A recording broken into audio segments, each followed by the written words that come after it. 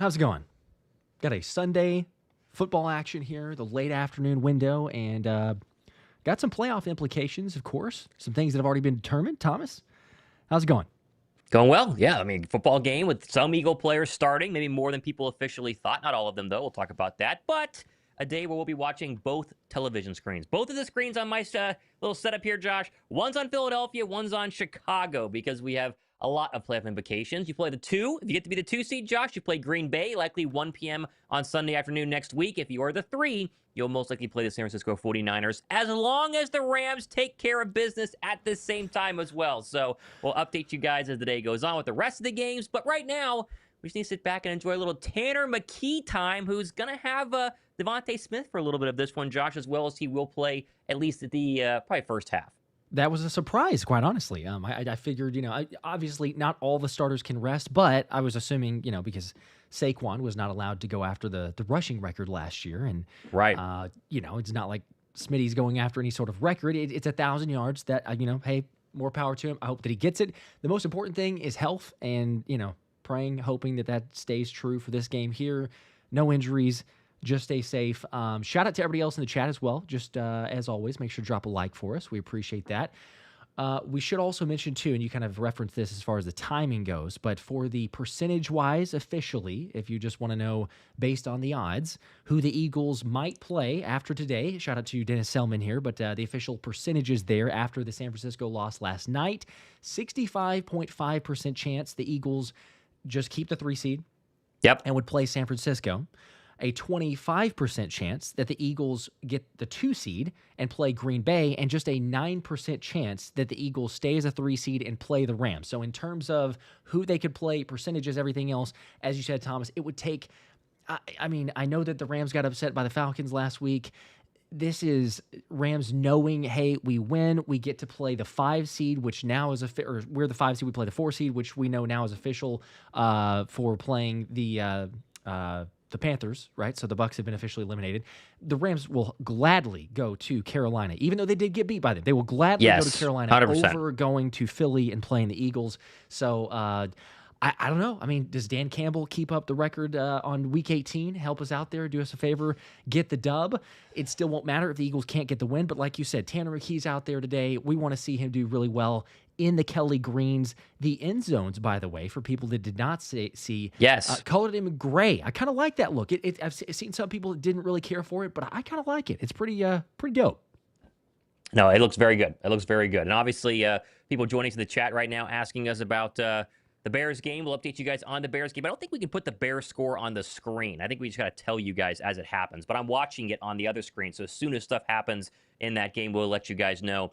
Obviously, we talked about starters playing in this one, Josh. Not a ton, but at least for sure on offense, Tyler Steen, he basically has to, just based on the amount of offensive linemen. He'll be the lone starter out there for them in that front 5. Devontae Smith, as they said, will play, try to get those 44 yards as quickly as possible to get to 1,000. Then they'll pull him out of there. We know Jihad Campbell officially starting at linebacker next to Jeremiah Trotter Jr. Again, kind of had to, unless they wanted to put Smile Munden out there, which I don't think that they do, because they still want to win this game, as we just mentioned. And then, of course, probably a couple of edge rushers. As mentioned that Brandon Graham can play some snaps. It's a numbers game out there, Josh. And so while be backup, secondary pieces, mostly backup linebackers, Jalen Hunt, Nolan Smith, they'll probably get some snaps out there. More Jomo's got to play a little bit too. They'll be mixed and matched and sprinkled in a little bit here and there.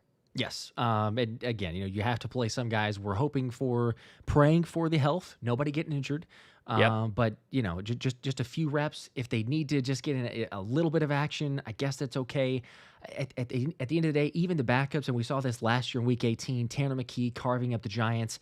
The Commanders' defense is bad. I mean, I don't care who is out there for them. We saw them a few weeks ago, especially against the pass. Tanner McKee, even if it's just a few snaps with Smitty, if it's a half, however much he plays, either way, still with Jahan Dotson out there, Darius Cooper, he'll have more than enough weapons to get the job done. So, and Tank Bigsby, we get a look at that side. Officially, we should mention, just because you did talk about the players, starters or guys who may play, who may not. Officially, we'll say the guys who absolutely will not. They're inactives. Yep. But for people not sure, on your screen you see it. Inactives there is Nakobe Dean, Marcus Epps, Jalen Phillips, Lane Johnson, who will be back according to reports. I know we've said that week after week after week after week. But this time it's real. He will be back next week for the playoffs. Lane Johnson, Landon Dickerson, Dallas Goedert, and Jalen Carter. Rest all those guys. Rest as many as you can, but absolutely rest those guys there. Yep, 100%. Nope, no need to worry about any of them getting playing time. Obviously, AJ, Jalen Hurts, people like that are suited up today. They went through warmups, but they won't play unless there was some sort of crazy emergency situation. But that's how a 53-man roster works. Sam Howell will be your backup quarterback today, Josh. So I think Jalen's probably the number 3 officially if they had to get to that point. But even then, they probably would just run the football every single time he was out there just to keep it safe. Still, though, despite all of that, Josh, it's a game Philadelphia needs to go ahead and win. Because the worst thing that could happen today is Philadelphia loses this game and the Lions win. That would be an absolute nightmare because the 2 seed is much easier than the 3 seed. Whether you play the Niners in the first round or not, the Packer football team with that defense is a team that I think Philadelphia would love to get round 1 and then host a second playoff game in round 2. And maybe even if Sam Darnold chokes in the playoffs, we've heard that before, a chance to host the NFC title game for back-to-back seasons. So a lot going on today, but it all starts in Philadelphia and also, of course, in Chicago as well, as that game's going to kick off here in about 2 minutes, just like ours. There we go, and we will keep you guys posted. I know that people ask about the score, as Thomas also mentioned a second ago. If I was better at the graphics and the stream and everything else, I probably could have had something maybe in the top corner or whatnot. We don't have it, but we'll say it as many times. Like every time there's a score update, anything changes. Obviously, as it gets later and closer, we'll share the status of the Bears and Lions game. But for right now, we'll just have the scoreboard for the Eagles and Commanders, and we'll keep you guys updated. Brandon, shout out to you. 5 Bomb here. Appreciate that. Said just paid $4.99 for Sunday ticket to watch. I'm just here so I don't get fined. Go Birds. Happy New Year, boys. And then also January football kind of makes me sad. Yeah, it does make me sad, too. I was telling my wife it's our last day of Red Zone. I mean, the NFL Red Zone's our favorite thing to watch whenever the Eagles aren't playing like they were in the 1 o'clock slate, and now it's done. I mean, literally, next week we have playoff football. Next week, Philadelphia plays in a winner-go-home game. So it is pretty crazy. It does sneak up on you for sure. That it does. But the best thing will be if, and I hear it with the January football, if the Eagles can continue to win, then, January football is fantastic because we'll just keep on getting those games. But I'm feeling a little bit more of the nerves, the anxiety, not necessarily for today, but it's like you see that and it's like, oh, the season's over. Okay, playoffs next week. Little heightened, right? Everything else to play for. So it is exciting, but appreciate that, Brandon. Nick with a 10 bomb also. Nice to watch a game in comfort for last night after the showing of the teams we may face. Not too worried, but never was. Should be fun. Go Birds, and let's see Tanner set the mark. No injuries, don't get cute. Yeah, I think last night was a great, overall boost to everybody. I mean, even Seattle, that great Seattle defense, the offense, it's been struggling. 13 points is not a lot. The Niner defense a week prior gave up like 40 to Caleb Williams in the Bear offense. So, and of course, the Rams lost last week to the Falcons. Anything's possible. So, as we get ready to roll here, by the way, it's like Lincoln Financial Field, about 3/4 full. Obviously not necessarily a totally meaningful game or one that's a must-win for the Birds because they're already locked in. But 35 degrees, a little windy, 15 with gusts up to 30. Kelly green uniforms with the gray pants. Josh, you mentioned gray end zones. The Birds are going to receive the kickoff. This has got to be like 5 games in a row. They keep receiving. And we'll get our first look at Tanner McKee and the Birds offense. This is going to be fun. Here we go, baby. Make sure to drop a like for us if you haven't already. We got math, not math, 1,500-ish people, 300 likes. And by the way, really quickly too, last super chat before we kick off. Ethan with a 5 bomb. Publix fried chicken has been eaten. Grant us the victory and Bears loss. There you go. As the kickoff is underway, and Will Shipley, nice return up to the 32-yard line before he is planted. And opening drive of the game, out comes Tanner McKee, Josh. He played in this exact same situation last season. Week 18, a meaningless game against the New York Giants. Played very well. 200 yards passing, 2 touchdowns, no picks. He was about 100 quarterback rating as well. And now, as we mentioned, a very similar situation, a 4-win Commander team. They're playing most of their starters. We'll talk about Marcus Mariota whenever he doesn't get out there, and they put Josh Johnson. But we'll see exactly who's out there for Philadelphia's offense when they give us a look on the screen. And there it is. So it is Smitty, Dotson, Calcaterra, and it is Tank Bigsby. And the shotgun left to McKee. Takes a snap, play action, McKee to throw. Looks across the middle, now comes back to the right. Throws, caught, Smitty, there he is. 15-yard gain up to the 50. He needs 44 yards for 1,000, Josh, and now he's a little bit under 30. There we go, Smitty. It's an easy route completion. I'm all for it. If we're going to make it happen, you don't have to necessarily force too much. You got to imagine Commanders are going to be keying off of that. But if we can make it happen like in the first quarter and say, nice. Smitty, you're good. Let's rest you. Stay healthy. That would be the best. Smitty stays in. Tanner McKee goes under center up to the 49-yard line, working left to right. Tank Bigsby the lone setback. This will be a Tank Bigsby run, but we have a flag on the play and a false start on Philadelphia. Cam Latu, false start. Got leaning forward. Yeah, it leaned a little bit there. He was going to be your lead blocker. He checks out of the game. He needs to stay healthy, though. Someone's going to play a lot today, but also someone they're going to need in the postseason on special teams, a little bit of blocking. And, yeah, there he was at kind of the H-back position. Lean forward, and that's a false start. So 1st and 15. It's a problem for Philadelphia. Pre-snap penalties. Cleaned him up a little bit the past couple of weeks, but that one will cost them 5 yards. As the Bear game is not on my screen yet, as we keep an eye on that one. All right, 1st and 15 for Tanner McKee. And an all-backup offensive line, but Tyler Steen. Shotgun snap, he's going to throw. Hit in the backfield and sacked.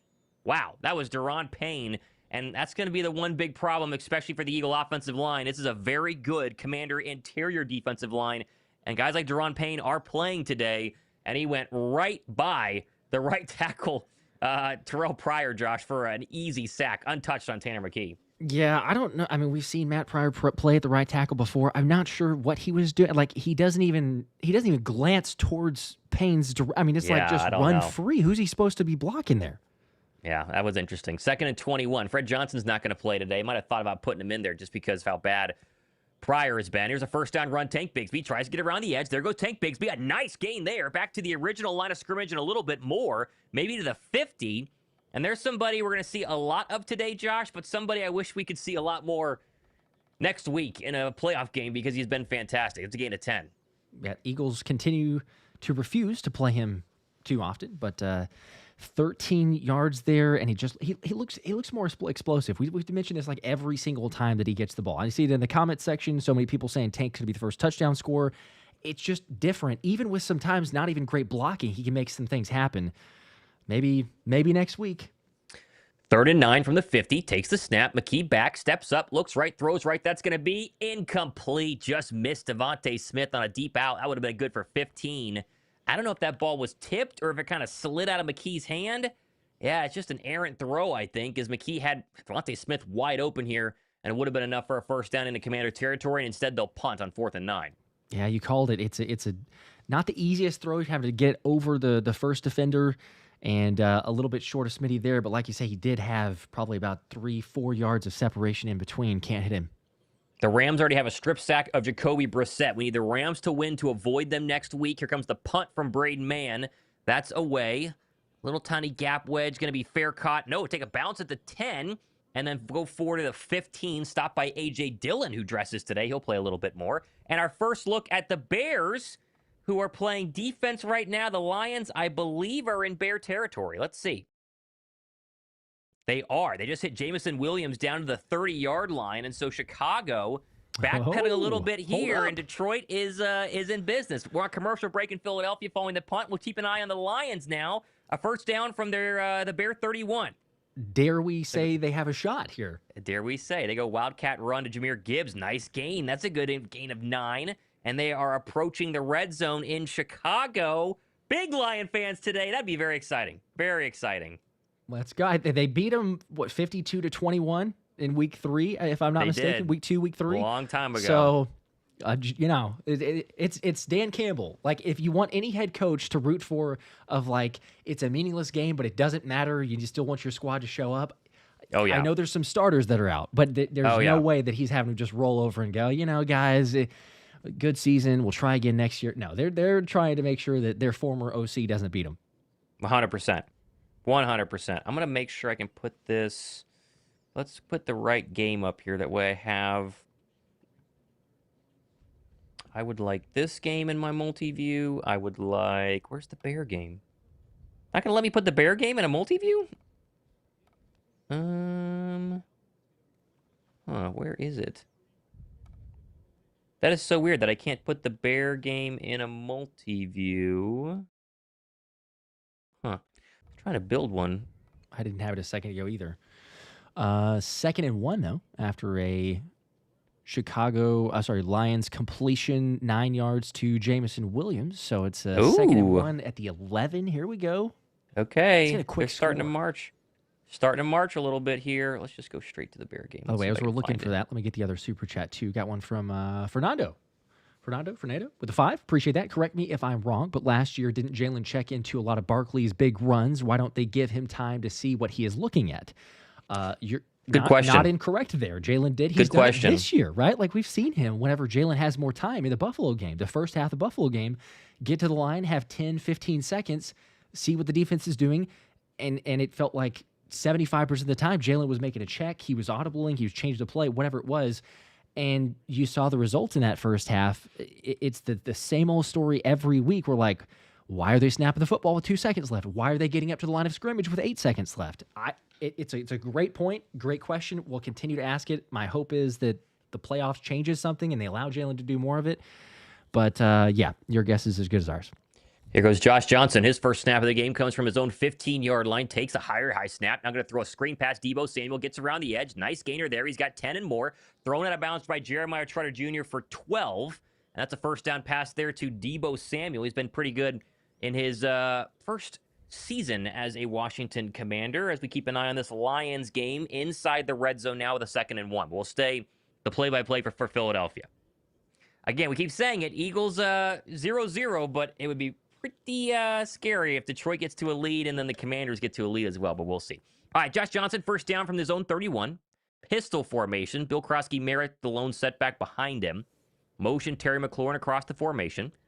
Takes the snap. Turn give Krosky Merritt. Tries to go to the right and goes right into Moro Jomo and is tackled by a bunch of those Kelly Green uniforms. Jordan Davis in on that snap, Josh. There's somebody I would not have expected to play today. That should have been Pro Bowl defensive tackle, is out there, though. Yeah. And he's then on the stop. It'll be 2nd down and 7. Yeah, it's always interesting. Again, you can't rest all the starters, but like you say, the impact, there might not be a more impactful player, certainly on the defensive line for the defense. But JD been the Iron Man all year. He's in there again, along with Nolan Smith as well. Josh Uche, I believe, at the bottom. 2nd down and 7. Johnson in the gun. Line to gain is the Commander 41. Johnson takes the snap. Campbell comes on a blitz. He's going to get around Josh Johnson, who slips by him and going to run forward and get about 3. That was very close to a Jahad Campbell sack, but a good tackle in the open field by Jeremiah Trotter Jr. It'll be 3rd down and 3. It's that standard A-gap blitz that Fangio are lining up close and try to get Jahad Campbell through there. We've seen Nakobe Dean bring down a lot of quarterbacks that way for the sack. Just barely evaded on that play. Just missed him. Can't believe he didn't bring him down. All right, 3rd down and 5 now. Let's see what Josh Johnson wants to do. Again, line to gain is the 41. 25th worst 3rd down offense in the National Football League. Johnson, shotgun. Bill Krosky to his left. Takes the snap. 4-man pressure. Looks right. Throws right. That's going to be caught. First down just in front of Jahad Campbell. And I believe it's Treylon Burks who's going to have a gain of 7 on 3rd down and 5. Darn it. Had a chance to get a stop. Jahad's getting out there, just enough space, picking up the first down. By the way, you're going to get a good look at Jacorian Bennett. Remember him? I mean, Philadelphia traded for him eons ago. We all thought he was going to be the answer at cornerback and basically hadn't played this season because eventually Adoree Jackson figured things out. First down at 10, up to the 42. Commanders working right to left opening drive. Philadelphia got a first down and then stalled. There's a pistol snap and a give to Krosky Merritt on the right side. Good play on the edge, Josh Uche. And that will be a gain of about 3 as we forget Josh Uche was one of these big free agent additions. I say big, but he was one of the more expensive one-year guys. Got up to a hot start, Josh. Thought he was going to be, a serious contender. And then, was a healthy scratch. Once they brought in additional edge rushers, BG came back, and he hadn't played much, but you're going to use him today. Yep. Get some guys some action. So maybe make a play or two. We'd love to see that. By the way, Detroit was stopped on 3rd down, so it's a 4th and 6 from the Chicago 16, likely bringing up a field goal. 2nd down and 7 now for the Commanders. Josh Johnson takes the snap. Blitz coming up the middle. He's going to get hit as he throws, and that is incomplete. They want a flag on the back end, and they're not going to get one. It looks like Jeremiah Trotter Jr. got real close to a sack, and now there's a flag, and it's going to be in the Phillies secondary. Oh, man. Yeah, they're going to get a hold on Jacorian Bennett, holding on to Terry McLaurin, another first down. It looks like Detroit is lining up for their extra point here. And the 34-yarder is up and good. So the Lions are on the board, and it is 3-0 Detroit on their first possession of the game. And now we'll see if the Eagle defense can get a stop. Good opening drive for Detroit, though. We'll take that. Sure, get some points. Put a little pressure on Chicago. They're favored officially. I think it was 3.5 is what it closed at. It was like 3.5, got up to 4. First and 10, Josh Johnson up to his own 49-yard line. In the shotgun, Bill Krosky to his right. Tyler Robinson checks in a defensive tackle along with Josh Uche, and Brandon Graham is out there. Here's a shotgun snap. They're going to go flea flicker. Throws it on the ground, though. Johnson picks it up. Now he's going to run to his left and get hit as he throws, and that's going to be incomplete. And a good defensive play there by Philadelphia to make sure Johnson didn't turn a bad play into a good scramble play. Josh Uche got a little pressure there, second down and 10.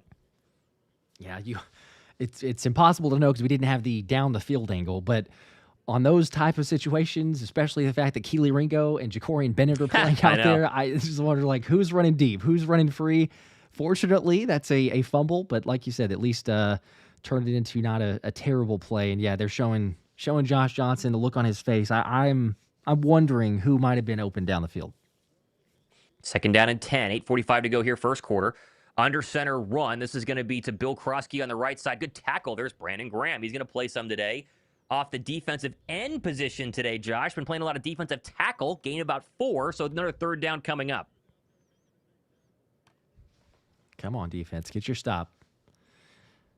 Got to hold on here. So it looks like probably anywhere between 3 and 5 defensive starters are out there at any given time. If you include Moro Jomo, Jordan Davis, a little bit of Nolan Smith as well, Jihad Campbell. They're mixing and matching. 3rd and 6 here. Uche and BG are your edge rushers. Moro Jomo's in a defensive tackle. Johnson takes the snap. Screen coming back right side. Caught by Debo. Long way to go and stop short. There's Jordan Davis running him down. He's going to be short by about 3 yards. And I would expect the Commanders to go for this on 4th and 3. Looks like they will.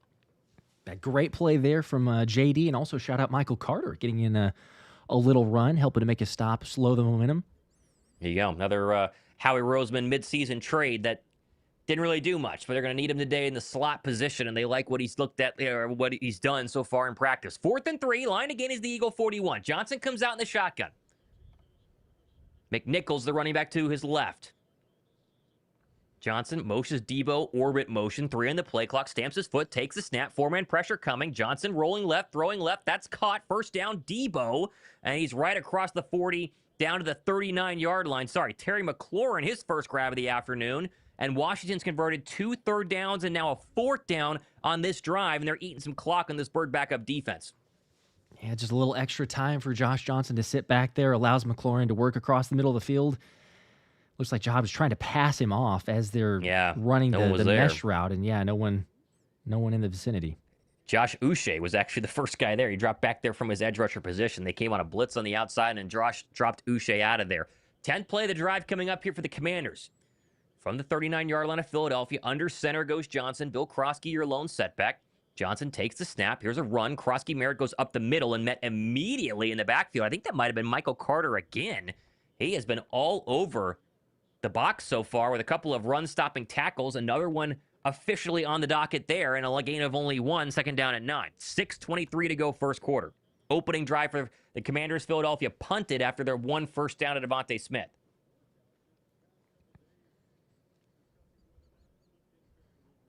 As Chicago has their first snap on offense, and it's going to be a completion to Colston Loveland for 7. So the Bears officially in a 3-0 hole. Keep an eye on that offense. All right, 2nd and 9 from the Eagle 38. Play action. Johnson pumps, now fires across the middle. Caught McLaurin right in between 2 defenders. Gain of 15, and Tanner McKee might have to score some points today, Josh, if Philadelphia wants to hang on. Josh Johnson looked pretty sharp. Yeah, that was a good throw. Threading the needle there. Making the play just in time. As a Michael Carter as well. He looked like he was in pretty good position right before he makes the in break, or kind of on that slant route. Not able to get home. Jalix Hunt was in on that play, so he's going to play a little bit today. Most of the edge rushers will rotate in. Just try and keep them as fresh as possible. 1st and 10 up to the Eagle 25. Johnson back under center. They're going to go a run. Krosky Merritt up the middle. Good tackle, Sidney Brown. That's a gain of about 2, maybe 3. Be 2nd down and 7. As Caleb Williams, the Bear offense, face a 3rd down and 1 early in their first possession, as we keep an eye on both of the most important games for everyone involved in Philadelphia today. Need a lot to happen. Very early, but, would love to see that. Chicago converts. They get a nice run there from former Eagle DeAndre Swift. 2nd and 8 in Philadelphia, 4:50 to go. First quarter, Josh Johnson has marched into Eagle territory. 14-play drive currently cooking. Line to gain the Eagle 15. Johnson takes the shotgun snap, looking left, comes back right. Now he's going to step up and run. Got a lot of room. Johnson's got a first down and more, and pinballs off an Eagle defender down to the Eagle 10. And that's a gain of nearly 15. And the legs of Josh Johnson both moving around in the pocket to throw and running. Very effective so far. A lot of room in the middle of that Eagle defense. Yeah, this is why these are the backups. We understand that. But a few missed tackles, a couple missed assignments. There are some starters out there, but looking like overall, just some miscommunication, guys not in the right spots perhaps. And then, as we said, there's some missed tackles. Got to get a stop. Andre Sam starting at safety today for Reed Epps, or Marcus Epps, and missed the big tackle there that would have kept him short of the line to gain. 1st and 10 from the 11, under center run. Krosky Merritt going forward, slipping and still driving the legs, though, down to the 5. So he's 2nd down and about 5. They get a first down at the 1. Good opening drive here. This is going to take nearly 7.5, 8 minutes off the clock if they can punch it in for 6.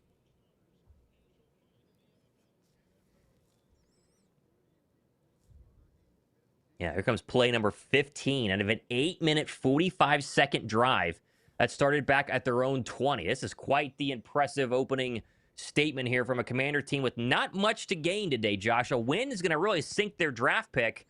A loss is kind of what you would hope for if you're a Commander fan, unless you want some bragging rights over Philadelphia. 2nd down and 4 from the Eagle 5. Under center run, Krosky Merritt. Oh, he's met in the backfield. Jeremiah Trotter Jr. exploded through that hole, and a good stop. 3rd and goal upcoming. We forget that they like Jeremiah Trotter Jr., Josh. The problem is they don't like him as much as Jahad Campbell, Zach Bond, and Nakobe Dean. He still could be, I think, a starting linebacker on a lesser unit. Yeah, I certainly agree. He's met in the hole. A little bit of possibly a 1-yard loss to the 6-yard line. So come on, another big 3rd down.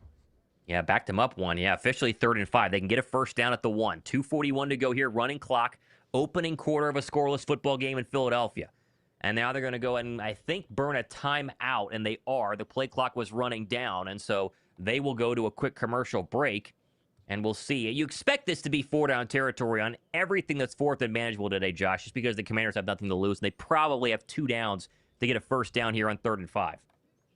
Yeah, that's a good call. They're probably, like you say, nothing to play for necessarily. There's talk of Cliff Kingsbury being moved on from, even if he doesn't find a head coaching job, which is kind of interesting. I mean, the injuries they've had this year, Jaden Daniels hasn't been right. I know that it hasn't been the season they wanted, but to go from NFC champion, or to go from NFC championship game appearance to obviously a bad season, but they did have some injuries, and say maybe we're done with our offensive coordinator, that would be an interesting decision, to say the least. That would be very interesting. Very interesting. 3rd and 5 now, officially.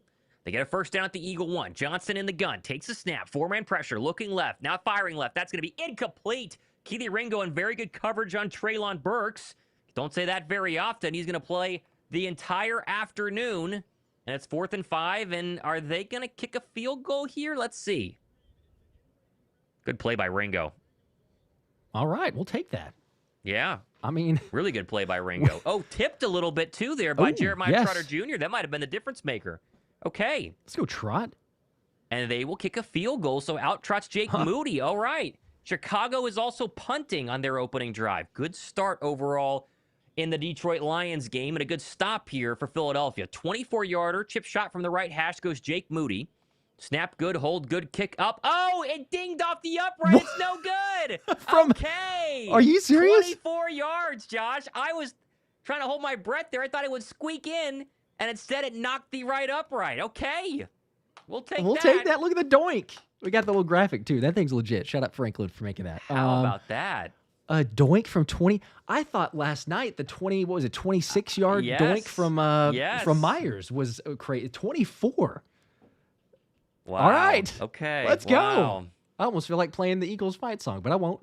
We won't do that yet. But for a miss like that, how about dropping a like for us? We got 3,300 people between the streams, only about 645 likes. If you appreciate that doink, hit the like button. The Rams kicked a field goal, so they're up 3-0 in that one, Josh. So obviously that one matters if the Cardinals magically win and Philadelphia doesn't get the help they need to go ahead and be the 2 seed, they would play the Rams in Philadelphia next week. Excuse me. Wow. I mean, I'm still shocked. 24 yards, yeah. If it's like a 40-yarder these days, it's like, know, what in the world? I How did know. you miss that? But a 24-yarder? Strange things. JP with a 5. Appreciate that. I find it interesting. Hurts is in uniform on the sideline. Do they not trust Howell to back up McKee? No, they just need a third quarterback dressed. I mean, it's just the rules, essentially, is how that goes. So that's and even if it came to that, he would just be running the football. If you had lost both your starting quarterbacks, or both your quarterbacks in terms of McKee and Howell, and then you had to bring in Jalen Hurts on a prayer, they would 100% go ahead and just run it out and accept the loss at that point. Yep, I agree. 22 on Drew with a 10. My son has an Eagles onesie that says "will not nap on game day." Let's go birds. Hypothetically, if your if your kin turned that's a typo. If your kin turned into a hardcore commies fan, write him off your will with a question mark. I think so. Yeah. I think that's like part of the rule, right? Unfortunately, and I think that hopefully you give them the ultimatum before it happens at that point, right? Yes. Or you kind of say, "Hey, look, this is your come to Jesus meeting. Either you right your ways, or it's kind of it." So, but good. Will not nap on game day. That's understandable. First things first, priorities. John with a 2. Goalpost playing lockdown defense. At least it was. Yeah. Little denial from 24 yards out. Definitely was. And Brandon with a 2. Y'all got thumbs, like both streams. That's true. You can like both, and that would help out to equal the numbers. Again, 3,400 people here. We did get a lot more liked, but 900 out of the 3,400 that have hit the like button. Shout out to you, 900. The 16-play commander drive took 9:41 off the clock. 6 first downs, and they get 0 points out of it. Good stop for Philadelphia. Now they get the football at their own 20-yard line. Second drive for McKee. Play action from under center. Steps up in a crowded pocket. Now he's going to roll to his left and run. Dives forward for a gain of 2. Thought they were going to take a deep shot there and decided to pull that one down and get a very short gain. And it will be second down and 8. I think they were trying to hit Smitty on a deep ball here, Josh, to give him all 30 in one play and get him off the field. Yeah, they're trying a little double move there. I would have let that one go. I mean, I think both the people were open there. People like to criticize Jalen Hurts for not ripping. I think McKee got a little hesitant there, felt some breathing down his neck in that crowded pocket. 2nd and 8 run, Bigsby, right side, big hole, Tank Bigsby, stiff arms, one man. Oh, he almost broke that one. He got enough for a first down, but it could have been a lot more. He runs so effectively, Josh. He's just efficient, finds the holes.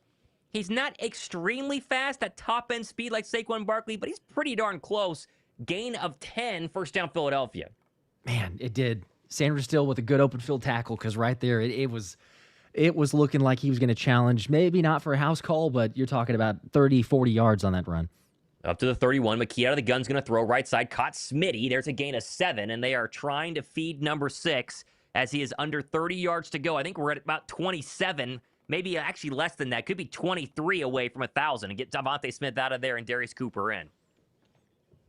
What was the magic number again? It was 44, right? Okay, yep. So he's got 25 so far. We're close. Not bad. 2nd and 2, pistol play action. 4-man pressure, clean pocket. McKee steps up. Now it's dirty. Now he's going to try and run, and like a very slow giraffe dives forward, and I don't think he got it. I think he's about a yard short. Man. That's 6'5" frame, Josh. It doesn't move very quickly. Those long legs, he's got to kind of get it going downhill a little bit there. 3rd and 1. Takes a little bit. A very slow giraffe. I like that. He's so big.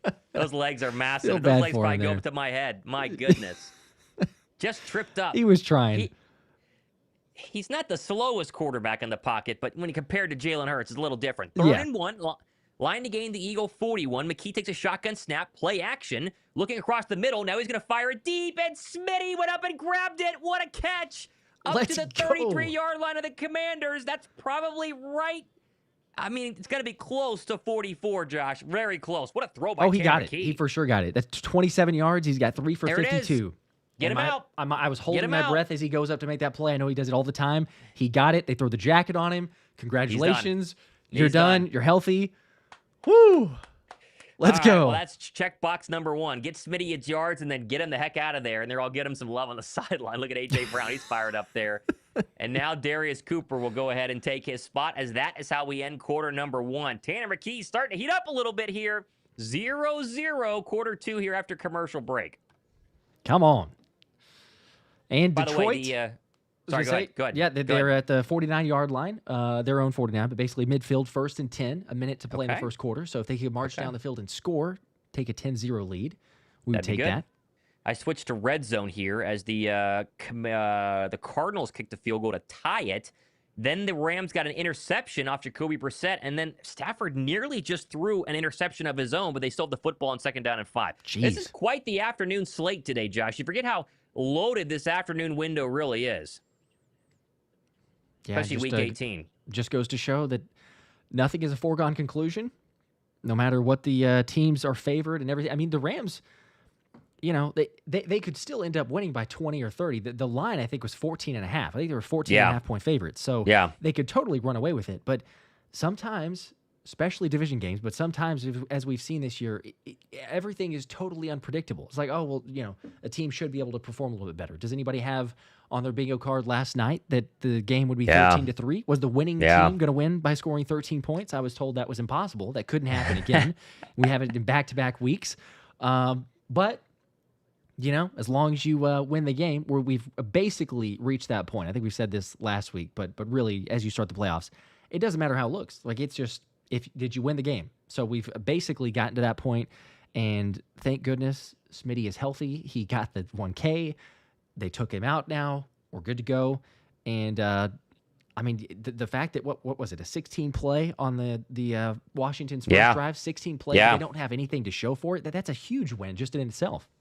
Yep, and I think they just hit Amon-Ra St. Brown across the middle to get closer to Chicago territory. So the Lions got to win a shootout because that Bear defense is terrible. It's just a matter of if the Lion defense can hold on a little bit here. And so far, so good. I would say that Detroit looks like they're really trying in that football game. That's all we could have hoped for. Mm-hmm. We will certainly take it. Just give us a sweat. That's what we'll ask for. JP with 2. So why isn't McCord the emergency quarterback? I guess as far as Jalen. I forgot about Kyle McCord. Maybe he is. Maybe Jalen just dressed to go through warm-ups. They didn't officially tell us. We were just assuming. Yeah, I mean, either way, like, interesting. You got to dress a certain amount of players. So I don't know if maybe that's it. Maybe throw that's some guys out there. Say, hey, Jalen, you're going to dress, but you're not playing. I don't know. That's a good point. He's not going to go out there. I mean, surely. That's a good point. Doesn't matter here. What matters is number 16, who is all the way up to the Commander 34, Josh. Good drive going here. And yes, Darius Cooper is checked in. So him and Jahan Dotson, your 2 starting receivers. A lot of 2 tight end looks today. Shotgun play action. McKee fires across the middle. Caught. There's Jahan Dotson across the 20 down to the 15. Let's call it actually the 16-yard line. And there's an RPO strike from number 16 and a first down for Philadelphia. Love to see it. Decisive. J-Dot with a little action. We haven't seen him. Last year you didn't see him a whole lot. This year is even less. But when he's got his moments, especially with Tanner McKee, last year, week 18, I think 7 catches, 94 yards, 11 targets. That's why I took him for the first touchdown score. Getting close. They're going to go hurry up. They're going to run shotgun tank Bigsby up the middle, and it's going to fall forward for a gain of 3. Let's call it 4. And Philadelphia is starting to move here on offense. An early touchdown score would be very nice as they're inside the red zone here in a scoreless game. Very early second quarter, about 14 minutes left here. Shout out to Brandon, by the way, with a 2. Says, another Smitty Moss, never doubt 6. That is what he did. He went up and grabbed it for the 1K. Fred Johnson's playing left tackle today. By the way, I mentioned Fred not playing right tackle. He is playing today. He's playing left tackle. So he's out there right now at left tackle. Will Shipley's in. Shotgun snap. McKee to throw. Steps up. Dirty pocket underneath. And that's incomplete. Off the hands of Will Shipley on an angle route. He probably has the first down in front of Bobby Wagner. But instead, it pinballs off his fingers and hits the ground. It'll be 3rd down and 7. Guys, just a little worried about Wagner, I think, giving him a pop across the middle here. But Shipley's got to catch that. Yeah, hits him in the hands. I mean, you could argue, was it a little bit hot, but that's right there exactly where you want it. Yeah, I got to have that. Ship knows that he's going to catch it. Commanders linebackers allowing the best passer rating against in the NFL. Just a little fun fact for you. Yeah, poor Bobby Wagner's 55 years old. It happens when you get that old. Here we go, 3rd down and 7. They get a first down at the Commander 7. McKee, shotgun snap out of empty. 4-man pressure, fires across the middle.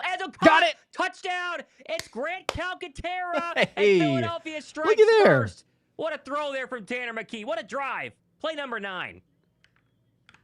Let's go. Hits Grant Calcaterra. He may not be able to block, but he is an option in the receiving game. Certainly can catch. Second career touchdown for Mr. Grant Calcaterra, and Tanner McKee has a 9-play scoring drive.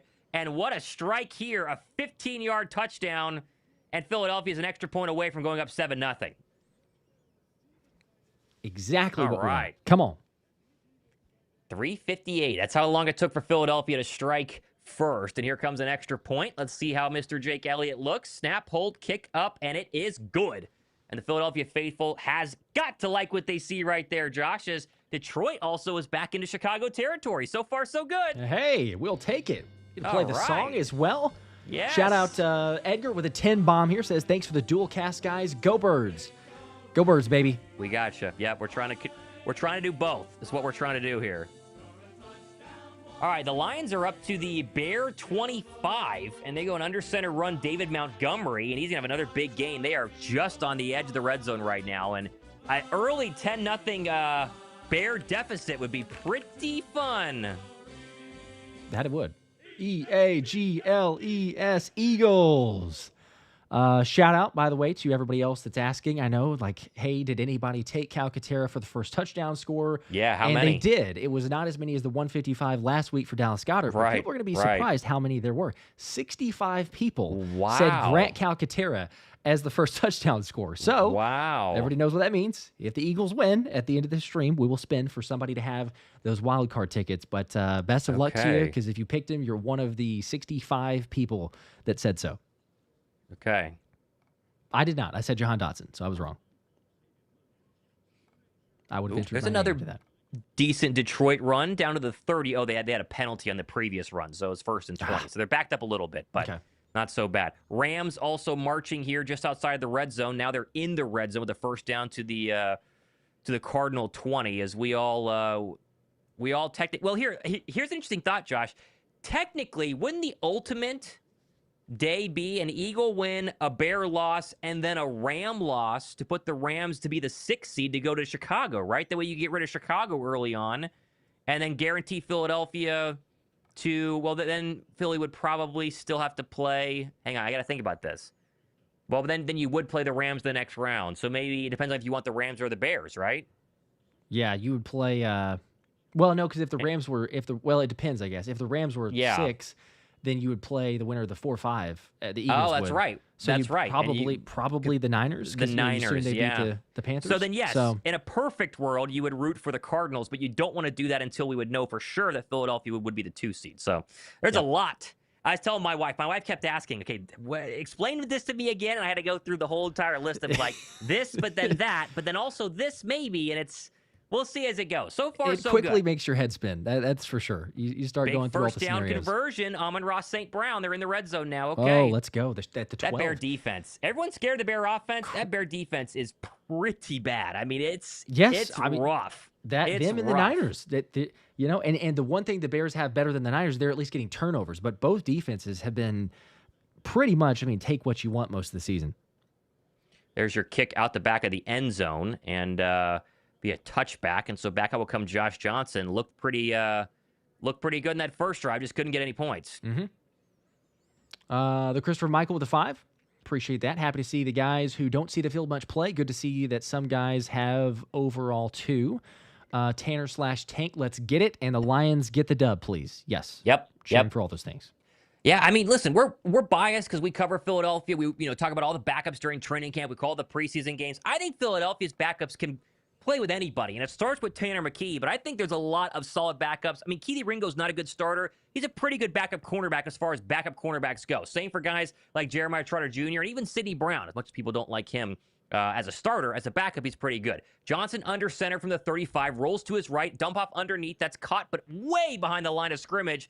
Gets forward for, I guess, a yard is not. There's your tackle from Sidney Brown to be 2nd down and 9. Yeah, it was a good pursuit there. As you said, looked like it could have turned into a little bit bigger gain than what we saw. The first possession, not too great. Maybe the defense getting some corrections despite a little help from the field goal doink. It's got to be a fun challenge for Vic Fangio to call a game here with the backups, a game that he wants to win too, right? How do you get these backup guys in the right position? 2nd and 8. Jordan Davis still out there from the defensive tackle spot. Quick throw, caught Sanat, immediately tackled again. What When hit? Smitty Brown is on target, he is a great open field tackler. It just, sometimes he whiffs. He's just not necessarily locked in or on target all the time. But a good tackle there. Once again on the tight end Sanat. Gain of 2, be 3rd down and long. Yeah, that's a... He hits hard. He hits really hard. Like you said, though, when he misses, because he's just the missile, he misses by a mile. Lions do not convert on 3rd down. They're going to kick a field goal again to go up 6-0. They'd struggle in the red zone back-to-back possessions. 3rd and 7 now. Josh Johnson in the gun. Line to gain the Eagle 45. Working left to right in those white uniforms. Takes the snap. 4-man pressure. Cuts across the middle. Fires. That's caught. Wide open. Terry McLaurin still going into Eagle territory down to the 35. I think he got a couple more yardage after that, as Scary Terry is probably the scariest commander out there today for these backup Eagle defenders, and he just sliced Philadelphia for 35. Man, that's frustrating. I mean, there was a little bit of Wide pressure open. starting to get to Josh Johnson. Terry basically just runs to the spot at the 45 and turns right around for Josh Johnson, able to make the throw as he's getting hit. And I've clicked Detroit's field goal is good, so 6-0, despite 2 very good drives for the Detroit offense. All right, so 1st and 10 up to the Eagle 37 officially. A pistol run to Krosky Merritt, cuts up the field. Nice gain there, and he'll have a 1st down a little bit more. It's actually Rodriguez who checked in there, but a gain of 12 nonetheless. The longest run of the afternoon is for the Commander running back across the 30, right at about the Eagle 26, and back-to-back good drives here for Josh Johnson in this Washington offense. Somebody saying Darius Slay is at the game, I believe, the Eagles I saw game. that Darius Slay's wife was at the game, but I guess, Slay doesn't want to be a Bill, so I guess he's done. I guess he's going to retire. Boy, Yeah. Philly, you could tell he wanted to be an Eagle, and it just didn't work. It just did not work. All right, 1st and 10 at the Eagle 26. That's their 5th play of 10-plus yards. 2 on this drive already. End around. Deebo Samuel defended very well by Jalix Hunt and the Birds. Fumbled a football, but he got it back. Oh, man. It fell right into his arms. Gain of a yard. But a good play there by Jalix Hunt. Looks like Keely Ringo came up to clean that one up as well. Actually, it's Michael Carter. Michael Carter has been very good so far in this game, tackling against runners out of the backfield on the end around there from Deebo Samuel. 2nd and 9. Yeah, very, very active. Like you said, he's made several plays so far. Good contain. Ringo, I think Ringo forced the fumble there, maybe with his shoulder, it looked like. What are the odds it falls right into the arms? I mean, literally just pops right back down into Deebo's hands. That was crazy. Oh, man. All right. 2nd down and 9 from the Eagle 24. Johnson in the shotgun. Looks like Rodriguez is still in there. Play action to him. Blitz coming. Johnson steps up, throws left side, tip in the air. Oh, it's incomplete. It was right there for Andre Sam, and he went up with one hand. Oh, man. Who tipped that? I think it was Jihad Campbell. It was Jihad Campbell, and that was right in the air, and they couldn't come down with it. Man. Oh, Brandon Coleman. And now Andre Sam is hurt a little bit. Yeah, they're going to have to go ahead and come out there on 3rd and 9. He looks like he's going to be okay. He might have cramped up a little bit. But he goes on his back, and now you wonder who's the next safety up, Josh. Because Epps is not dressed because he got a concussion on Thursday afternoon during practice. Yeah, that's... That'll be interesting. I don't know who it would be. I'm not 100% They go to commercial sure break. And it's actually Johnson who's down injured. Okay. For the injury, but still, then you're looking at, I guess, another backup situation with Sam.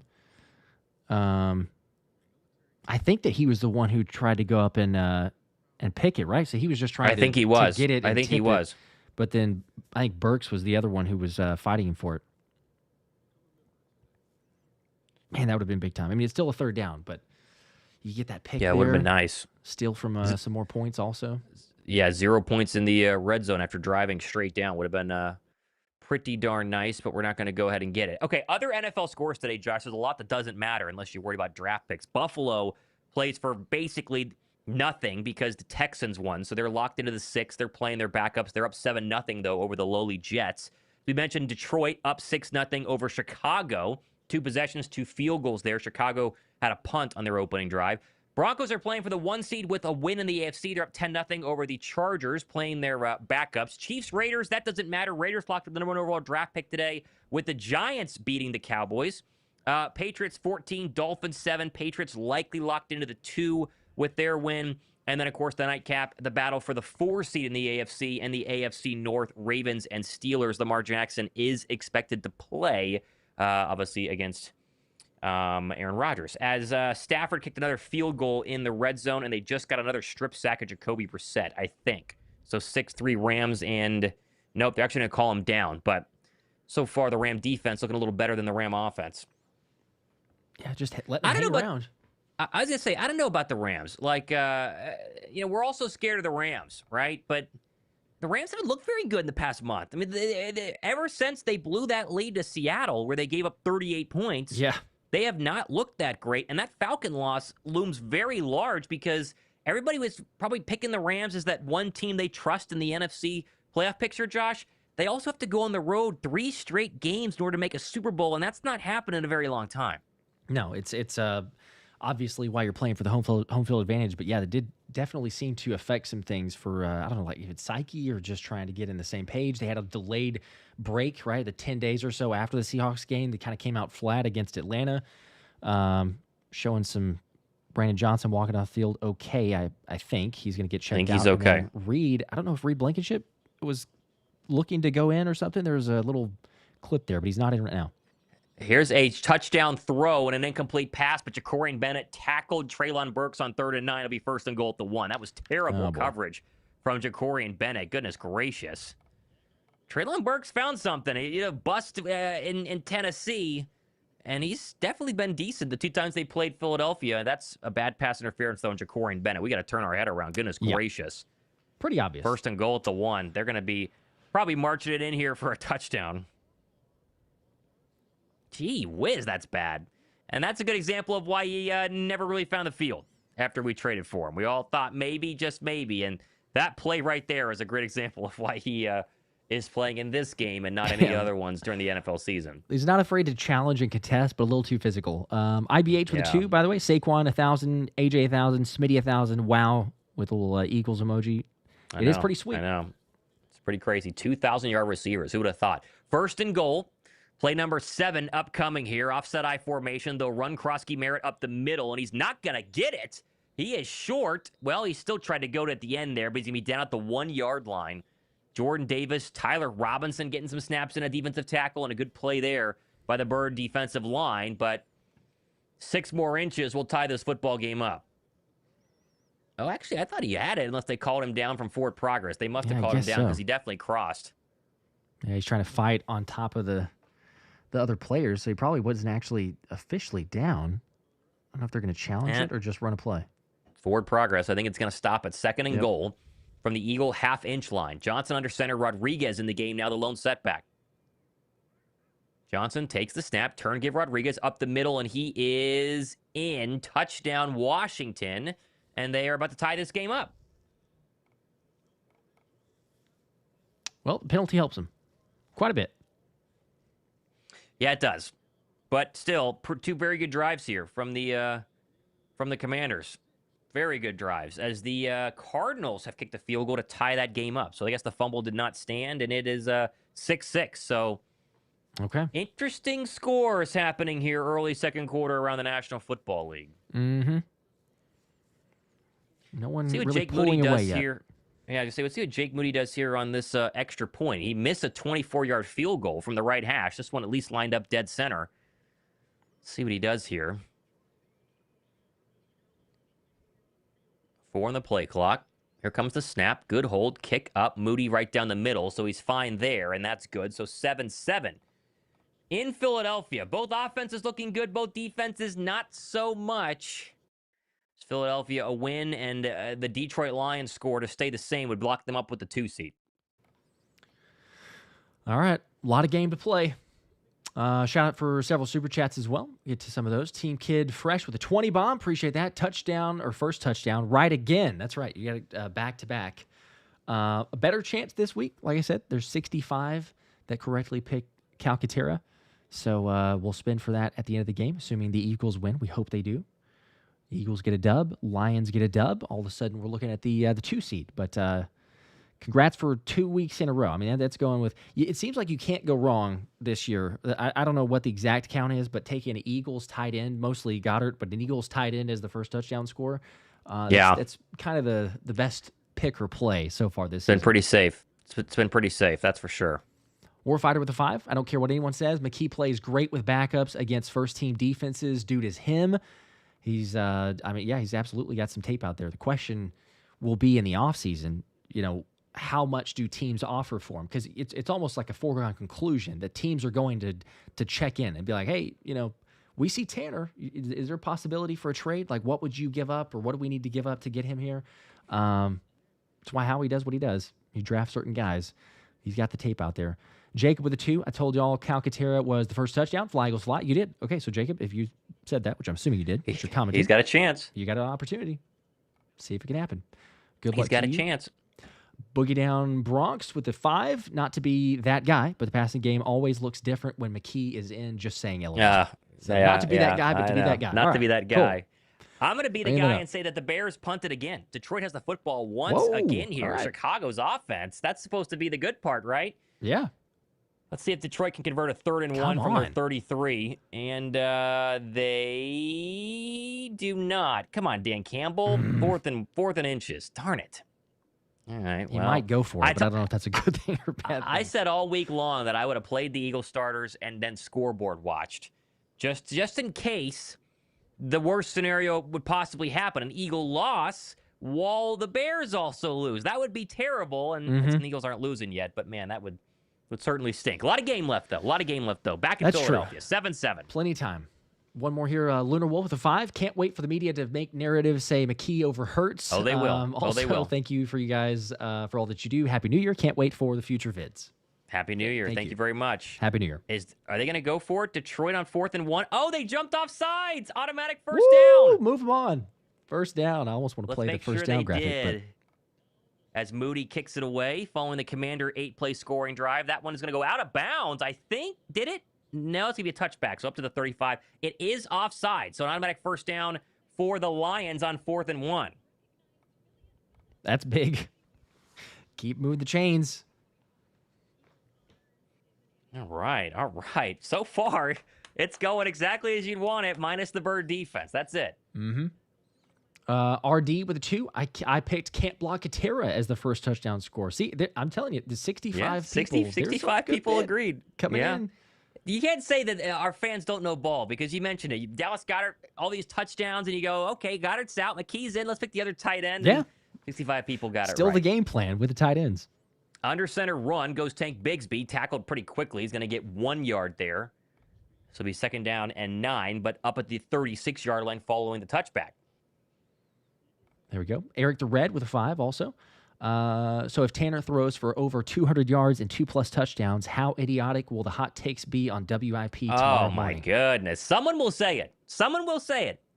I think Tanner has to really ball out for someone to say it, but definitely could. Ooh, Cameron Williams is in at right tackle right now. Terrell Pryor in at right guard. McKee to throw here. 2nd down, looks right, throws right, wide open. Darius Cooper, first down. Nice grab there on the right sideline. That's another good throw and catch from Tanner McKee. And this is a player I was very pumped to watch today, Josh. We forget that the preseason, champion of the entire Eagle roster was Darius Cooper. Not supposed to make the roster. They had to keep him because he played so well. A couple of catches. I think he has 2 or 3 so far this season. Just doesn't see the football field that much. But he's the number 2 out there right now. He's in the Smitty position, essentially, and looks pretty good. Got that chemistry with Tanner. Yeah, up to the 46. Shotgun run. Tank Bigsby. Nice size hole. Right side. Gets around a man. Tanner McKee was trying to lead block there a little bit, but not until he was spun down at the 50. That'd be only a gain of 4 there, but I love the effort. These backups are having fun, Josh. They stay on the sideline all season, just itching to play, and to play in a game like this, right? You're Tanner McKee. You get thrust in if Jalen Hurts gets hurt. It's a little scarier. This is like starter snaps all week long. Chance to prove my worth. Maybe get a starter job somewhere else next year. He's having fun out there lead blocking for Tank Bigsby. 6 for 8, 92 yards. He's looked good. 2nd and 6 at the 50. McKee takes the snap. Shotgun going to hand it off to Bigsby. And, he took the wrong hole there, Josh. He kind of went outside when he should have gone inside. Gets back maybe a yard. There's a flag, though. We'll see what that is. And the Eagles are backing up, so it's probably not good. Offside on the defense. Never mind. We will take that. Okay. Free play. The Rams have 29 passing yards so far in a quarter and a half. That's wild. That's interesting. Yeah, he's definitely offside. They got Drake Jackson, one of the edge rushers for the Commanders. So Philadelphia is going to get 5 additional yards and make 2nd down and 1 officially here, and they're into Commander territory for the 2nd straight drive. Here we go. Under center, offset I formation. Bigsby stayed in. He's taken all the running back snaps. Play action. McKee steps up. Clean pocket. Looks right underneath. That's caught. Tank Bigsby. First down. Foot in the ground. Still going. Oh, go, baby, there go. Goes Bigsby. Go, he Tank. might be free. He's at the 20. Makes another man miss down to the 15. Oh, my goodness. Boy, he put that right foot in. That was an incredible juke move. He beat Harris on the outside, and they're back in business in the red zone. How about that? Man, I mean, it's the same question of why we don't see him more often, right? Again, I know it's like the backups. But the plays that he makes, the explosive runs, and that one's a catch, as you mentioned, the difference between run and pass, but 25 yards after the catch, down to the 14. Hurry, empty now. Like you said, from the 14, McKee stamps the right foot, takes the snap, 4-man pressure, looks right, throws right. That's caught underneath. Kylan Granson at the 10, and double teamed out of bounds by 2 Commander defenders. I think he probably got 5, though. We'll take it. By the way, Lions back in the red zone for Chicago on a catch and run from Amon-Ra St. Brown. All right. Hey, now, at the 15, let's go. Come on. Tanner McKee, 8 for 10, 128 yards, and a touchdown. He has looked fantastic so far as they take us, the Lions, the 15 on an 8-play drive. This Bear defense is getting shredded right now. Still, back to McKee. 2nd and 5, 5:40 to go here, 2nd quarter, tie ball game. McKee's 2 for 3 with a touchdown in the red zone. And the Lions have just scored. McKee will throw right. That's caught. A.J. Dillon's going to be a yard short, 3rd and 1. But Detroit has a Jahmyr Gibb passing touchdown. Double play-by-play here today, Josh, and it's good so far. It's about to be a double-digit lead for the Lions. Woo, okay. Yep, looking at 13-0 possibly after the extra point. And 5 yards away from Pater, maybe 6 yards, depending on where they spot that. Man, if you could get a 7-point lead late in the second quarter. How about that?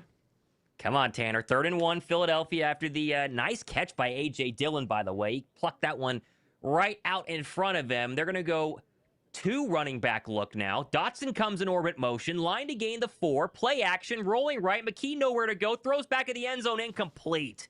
Good pressure in his face there. I don't necessarily like the call. They run the football very well today and decide to throw on 3rd and 1.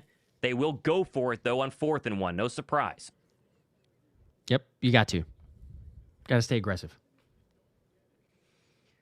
Not necessarily a terrible quarterback sneaker, but he's not a tush-push aficionado, if you know what I'm saying. The long legs are not necessarily as powerful as you would like them to be. Let's see what they line up, though. I would just simply hand this to Tank Bigsby, and they're going to go under center. Will Shipley is your running back.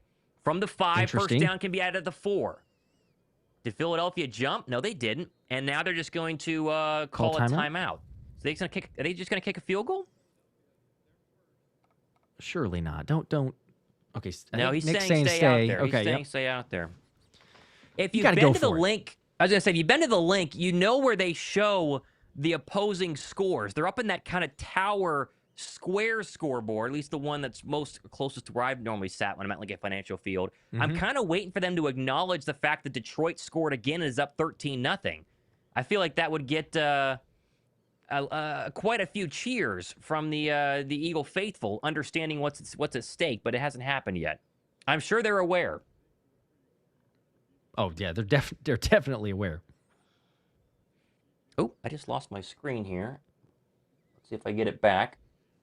I'm still blind. Okay, I'm back. Here we go. Right. Jalen's all bundled up. Jalen's got everything on. 4th and 1 shotgun. McKee takes the snap. Looks right. Now bails right. Tanner. This is not good. Now he's going to throw it to the end zone, and that's incomplete. And Philadelphia decides not to run it twice on 3rd and 1, and they pay the price. That's terrible. No points. That's awful. Oh, my goodness. Detroit's winning. What are we doing? Yikes. And both teams have a red zone stop now. Gosh, that was dumb. You don't run it once on 3rd and 1? Come on. Getting cute. And we obviously can't do the tush push anymore. Like, there's obviously no Nope. confidence in that because Nope. we remember even when Tanner McKee was playing last year, even with Tanner out there, they would run the tush push and they were converting those. So it's just the effectiveness or the lack of effectiveness on it. Can't do that. Not going to run the football there. That was a fantastic opportunity. Jacory with a 2. I hope you guys stream till you're 100. LOL. Go Birds. Go Well, Birds, we appreciate baby. that. We'll take that as a compliment, 100%. Yes. I don't know that we'll be streaming until we're 100, but we appreciate the thought. Lunar Wolf with a 2. Also, Terry may have 200 yards today. I think this was from much earlier. But I didn't do an underdog bet on Terry McLaurin. I feel like the biggest idiot alive. I feel like, I mean, that should have been a given, right? Yeah, with the secondary here, probably so. I halfway considered it, but it took forever for the lines to pop up. You know, like, because they're wondering who's going to play, who's going to be active. Is it the Eagles' starting defense? Is it not? But yeah, that one in hindsight does look pretty good. Dylan with a 5. We want Los Angeles to win so they can beat Carolina, Chicago to beat San Francisco, and then LA to beat Seattle so we can host LA. Anything to avoid traveling to Seattle. I think that kind of makes sense. Again, that's did he say that he wants Chicago to win, though? Because that would put us at the 3, right? Or is he saying if we're the 2? I think the 2, so and then saying Chicago beat San Francisco. I see. In the playoffs, yes. Yeah, in the playoffs, that is correct. Yeah. That is correct. That way, yes, the Rams then go to Seattle, beat Seattle, and then make us host the NFC title game, which then Josh and I will be at because they're undefeated when we've been an NFC title game. Yeah. So it's automatic go to the Super Bowl. Right? Automatic, So it's just yeah. a guaranteed. That's the channel Normally. guarantee. Normally. We can call it if it happens. Matthew with a 2. Repping Eagles gear at the Chargers-Broncos game. Hey, there you go. Oh, wow. Appreciate you hopping in the stream at the game, repping Eagles gear. Okay. Go Birds. Someone in every crowd, right? There you go. We'll take it. Scout maybe the opponent for the Super Bowl. I don't know. Maybe. That'd be a defensive battle, though. That's for sure. All right, back in Philadelphia. So Philly drives 10 plays down to the Commander 5, and they cannot convert a 3rd and 1 or 4th and 1. And so back out comes Josh Johnson, backed up a little bit here as we get a shot at Kevin Patullo, talking it up with Tanner McKee there on the sideline. 4:43 to go here, second quarter. Commanders get the football to start quarter 3. Josh Johnson started red hot, 8 of 11, 72 yards. And they scored on that previous drive on a rushing touchdown. Now Josh Johnson burns a timeout. That was interesting. Timeout after a commercial break. That's not a good look. And so they have one left with 4:43 to go here in the second quarter. Rams threatening here. They got a first down at the 5. Still have a 1st and goal in a tie ball game. The Cardinals are probably the best 3-win team. I think that he's the best. That they're the best 3-win football team right now. They are not someone that you want to play, and the Rams are learning that so far in this game. That they are. Very surprising. Team Kid Fresh with another 20 bomb. Tight end touchdown is Kevin. There's another nickname for him, I guess. Kevin Payunos. Like P-U. Interesting one. Inside zone for the passing P-U, game. I guess. Payunos. Inside zone for the passing game. Love the show. Day one guy here. Thank you for that. Very much. Appreciate it. That means a lot. First and 10 from the Commander 6. Johnson in a pistol formation. Takes a snap. They're going to run up the middle. It goes nowhere, though. Jeremy McNichols hit by Jihad Campbell. He fell forward to get at least a yard.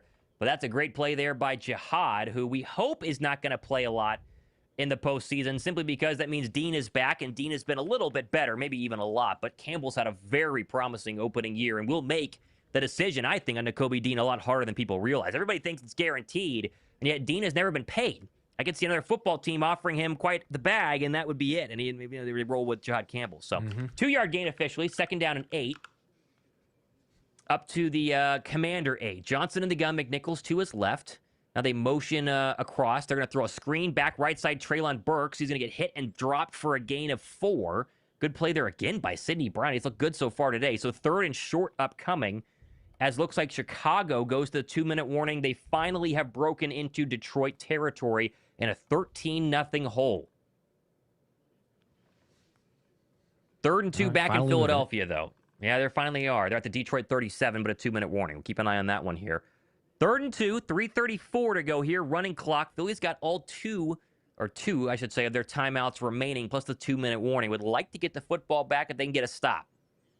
Johnson, shotgun. Rodriguez to his right. Takes the snap. Blitz comes. They're going to run it. This is going to be enough for the first down. He squeaked through and gets a couple extra afterwards up to the 21-yard line. And so with 3:13 to go, the clock will run, but the Commanders have a fresh set of downs behind the legs of Rodriguez out of the gun. That's a good run. See, third and short, run the football makes sense, which Philadelphia would have done on their previous possession. See what happens there. This is not confirmed, so I don't want anyone to just ultra panic yet, but there's some speculation that Moro Ojomo's injury as he went to the medical tent and limping to the locker room could be a foot injury possibility for a Lisfranc injury also. Ooh, that'd be bad. Really hope that's not the case. That would be bad. First down run. Krosky Merritt right side, hit immediately by Byron Young. Sorry, this is Rodriguez. He gets 3. That would not be good. That's probably like the one starter that you would not want to get hurt. Morris Jomo's been extremely good this season. That would be a big loss. Mm-hmm. Big loss. No, wait, he's right there, isn't he? Is that not him right there? 9-7?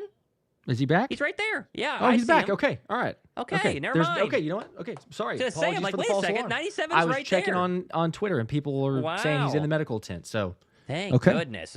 That's a 3-yard gain, and they're going to the 2-minute warning, and that is feels like a bullet dodged right there. 2-minute warning. 2nd and 7 after this little break. I was getting upset because I was looking at see that's why I don't believe everything that you see online. But I was scrolling through and I'm like, wait, why is Moro Ojomo on the feed?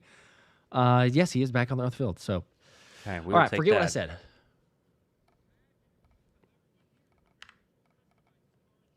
Tanner McKee is the only NFL quarterback since World War II to have a touchdown percentage over 9%. That's pretty crazy. He's been very efficient. He's got very efficient stats like that. The Rams have scored a touchdown, by the way. Okay, all right. Unrepenting says, Josh, you got to chill. I was just repeating something I saw. Yeah. Maybe I should have waited. I'm sorry, but I also got a little bit anxious and nervous seeing some tweets out there. Hey, he's in the medical tent. What was that looking like? Apologies for everyone else running through the same thing. Jean with a 2. Hear the roar. Go Lions. LOL. Go Birds. Go Lions, baby. They got to keep go Lions. Eagles get a stop, hopefully. Defense. Yeah. It's not even really questioning. I know the Eagles offense didn't score, but the bigger question is on the defensive side. Marlon with a 2. McKee, low-key, could be a starter on a bad team. Go Birds. Absolutely. A couple weeks ago, I would have said the Saints would trade for him, but Tyler Shuck's been pretty good. I mean, he's been the best rookie quarterback statistically this season, so I don't know if the Saints are going to trade for him. I mean, you just wonder what team would want him. Of the teams that need quarterbacks, right? Do the Jets take a flyer on Tanner McKee? That doesn't feel like a good fit. I just don't know where he's going to go. But he does need to get some more starter reps somewhere else, for sure. Yeah, I mean, if I was Tanner McKee, I think that I would have shown enough to myself that I could be a starter for another football team. Maybe Miami? I don't know if that's a great fit, but Arizona. I mean, I'm trying to think of teams that need quarterbacks. Jonathan Gannon, you imagine he'd absolutely just take him over there. Let's see, John for a second-round pick. I think about sure, it. Yeah. I mean, absolutely would. And you think about again where you get a draft pick in the second round, but Cooper DeJean is a second-round pick. So that's what I always go to. Not that they're all Cooper DeJean, but just saying. John with a 5, rocking the dual screen right now with Birds and Lions. Yep, same. Got the iPad on one, got the screen on the other. We're doing both. Chicago does not convert on 3rd and long. I think they're going to go for it, though, on 4th down, under 56 seconds to go. It's going to be very interesting as they're winding down the first half, and they need points as they come back from commercial break in Philadelphia, where the Commanders have the ball with 2nd and 7 and 2 minutes to go. Looks like the Bears are going to go for it 4th and 2 from the Lion 30. Mm-hmm. See what they're going to do here as I keep an eye on Josh Johnson, who's also lining up to go here. We'll call the Josh Johnson play first. He's under center. Caleb Williams is going to be incomplete. And as he dropped there, he fumbled it. They're going to go play action, though. Josh Johnson steps up, dirty pocket, rolling to his right, throws. That's going to be a pick. Yes! Oh, it's picked. It hit the ground. Felix Hunt jumped in front. They rolled it. He got it, but they called it incomplete. Did they? The ref right beside was signaling. Was he not? I thought the one in front said incomplete, but I think they're going to call it an interception. Did Felix Hunt just jump in front of that pass like the DB he once was? I think he did. College? Holy cow! Let's look at this replay. Sure. It's ruled so far an interception. Yeah, he's out there covering Deebo Samuel and jumps in front, and that's a pick, Josh. He's got it. That's an interception. Let's go, my baby. Goodness. A fourth down stop for the Lions, and then that number 3, yes, and then the Lions did get the stop. Unbelievable. Oh, unbelievable. Let's go, baby. Come on. See, you don't have to play all your starters. You just play a couple of the starters. Get the job done. Whoo, okay. Changing the game there. Let's go. How good is Jalix Hunt? He is so good. I mean, and it's so funny. You would never think that a defensive end, maybe their best edge rusher, would need or be able to use his ball skills, you know, being a safety back in college, and yet he's probably the first one to truly, what is it, up to 3 interceptions this year? And they're not like tip balls. I mean, most of them he's jumping in front of routes. Unbelievable. And they got the ball at the 22-yard line. Yeah, we need points. 1:53 to go. 2 timeouts. McKee takes a snap, steps up, fires across the middle. That's going to be caught. What a catch. With the 5. That's in traffic, and a really good grab there from number 80. First and goal, Philadelphia. Ooh, they're starting to move a little bit here, Josh. Let's keep it rolling. What's the flag? What's the flag? It better not be for taunting. This is really late. This is at the goal line. They throw a flag. Please don't. This better not be taunting. I don't think he taunted. I mean, I didn't see it initially, but he's coming off the field, though. That would tell me that he's probably going to get a taunting penalty. Sirianni's giving him an earful. I think it's on Coop. Oh, my goodness. This is crazy. Here we go. After the play, unsportsmanlike conduct. Oh, that's me 15 yards. No. They were at the 5. So it's as if that play didn't happen. Yep, pretty much. Let's take a look at the replay. There was a play in the 1 o'clock window. J.J. McCarthy got called with taunting, and it was like, I don't like J.J. McCarthy, but it's such a weak call. You can't make a good catch and then even celebrate a little bit here. Let's see. Good grab. Stands up. And he spun the football and looked at him. Yeah. I mean, I don't like the call, but, like, that's an obvious one that they're going to call this season, especially. So dumb. Sirianni let him hear it, so you know it's a big enough deal if Sirianni's going over there and give him a little bit. But so stupid. Back to the 20. So 1st and 10. So as if it didn't happen, McKee steps up, throws left side, tries to go to the end zone, back shoulder, and he missed it with Jahan Dotson just a little bit outside. 2nd down and 10, 1:38 to go here in quarter number 2. Man, they got to get 6 here, Josh. Got to get 6 here, especially with what's happening in Chicago right now. We got to get a lead going into halftime. Rams are up 13-6. Lions up 13-0. Philly's tied 7-7. 1:38 to go, 2nd quarter. Philly has 2 timeouts. 3rd trip into the red zone. They kicked they got a touchdown and then did not convert on 4th down the previous time. A handoff, Tank Bigsby goes nowhere. And that's going to be 3rd and 10. Man, so they might be kicking here. Could be like 21-7 at halftime if they converted in the red zone. It's the best red zone offense. Of course, it's a bunch of different players, but 3rd and 10. Clock still running. 1:17 to go here, first half. Oh, reward this defense, man. I know. It's like they had it. It would have been 1st and goal at the 5-yard line. That's just... Get this done. All right. 1st and 10. Or sorry, 3rd and 10. McKee takes a snap, backs up, throws left. That's going to be intercepted at the goal line. And this is returnable. Got to get him down. Still going to the 20, and he is tackled at the 30. And Philly is going to have back-to-back red zone trips with no points. That is brutal. Oh, my goodness. Brutal. Darius Cooper. Are they going to choke today, Josh? Are they going to let the Lions win and then choke? Is that really what we're going to do?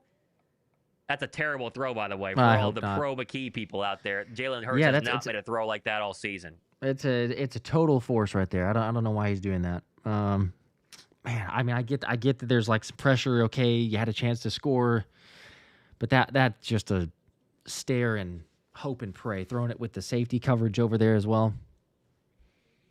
Oh, my goodness. Ooh, worst case scenario, you're thinking 3 points there, right? Like take a 10-7 lead going into halftime. I know. Oh, my goodness. Well, at least the defense has played pretty good or started to up their game. I guess they gave up a couple drives. All right. Maybe, just don't give up points. Like, At I least going into guess, half yeah. tied. Christopher with a 2. KP and Nick can't help themselves. What the F are we doing? This was before this other stuff here, but Yeah. Casey with I the think it 2 still also. stands. Bench Tanner, get Hurts in there, LOL, in It's too quotes. late now. It's too late now. Charlene with the membership. Welcome to Let's Run It tier. Appreciate that. Also got Mason with a 2. If the Eagles lose and Lions win, I'm going to be salty. And I think there's going to be so a lot sick. of us that'll be in that I'm boat. going to be very upset if that's the case. By the way, Amon-Ra St. Brown's over 100 yards, and I think Detroit, are they back in field goal range? They are. 12 seconds left, and they're at the Bear 35 as Philly stays on commercial break. This is... They can take a the Bears 16-0 lead. They're getting blown out right now. Yeah. Let's see. Goff takes the snap, looks left. Now he's going to throw that one out of bounds. So 8 seconds left. They're going to try and preserve this field goal as Philly stays on their commercial break right now. Phil's Fanatic, I think, with a 5. Patullo can't get out of his own way even with the backups. Also, Ojimo back in. Thank you. Yes, I was seeing the comment from previously. And who has the most interceptions for the Eagles? Hunt with 3. Pretty crazy. That is wild. Who's number 2? Would it be Reed? I guess Reed has 2, right? Who else has 2? Does Bond have 2? Bond has the Raider one. Does he have one more? Yeah, because he picked off Stafford, didn't he? Yeah, that's in the right. Rams game? Yeah, so he would probably have 2. I think there's a couple guys tied with 2. By the way, they just showed the overhead footage of the McKee pick. He had Kylan Granson wide open if he wanted him. So that's a big miss. Big miss from old Tanner McKee. That is an absolute bummer. All right. So 48 seconds for Washington up at the Commander 29. They have 1 timeout here. See how aggressive they want to be. They're starting an empty. Josh Johnson in the gun. Stamps the right foot. Not going to take the snap. Thought he would there. Slowing things down. Surveying the Eagle defense. Nolan Smith, BG are your edge rushers. Now he takes the snap. They will throw. Johnson steps up, fires underneath. That's caught, and that's going to be a gain of about 7. Got to see who it was. I think it was a running back. I still can't see who it is. It's McNichols, and so a catch for 8. 35 seconds left. Chicago, the Lions missed their field goal. That ends it at halftime. Johnson to throw again. Looks left, throws left. That's going to be caught into Eagle territory. McLaurin in front of Rango at the 50. And they'll burn their last time out with 23 seconds left as they might be able to take the lead here, Josh, in what's been a first half dominated by Philadelphia. And yet, unfortunately, it's not reflected on the score. Man, I can't believe Chicago, the Lions just missed that field goal. What was that, 45 yards? And he missed it. Yeah. What were they at? They were at the 35, I think. So maybe a little longer. Yeah, but still, in today's NFL, let's see, it was 53. Okay. Still makeable. I don't know. In Chicago, a little bit more difficult, but yeah, I guess I don't know what the winds looks like there, but either way, unfortunate. All right, so it doesn't matter either way as long as if the Eagles don't do anything, who cares, right? That's very true. But that's going to make me so darn sick. I'm not even going to be able to contain myself. I know. 23. The 2 seed versus the 3 seed. We got to understand it's an extra home playoff game is what it guarantees. Yeah, guaranteed 2. If you win if you win, you take care of business. Guaranteed 2. Johnson to throw on 1st and 10 from the Eagle 49. Pressure coming. Steps up. He's going to run. And he's going to have a first down across the 40. But will they be able to go up and clock it? 14 seconds, 13 seconds, 12. They will have time. 10, 11, 9, 8, 7, 6, plenty of time here, and they're going to clock it at the 38. So a decent field goal chance, but a chance nonetheless. Josh Johnson's looked a lot better, Josh. He came in for Marcus Mariota a couple weeks ago. He's played the past 2 and seems certainly more comfortable. Mm-hmm. And he has. And you're looking at a guy who missed a 24-yarder in the game. He did make his extra point in Jake Moody, but this one will be, what are we talking about here? A 54? Something like that? I think so. It's gusty. It's not windy in Philadelphia. It's a little gusty. He missed the 24-yarder. It'd be poetic if he makes the one from 54. From the same right hash he missed from earlier. This is 56 from the wing and the Kelly Green. Snap, hold, kick, up. It looks like it has the distance. It is. It's good. Got it. And just like that, Philly's going to trail at the half, 10-7. Wasting a Bear goose egg in the first half. Dang it. Well, still got another half. Tanner, got to get it together. Oh, that is so frustrating. So frustrating. Lions are doing what we want them to, but I get you don't want to injure people. I understand that, but there was a much higher than 1% chance that Detroit was going to play well today. I mean, I feel like we kind of knew that they were going to put up a fight, and Philadelphia's backups have not been able to. yeah, I mean, I hear what you're saying. In hindsight's obviously 2020, so we come away from this and the Lions win, and it's like, yeah, for sure, play your starters. But I don't know. Like, to me, I'm still okay with the decision, and it's easier to say one way or the other watching this. But like, even the backup guys playing here, there's been more than enough opportunities. You know, like if Darius Cooper doesn't have the 15-yard penalty, that's probably a score. I mean, yeah. If Tanner doesn't force it on that, worst case scenario, it's 10-7. I mean, maybe the defense allows the Commanders to go down the field. Okay, fine, it's 10-10. But you have another turnover on downs, an opportunity. You don't run the football, a 3rd and 1, 4th and 1. I don't know. I mean, they still have a great opportunity. Like, I mean, look at Washington. The Eagles have moved the football. They have more total yards, actually, than Washington does. So it's just going to be one of those nail-biter situations. Dealing with that. Oh, man. All right. Good for a restroom break here at half. Yep, you got it. We'll be back. A couple of super chats in the meantime. Kyrie with the 2. I think we should go...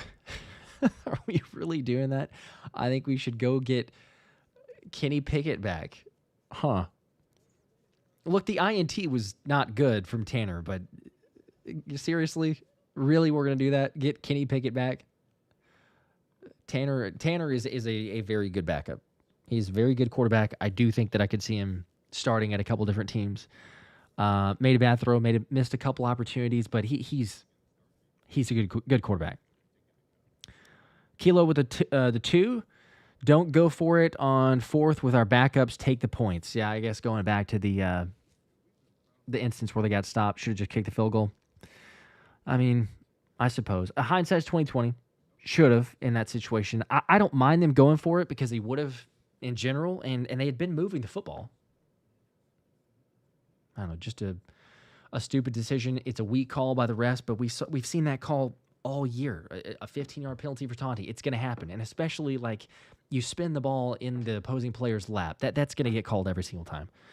Asher with the 5. How has Vic not mutinied with Putulo taking a dump all over his effort on D?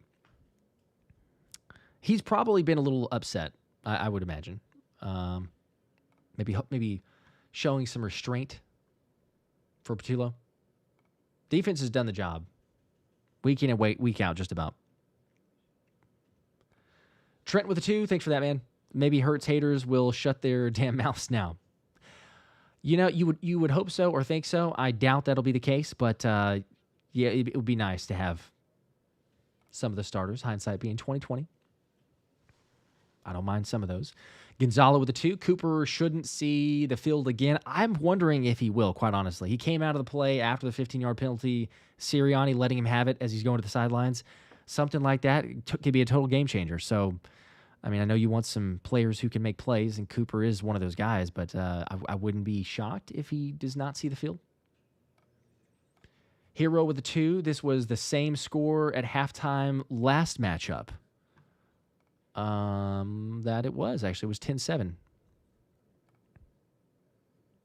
Let's see. Wasn't it flipped? Or am I mistaken? No, you're right. Okay. I don't know why I was thinking it was 10-7. The Eagles. You're right. Yeah, it was 10-7. So maybe that's a good sign. You know, same score. We take that. It just does feel like some missed opportunities. But I guess that was the last time too, right? Jake Elliott missed 2 field goals, I think, in the first half. Stopped kicking it after that. So, still plenty of game left. I will buy into that. Tyler, appreciate that, man. The 10 bomb here. YKP letting Tanner sling that rock like he's QB1. Jalen gets run up the middle on 1-2 to say, and then deep ball, hitch route. Tank has been killing. Why are we not just running him way more? Just saying. They could have. I do believe, and, you know, I understand if you don't want to buy this for people out there. I really think that there's also a, hey, let's kind of turn it loose, take the training wheels off, so to speak. It doesn't matter as much. They're still playing to win, but like it's a nice thing to have. If you have your backup quarterback like Tanner McKee, the way the market is, Howie's smart, Sirianni's smart, I can imagine the conversation would be had. Hey, look, if Tanner goes out there, plays pretty good, shows some stuff, what does it do for the trade value? What does it do for the trade market? So I don't know. Maybe a little bit of a different offensive game plan, or just kind of leaning into that. It also does change some of the play calling. I mean, we can't be, I don't know, you can't be just totally stubborn here, just realizing or ignorant by the fact that like Jalen and Tanner are completely different quarterbacks. So like, are you going to be doing the option like, or a chance for Tanner to keep it? Defenses aren't going to bite on it at all. It's like, oh, hey, is it a fake handoff to Tank? Is Tanner really going to run around the edge? So, you know, it's different play calling too, but Shawil, I think, with a 5. Locked in, guys. This is another one. Second time night. It's very true. This was the exact same halftime score 2 weeks ago against the Commanders. That it was. It was 10-7. Commanders with the lead. I can't recall who got the ball to start in the second half. Was the Commanders also? I think you're muted. Sorry, it was the Commanders who got the football, right? And didn't they immediately go... I think they immediately went down, punted, right? You could be right. I didn't actually check that to see. I couldn't remember, but the score was 10-7. So it's true. I mean, look, there's plenty of game left. If you believe in the ESPN analytics percentages, which have been totally proven incorrect, I guess, but they say that the Eagles have a 57.2% chance to win the game if you want to buy into that. So okay, well, there's still a chance. I guess. Lacy with a 2. Where is the bench Jalen conglomerate? Tanner McNo. It's amazing how quickly it has. You don't have to hate one and love the other. It could be both. You know, you can support both quarterbacks. I think that they are both the answer in their roles that they are for the Eagles. KSAT with a 2. This proves the quarterbacks aren't the problem. It's KP.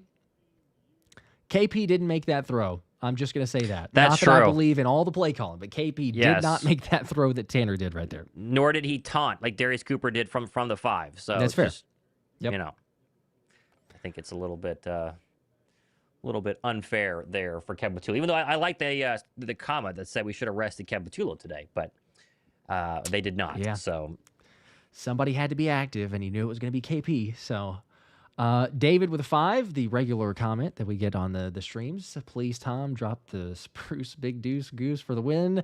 Bring back Kevin Kolb. Need that form on the Kolb. Always our dumbest super chat, for sure. Always our dumbest super chat. There's the 5.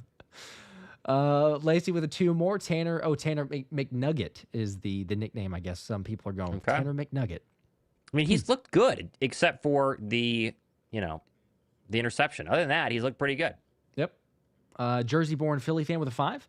I see how Jackson got the job over Bennett. He sucks. Go Birds. This is certainly proving it in this game. That is certainly is without a doubt. Certainly is so far. Yes, it's not been good. Squinksy with the 2. Whitney's "I Will Always Love You" was written for T-Mac. Okay. I don't know if that's you're playing T-Mac or you got him on a pick'em or where exactly that was, but I'm assuming that is something in reference to it, of supporting T-Mac. Canucks Breeze with a 5. Tanner didn't see the wide open receiver. Thomas mentioned that on the stream, but practically in the end zone. That wasn't KP. Yep. That was Tanner. Yep. Definitely Tanner. And we said that. Yep.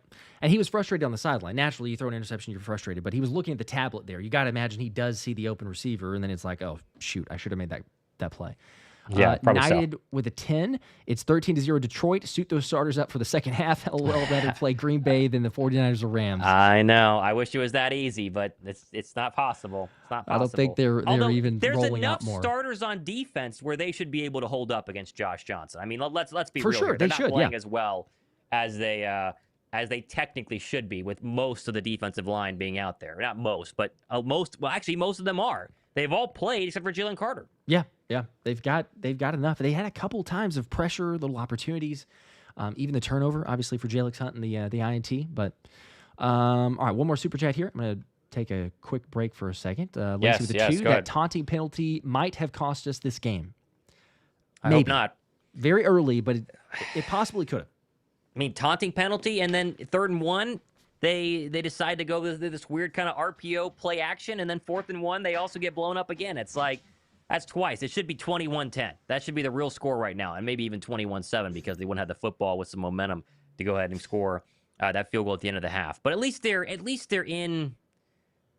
I guess at least they're still in the game. You know, if you want to be positive here. I just had said I did shows this week, and I thought about it a lot. I was like, what would I do if I was Nick Sirianni?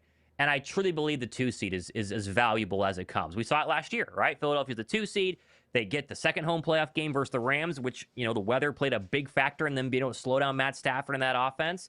And then the 1 seed lost. The 1 seed has not won a Super Bowl since the Eagles did it in the NFC in 2017. And so the odds of Sam Darnold, you know, making it to the NFC title game is not guaranteed. And if Philadelphia were to win their first 2 as the 2 seed, you're guaranteed to go ahead and host the NFC title game. And, well, I understand injuries. Injuries could have happened last week, right? Talk about resting starters. They could have happened last week. And I just would have gone for it with the starters at least early, try and build some sort of lead, and then scoreboard watch. And right now, you'd be scoreboard watching and saying, guys, you got to stay in because we got to win this one. But, you know, they want to give guys rest, and hopefully they, you know, it pays off next week. We're going to have to kind of wait and find out. But this is a game I thought Philadelphia should 100% try to go ahead and win. The 3 seed is not the worst seed.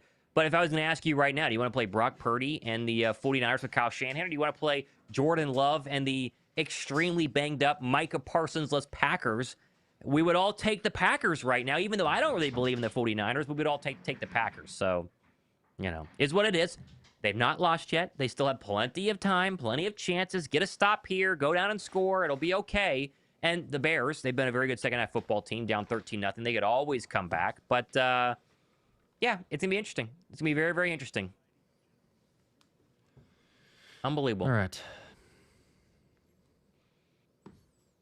Still time. Still time. There's still plenty of time. Easy. But is this unlike anything that we've seen all year? I mean, honestly. I mean, just about every game is going to be anxiety, stress-inducing. So, sure, why not? Let's make Week 18 that way. Yep. I totally agree. Dub with a 5. This team will get beat by 14 to 20 points the first playoff game, resting a team that has no rhythm as it was more than dumb. Okay, interesting. I don't know that the Eagles, I mean, I think that they will win in the first round.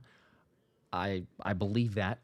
I am extremely confident that this team is not getting beat by 14 to 20 points. I'm not sure if this is an Eagles fan here. I understand some lack of belief in KP, but if there's one thing we've seen so far, the starting defense for the Eagles has kept them in every game. The only ones that have not, the ones that have gotten blown out, are on short rest. When they've already played 70, 80 plays the previous week, only got 3 or 4 days of rest, and then they have to go back out there and play that many. But the defense keeps them in one-possession games. It's just a question of offensively. By the way, Bears got the opening kickoff in the third quarter, 3 and out. They immediately punt.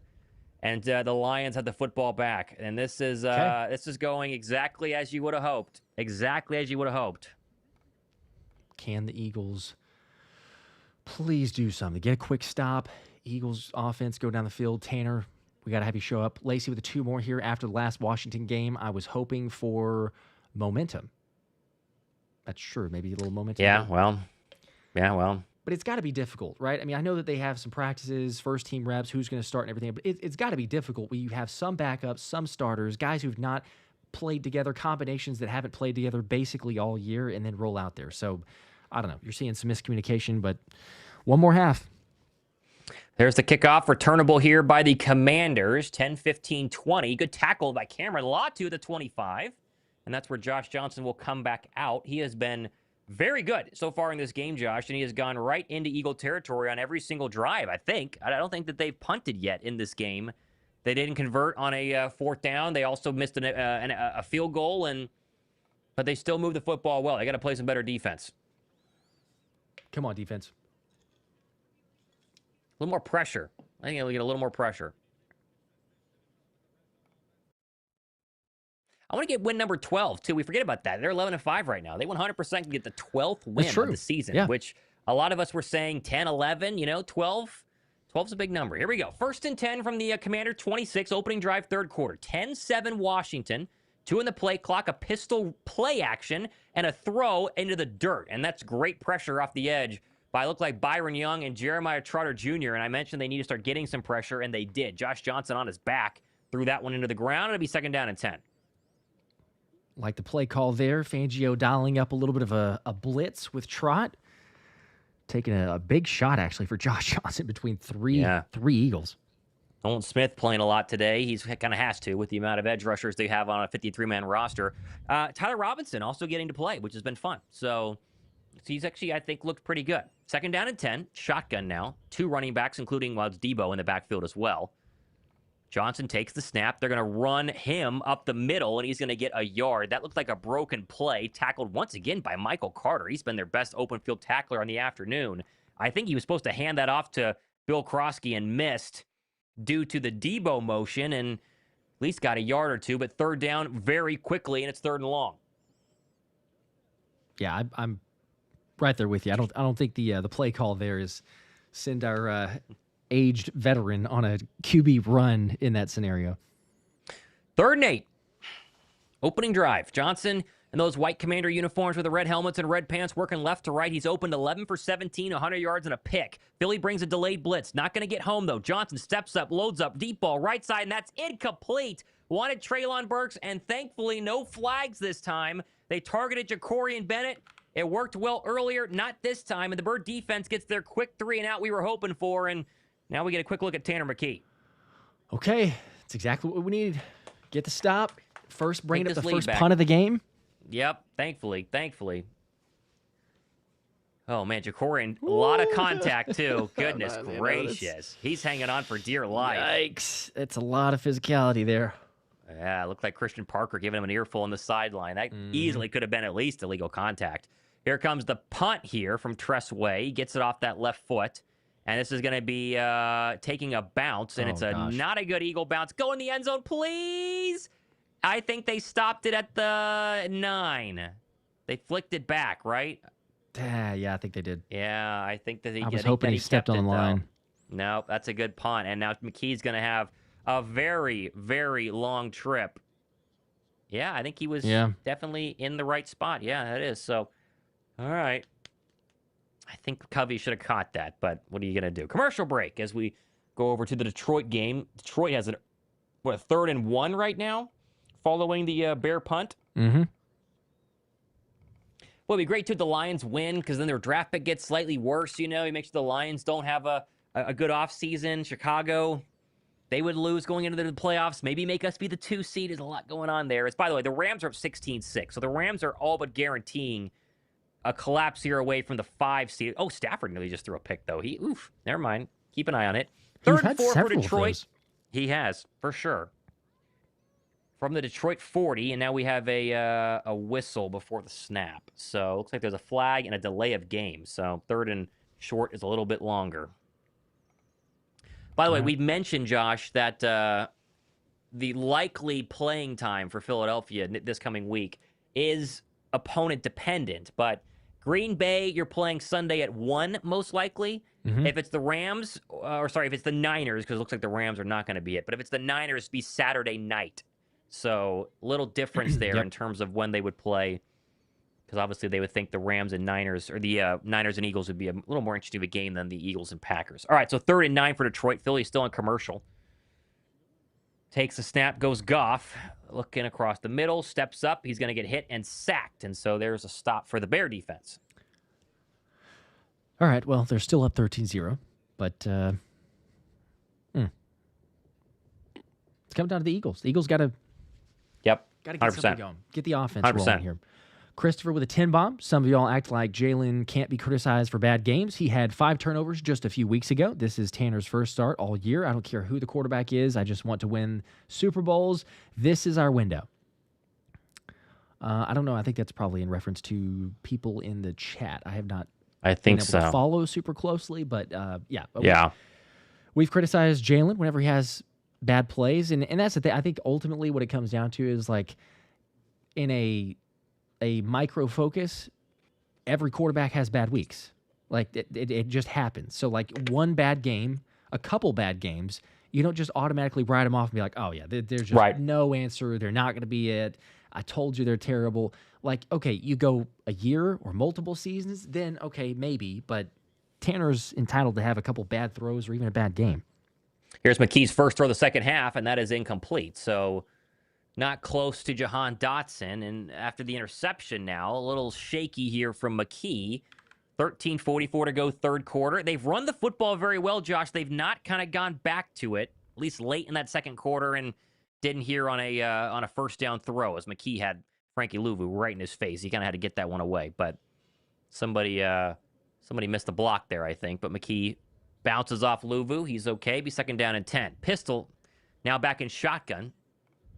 And they're going to go ahead and run it to the left behind Tank Bigsby. And that's a nice gainer. For Tank Bigsby's got a 10-yard gain. My goodness. If they don't give him more than 5 carries this next week, I'm going to be absolutely sick. I mean, unless Philadelphia is down like 40 points off the first half where they got to throw every single snap, Bigsby has got to get some touches because he just looks fantastic. Starting defense versus the backup Eagle O-line looking good so far with Bigsby. 1st and 10 up to the Eagle 20. They go hurry up. McKee takes a snap, looks right, throws right, out route, caught Dotson. One man to beat for a first down, and he's going to be a yard short, but a good throw and catch there by McKee. So second down and 1. Dotson, the second grab of the afternoon. I like it. Keep moving it. Take advantage if they're going to play off. 9 yards. Philadelphia went 4 plays punt, and they had a 9-yard touchdown drive, an 8-yard turnover on downs, and then the interception of their last time out here. Play action on 2nd and 1. McKee steps up in a dirty pocket. He's got room to run. He's going to throw, though, and that's incomplete to Darius Cooper. My goodness, he should have just ran it. He would have had an easy first down. Yep. And Cooper was really covered, too, by Reeves. I would have ran that. He would have had at least 6 yards. Gosh, I know. That's way too easy there. I don't know if he's just... It looked like Coop wanted a flag if there's a pass interference, but he's got a mile to run. Why are you forcing that? Why is there the thought of making that throw? That's not pass interference either. That's a great defensive play there by the back.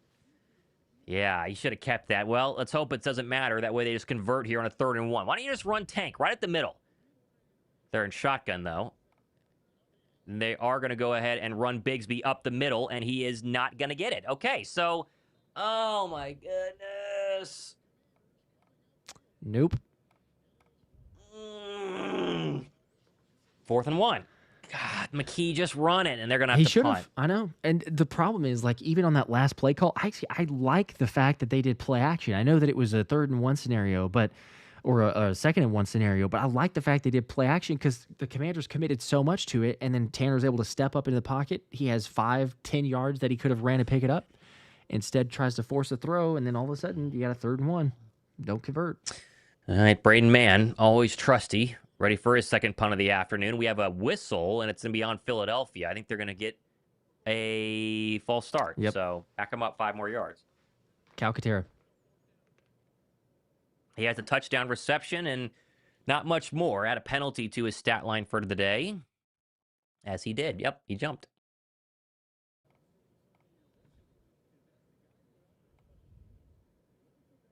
All right, so back him up 5 yards, 4th and 6 now. 3 and out for the Commanders in their opening drive. Philly gets a first down, and now they're going to punt. Let's see if Braden Mann can use that right leg to flip the field here as he gets it off. That was close, but it's a good one, returnable from the 30. Good tackle, Keely Ringo at the 30. Wow, he had no help around him. That would have gone for a lot more if Ringo hadn't held on, but a great play there. And you do flip the field, ball at the Commander 30. All right. He's good at something. He's a very good gunner. Yeah, he is. He's a very good gunner. At least make some good tackles. So yeah, at least we will take it. Oh man, got a Prince here with a 2. Appreciate that. Get ready for the run pass punt KP special. It wasn't exactly that, but it was still a couple plays and then a punt from the offense. Still feels like that one was more execution. The play was made, or the play was there to be made, and unfortunately Tanner forced it. So Vast money with 10 bomb. How do you feel about Nick leaving Smitty in just to get 45 yards, but sit Saquon last year when he could have broken a record? I don't get our coach sometimes, especially at press conferences. LOL. Well, and we're resting people that way he can keep people from getting healthy, and yet you go for Smitty. I mean, I know Smitty had like a contract incentive. I mean, I'm fine with it, like in the grand scheme of things. But yes, it's the kind of hypocrisy of it all that's a little strange. But maybe they considered Saquon more important than Smitty. I mean, last year he certainly was. I think you lose Smitty though, and they're definitely going to be in trouble. But what are you going to do? Chicago did not convert a 3rd and 4. They just threw it out of bounds. So that Bear offense, man, it is looking rough right now. I wish we would get this Bear team in the postseason. Yeah, well, Caleb Williams 8 for 15. I mean, that's a completion percentage that he has had all year. It's not like an unusual one. Oh man, he's converted. It's like 50%, 57% on the season for him. I think they're going to go for it. Oh my gosh, the Cardinals just threw a touchdown. Wow, a deep ball there from Jacoby Brissett. They did. And they are going to be a couple points behind now. A chance to be 3 down. Wow. Nobody looks good, Josh. Nobody else in the NFC looks good. And you just wonder if the Eagle defense is going to be enough to beat anybody in the postseason. It's just going to be very interesting. It is a very interesting year. So unusual. Dolphins driving on the Patriots could score a touchdown, tie the game in New England. That would be an interesting one. And they're playing their starters for sure. Oh, wow. The Cardinals did a fake punt and converted it. Holy cow. Wow. Let's see. We got one here from Brandon. With the 5, we've run the football quite well and haven't gone back to it. Is riddled with KP fingerprints. It's like he says, this works. Don't do that again. Sure seems that way. All right, Josh Johnson. We got a false start, though. So that will go ahead and back up their drive before it even starts. So the Bears converted on that 4th down. So they have a 1st down now at the 43, which is a bummer. But I've seen people on Twitter in Chicagoland saying if Detroit scores again without a Chicago score, they could just pull the Bears starters and surrender that game, which would be very interesting. Man, could you imagine that? I don't know if they would. I mean, that's not necessarily the momentum you want going into the playoffs, but getting won't matter if Philadelphia can't win. Yeah, right. All right, so 1st and 15, back up at their own 28, pistol formation. Rodriguez is the back. They're going to run Rodriguez, cuts up the middle, and he has a nice gainer there, and he gets most of that yardage back, and then some. Call it probably a 10-yard run. It'd be 2nd down and 5. Didn't necessarily want to see that. Keep them behind the chains, off schedule. Oh, it's interesting. So Brandon Johnson's out with an ankle, or at least questionable. So Michael Carter's playing safety, and Mac McWilliams, the rookie, is playing in the slot right now in those nickel looks. So 2nd and 6, Johnson under center, play action, steps up, looking left, clean pocket. Now gets dirty, and he's going to throw, and that's going to be incomplete, but a flag, and I think they're going to get Ringo for pass interference at the 49 on Terry McLaurin. Goodness gracious, these cornerbacks, man. They cannot hold on. They cannot hold on. Yep. Automatic first. Gosh. I mean, the pass rush is a little delayed, not quite getting home. You got a lot more backups on the D-line for at least that play. But Ringo looking inside, trying to see Josh Johnson, and runs right over McLaurin. By the way, Caleb Williams just threw a pick. Avonte Maddox picked in the end zone. How about that? It's going to keep getting better in that game, and then we're going to keep sweating this one out. Yep, 100%. 100%. Oh, come on. All right, for 1st and 10 now. So they only did a hold, right? So it's not a pass interference spot foul, thankfully. And now we have a whistle and a timeout by Josh Johnson. All right, well. They haven't been super efficient with getting the plays in. We saw them have to use a couple timeouts in the first half. They're using one already here in the second half. Got a 2 from Canucks Briggs with the, Tanner is a freaking idiot.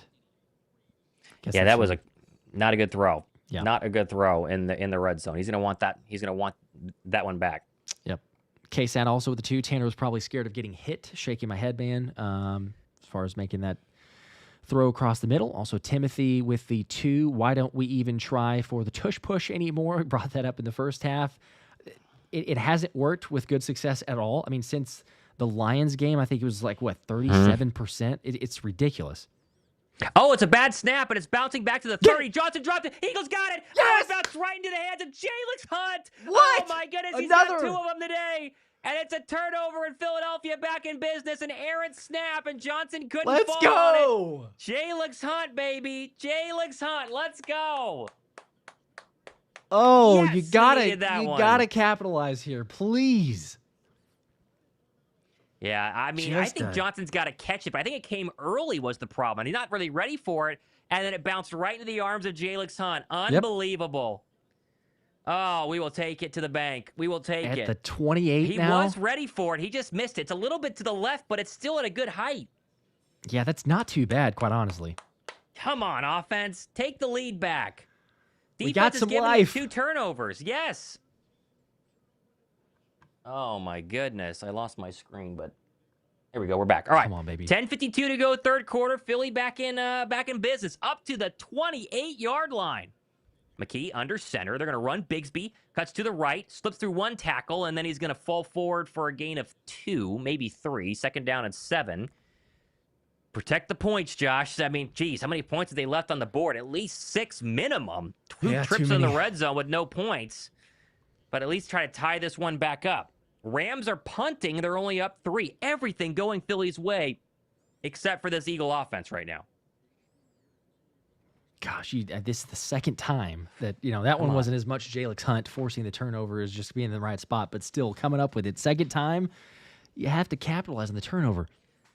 2nd and 8, so they got 2 on that first down Bigsby run. They're going to go play action from under center. McKee steps up. He's going to roll to his left. Going to have to get this one away. Tries to spin through a man. He's going to get sacked, and he's going to lose a yard. Not the most athletic. We know that. I think he should have thrown that away, but he saw a lot of running room if he could have spun through the Commander corner, but unable to. Yeah. Hard to see what he was looking at down the field. I know. He had a little time. I don't think, we don't know what he's looking at, but I don't think he needs to necessarily run here. I think he felt that edge that was getting planted by Matt Pryor. He didn't need to run out of that one, but what are you going to do? 3rd and 9 now. First down can be had at the Commander 18. Will Shipley checks into the game. McKee's going to empty him out. He's going to throw. Looking across the middle. Fires. Covey open. He's got a first down. Yes, there we go. All right. Britton Covey. What's that, catch number 2 on the season? Down to the 18, first down Philadelphia. He was wide open in the slot. Okay. He was. And a big one over the middle. Take advantage of that. Like you said, playing in the slot. Just a quick slant. The Commanders in zone coverage, and they just completely vacate it. The safety can't get up there to make the stop quick enough. I've always thought Covey could be a good slot anywhere but Philadelphia. There's just too many receivers here, but we might never know. He did have his 1 year with the Rams, and obviously didn't do much last season. He came back to be our kick returner. Getting some snaps, though, today. First down run, Bigsby cuts out right side. Got a little bit of running room. Gets through 1 tackle. Still going. That's a 7-yard run. He is so good, man. He is so good. Ooh, a big gainer by Khalif Raymond for the Lions, and they are back in Bear territory. They are shredding this Lion defense. Holy cow. Shredding we know this. The Bears defense is not good, but just another proof point up to the 34-yard line of Chicago.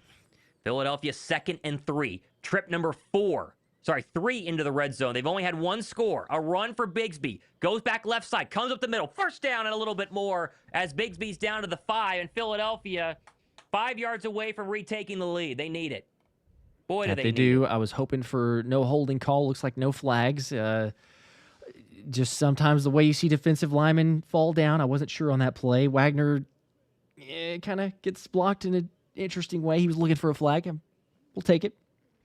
1st and goal. They've been here before. This time at the 4. Bigsby's over to 86 total yards. They'll run him again. Goes back to the left. Cuts up the middle, and he's going to get about 3 and make it 2nd down and goal from the 3. Come on, guys. This is the time. You don't get cute. Don't do anything stupid. Just that they should be able to impose their will. Just get the touchdown. They're going to go hurry up. 2nd and goal. What do they call here? They didn't run the football 2 possessions ago. They'll run it this time. It's going to be Bigsby up the left side, and he's going to be short, and he probably only got a yard. Oh, They blew ruled him it down, dead. though. Yeah, he might have been able to push Gosh. forward, but they ruled him down, and so he's a yard short. 3rd and goal. Oh, the Washington 2-yard line is where they're at. They whistled him on. dead. Yeah, I would have whistled him dead too, honestly. I mean, Yeah, forward progress would have. that's true. Yeah, that's the right call. Tank's not happy, and he was going out of the game, and now he's checking back in. Yeah, I mean, you got to keep Tank in, right? He's had 5 carries this drive. Come on, 5 Josh, for what do you got? 19. 3rd and goal. Give us something following the Jalen Hunt fumble recovery. Oh, what Under are we going to do center. here? And they're going to have a timeout Philadelphia or timeout Commanders? I think it's They Commanders just blew this timeout. dead, and now they're fighting a little bit here. Be smart, Philly. Be smart, Philly. We need no penalties. Timeout Commanders again. So they're down to 1 left? Yeah, that's an interesting. 6:31 to go 3rd quarter, and they have 1 timeout left. Okay. Oh, come on. You got to capitalize here. Yeah, it's Cameron Williams and Deron Payne. We forget that Cameron Williams, his first ever game as an Eagle, the late round draft pick this past April, and getting a little jaw in there, and he's very smartly backed away from Deron Payne, even though he kind of got in his grill. We'll take it. Zach Berman just tweeted this, so I'll just go ahead and reiterate. Not that we're really hoping that it comes down to this type of thing, but he says the Eagles would also get the 2 seed if this game ends in a tie and the Bears lose. So interesting. Eagles don't even necessarily have to win this game, but yeah, that'd be interesting. Don't make it come to that. 3rd and goal from the 2. Under center run. Tank Bigsby left side. He's still in. Got it. Yes, he's Yes! got it. He's Come on. still got it. Let's go. We're back on top, Woo! baby. Back on top. Yes. We needed that one. They needed that one. They actually convert. Fumble recovery. Let's go. Let's go. Takeaways into points. It is a little too nerve-wracking for us, but they got it. They should be blowing out the Commanders with all these red zone trips, but they're an extra point away from a 4-point lead. By the way, Detroit has a 1st and goal for a chance to go up 20. At the 9. Oh, yeah, my gosh. This is the dream day so far. Shout out Cam Latu, by the way, on that block. Yeah, very good block. And that is why, I mean, how many times have Philly been in the red zone and not run Tank Bigsby during the regular season? Or it was still the regular season, but during games that actually, had the starters in there, extra point up and good. If this game does not get him 5 carries next week, I don't know what will. I know. Say it every week, but you're right. They got to get it for him. Okay, all right, come on now. 14-10, Eagles winning right now. Detroit with the ball, 1st and goal at the 9. If they could score, go up 20-0, and basically, I mean, we're almost at the 4th quarter on their game. Yeah, it's in a good way right now. If you're the Bears and they go down 20, they might pull the starters, which is just crazy. Yeah, I think you almost would have to at that point. Don't want to get injuries. EAGLES, Eagles. We're getting close. About 1,500 likes between the streams. 5,000 or so people that are watching. If you want to drop a like button, Eagles winning. Detroit possibly score again, go up. Oh, man, I mean, defense, they played well enough on that last series or played well enough on 2 series ago. Then they get the turnover, the takeaway. It's just like, gosh, it feels like it's still going to be one of those that comes down to the wire. It sure does. I don't want it. Sure does. But we've seen it too many times. You couldn't get a stress-free Week 18 game. Oh, my gosh. Russell Gaming Studios with the 20 bomb. Appreciate that. Says, yes, Panthers in the playoffs. Friends owe me lunch. Should I get a Philly cheesesteak? You should. I think that's the best way to celebrate. Got Brian also with a 5. Hey, guys, great show. It's 70 and watching the birds eating some Texas barbecue. There you go. 70 Is it degrees. 70 in Texas? It's a little warm. It's a little toasty. Gee whiz. Holy cow. Oh, man. Got one from Matt here. Put the dress starters in. I know. It would it would be great if you just, but it's also like the guys that are going to play or the guys that have already been playing are going to continue to. But the ones that have gone now 3 quarters and aren't even warmed up, or anything, it's hard to mentally just be like, not happening. Go into the game, right? And get into the feel of it. So there's still enough talent. We know that. James with a 2. We must capitalize here. Ooh, Goff nearly threw a pick there. That was scary. He's lucky that ball got tipped on his first down pass on 1st and goal. So 2nd and goal. Yeah, 2:51 to go in that game, Josh. They're way ahead of Philadelphia right now. 13-0. I mean, even a field goal here puts them up 16. But if they get a touchdown, this game is over. Oh yeah. Three scores. I mean, you would certainly take our chances at that point. Princes with the 5. Go Birds. Go Birds, baby. Go Birds. Go Birds. Feeling pretty good. Got to finish this thing, though. JP with a 2 also. I'll take Philly's JV squad over Washington any day. All right. Getting Here's close. your kickoff out the back of the end zone, so we'll have a touchback. I never liked that play to kick it out of the end zone, but that's all right. Ball's at 35. Chad with the 2, by the way, here, saying Bears players looking dejected on the sidelines, and they definitely appear that way. Yeah, that's kind of the worst case scenario, and maybe why Philly didn't want to play their starters, because if you play your starters in this game, oh, gosh, just missed a wide open touchdown potentially to Jamison Williams on 3rd and goal. What you don't want to have happen today, Josh, is you play your starters and they get embarrassed, and then you got to kind of rally the troops 6 days later potentially on a Saturday game. I mean, it could be really bad for Chicago. Anyway, 1st and 10 for a run here, for the Commanders to McNichols up to the left side. He's going to get 3 or 4. 6:21 to go in that game. By the way, the Cardinals are down 3 and they have a 1st and goal. There's a scenario where you got to be kidding me. The Rams might lose and the Bears might lose and Philly might win, which is just crazy to think about. And then you would have the Rams play the Bears. The Rams would travel to Chicago. Yes. The Niners would be the ones to go to Carolina. And Philly's path would be pretty easy, the Packers. You would think. Yep. Packers and then 49ers or Panthers. Field goal good for the Lions, up 16. Johnson under center back at our game. End around Debo. Philly's going to have it very well defended. Josh Uche's got him in the backfield for a loss of 1. It'll be 3rd down and 8. Josh Uche can still play. He's not as prolific as an edge rusher, obviously, as Jalix, as Nolan. But against the run, he's fantastic, as the Cardinals have just scored. And they have taken the lead on a touchdown pass from Jacoby Brissett. Holy what cow. in the world is going on? Detroit up 16-0. It's 2 possessions. I mean, you do like that. But gosh, if they had been able to convert on that one, that pass to Jameson. I know. 3rd and 8. Here we go. Come on, Philadelphia. Get off the field here. Up 14. 4 in the play clock. Johnson takes the snap. Blitz coming. Get home, rolls Jeremiah. to his Get left. home. Throws it left side. Oh, Almost picked. It was through the hands of Keely Ringo, but it's incomplete. Through all right, Keely's at least it's hands. 4th. They got a punt. Oh, my goodness. If you could have picked that, though. Oh, my gosh. Trot was almost there. I was calling it as he was probably too early, but I was calling it as he's getting home. It was so close. So close. How does Keely not make that pick, though? Oh, my goodness. Well, because it's Keely Ringo, right? We love to hate on him, but he's played pretty well today. He has. 4th and 8. Snap, punt away. And here comes Covey owing up to the 20. Returnable. He didn't call fair catch, and Covey's got a nice gain up to the 25. Okay.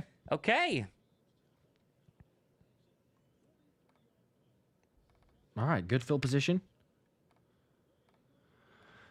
Ooh, boy, we're getting into it here. If you could go down, I mean, could you imagine get a touchdown? Oh, there they go up by 11. It'd be nice. It would be nice. Getting a little nervous right now. It's for good reason, I guess. But man, it's just like you start seeing things align. Alex with the 2 picks Calcaterra as the first touchdown. Let's go. There we go. I think by the end of the stream, we're gonna have all 65 people claim their win. So yeah, stick around. The Eagles get the dub. We're gonna spin for that out of the 65 people. Whew. Yeah, Kristen, all that trash talk Chicago was doing for this, LOL. I know. No, I have a Bears fan. I have a really good friend who's a Bears fan, and I was like early in the season rooting for the Bears, like, yeah, for Matthew. And then he got a little too cocky and started talking a lot of trash, and now I'm giving it to him in the group chat, and he's not taking it very well right now, which is interesting. I can't imagine. He's not taking it very well. So check in on your Bears fans. Check in on your Bears fans. I mean, I was like, Bears have been bad. My friend Matthew, maybe he wants to have a good season. I'm going to root for the Bears. And then once the Bears started playing well, the trash talking begun. Then they beat Philadelphia, and it was just, oh my goodness, out the wazoo. Mm-hmm. And I was like, okay, we're relax here. I don't necessarily trust Caleb Williams in the postseason yet. And we're not even in the postseason. And Caleb Williams has a nice big fat goose egg here in what's a very meaningful game for them. And now you're wondering if the Rams can somehow lose today, Chicago's opening round playoff chances are not going to look very good. Yeah. I mean, quite honestly, Terry has an interesting point here. I'll get to the other super chat here in a second, but he said Chicago wants to lose. They don't want to play Green Bay. I'm not sure that I take Chicago to disagree. win, whether it's Green Bay or San Francisco or the Rams. But I think that if they were staying at 2, that Green Bay's going to go and beat them because they beat them once. The other one was so fluky for Chicago to win. I think that they've been playing with fire all season long with the turnovers, but I can hardly imagine that any team goes into, especially if they're going to start their starters and be like, well, we kind of don't want to win this game. But we're just going to roll them out there. But it's interesting. I asked my same friend Matthew, and he said he wanted the Bears. I mean, hey, listen. Or the Packers. They just... Yeah. Sorry, the Packers. They don't want the Rams for sure, and that Niner game from last week was very close. So I think he would rather take the Packers. And again, the 2 seed guarantees you a second home game. People forget that. So right, if you're winning, yep. Brandon with the 2, getting into 2 seed territory, finish strong. Here we go. Yep. Finish strong here. Up 14. Tanner McKee slows down the offense, checks something at the line. 3 in the play clock on his drive here. 4:49 to go. He's going to throw. McKee steps up, fires across the middle, caught Grant Calcaterra. Nice grab, a hip drop. How's that tackle, not a flag? And I think they just hurt Grant Calcaterra as he was bent backwards, and there's no flag. That was a hip drop tackle if I've ever seen a hip drop tackle, and now Grant Calcaterra is really hurt. I mean, how is that not going to be called? That is the such an NFL has been obvious hip so drop. blatant about, we're not going to do hip drop, and there's. I can't watch it in case it's ugly. But yeah, he got. I mean, that's probably ending Grant Calcaterra's season. Not as bad as you've seen a lot of other ones, but it's still writhing in pain, though. I mean, that's a hip drop tackle. I mean, the NFL had this whole thing this offseason. We're not going to call it. Have they called one this season? I really can't recall the last one that I saw that was called. I'm sure they have, but I can't recall the last time. And that's just ridiculous. It should be 15 yards if you're going to injure something like that. It should be. Oh my goodness. All right. Well, they go to commercial break. 2nd and 4. It was a good play from Tanner. There was a blitz pickup that was great by the offensive line. Calcaterra makes the catch. He can't block worth anything, but he's made some plays in the passing game. Ted, I don't think they're flagging it, just huge fine. They're supposed to be flagging it. I don't think they are flagging it, but the rule has been stated that it's a 15-yard penalty, and it's supposed to be that way. It should be. It definitely should be. Tom with the 10. Go Birds. Actually, I think Go Birds. Gobirds. Thanks, guys. Appreciate that, Tom. Shout out Tom. Great name. The way things go with the 2, new day in Sicily. Wish I knew the future. Go Birds. Sicily, jeez. I believe. Wish I was in Sicily right now. Holy cow. That would be fun. You ever made it to Sicily, Josh? I have not. No, I've not been fortunate enough to do that. Okay. All right. Have you? No, you've traveled. I've been close. Okay, we've been to Italy, Yes. The boot. Yep. Very, very close, but no cigar. Well, bucket list item then. There you go. There you go. Yeah, I know everybody in the chat too, either coming in during the break or right now too. How is that not a hip drop tackle? Insane. What was that? So insane. Like, what are we doing? In the same boat. While Grant's walking, he's limping, but he's walking. That's got to be promising. And he's going to the blue tent instead of the locker, I think. So that's about as promising as you could have hoped. I can't believe it. Mm-hmm. As the Rams are into the red zone now, down 4. Philly, the Bears are in Detroit territory. Yeah, as well. They're marching a little bit. Are we second down? I don't even know what down it is. This timeout's been so long for the injury. Yes, 2nd and 4. Okay. Yeah, it should have been a hip drop. That's crazy. They didn't call that. 2nd and 4, 4:38 to go here, third quarter. Philadelphia up 14-10. McKee has honestly been really good. One bad throw has been the difference in them blowing out the Commanders and it being a 4-point game. McKee under center, takes the snap, turn, give Bigsby, tries to cut back to the left side, and he's going to get back to the line of scrimmage. Actually, he got a yard. That's impressive with how many Commander defenders were right in his way. And so 3rd and 3 now for Philadelphia as they give us a check-in on the Ram game. And this was the Jacoby Brissett touchdown we talked about earlier that put them ahead of the Rams. I think Brissett is probably the best backup in the NFL. I'm probably missing somebody. I know that he's not won a lot with the Cardinals, but he certainly looks better than a lot of the backups in the National Football League, even though, again, he's not won a lot of games. You wouldn't go Snoop Huntley, the former Pro Bowler? No, I would take Jacoby Brissett over Pro Bowler Snoop Huntley. 3rd and 3, Philadelphia. Got to get up to their own 37 for a first down. Blitz comes. McKee throws a slant. Caught Darius Cooper. Yes, he's got a first sir. down. Don't spin it, baby. Just go back to the huddle. First down. Go back to the huddle. They say he looks like little A.J. Brown, and that was a little A.J. Brown type of route and catch in traffic on a slant, Josh. They needed 3. They got 5. Now they go hurry up. First down, Philadelphia at their own 40. As Takatera walks to the locker room. Not going to see any more celebrations the entire game, I think, from Coop. Yeah, probably not.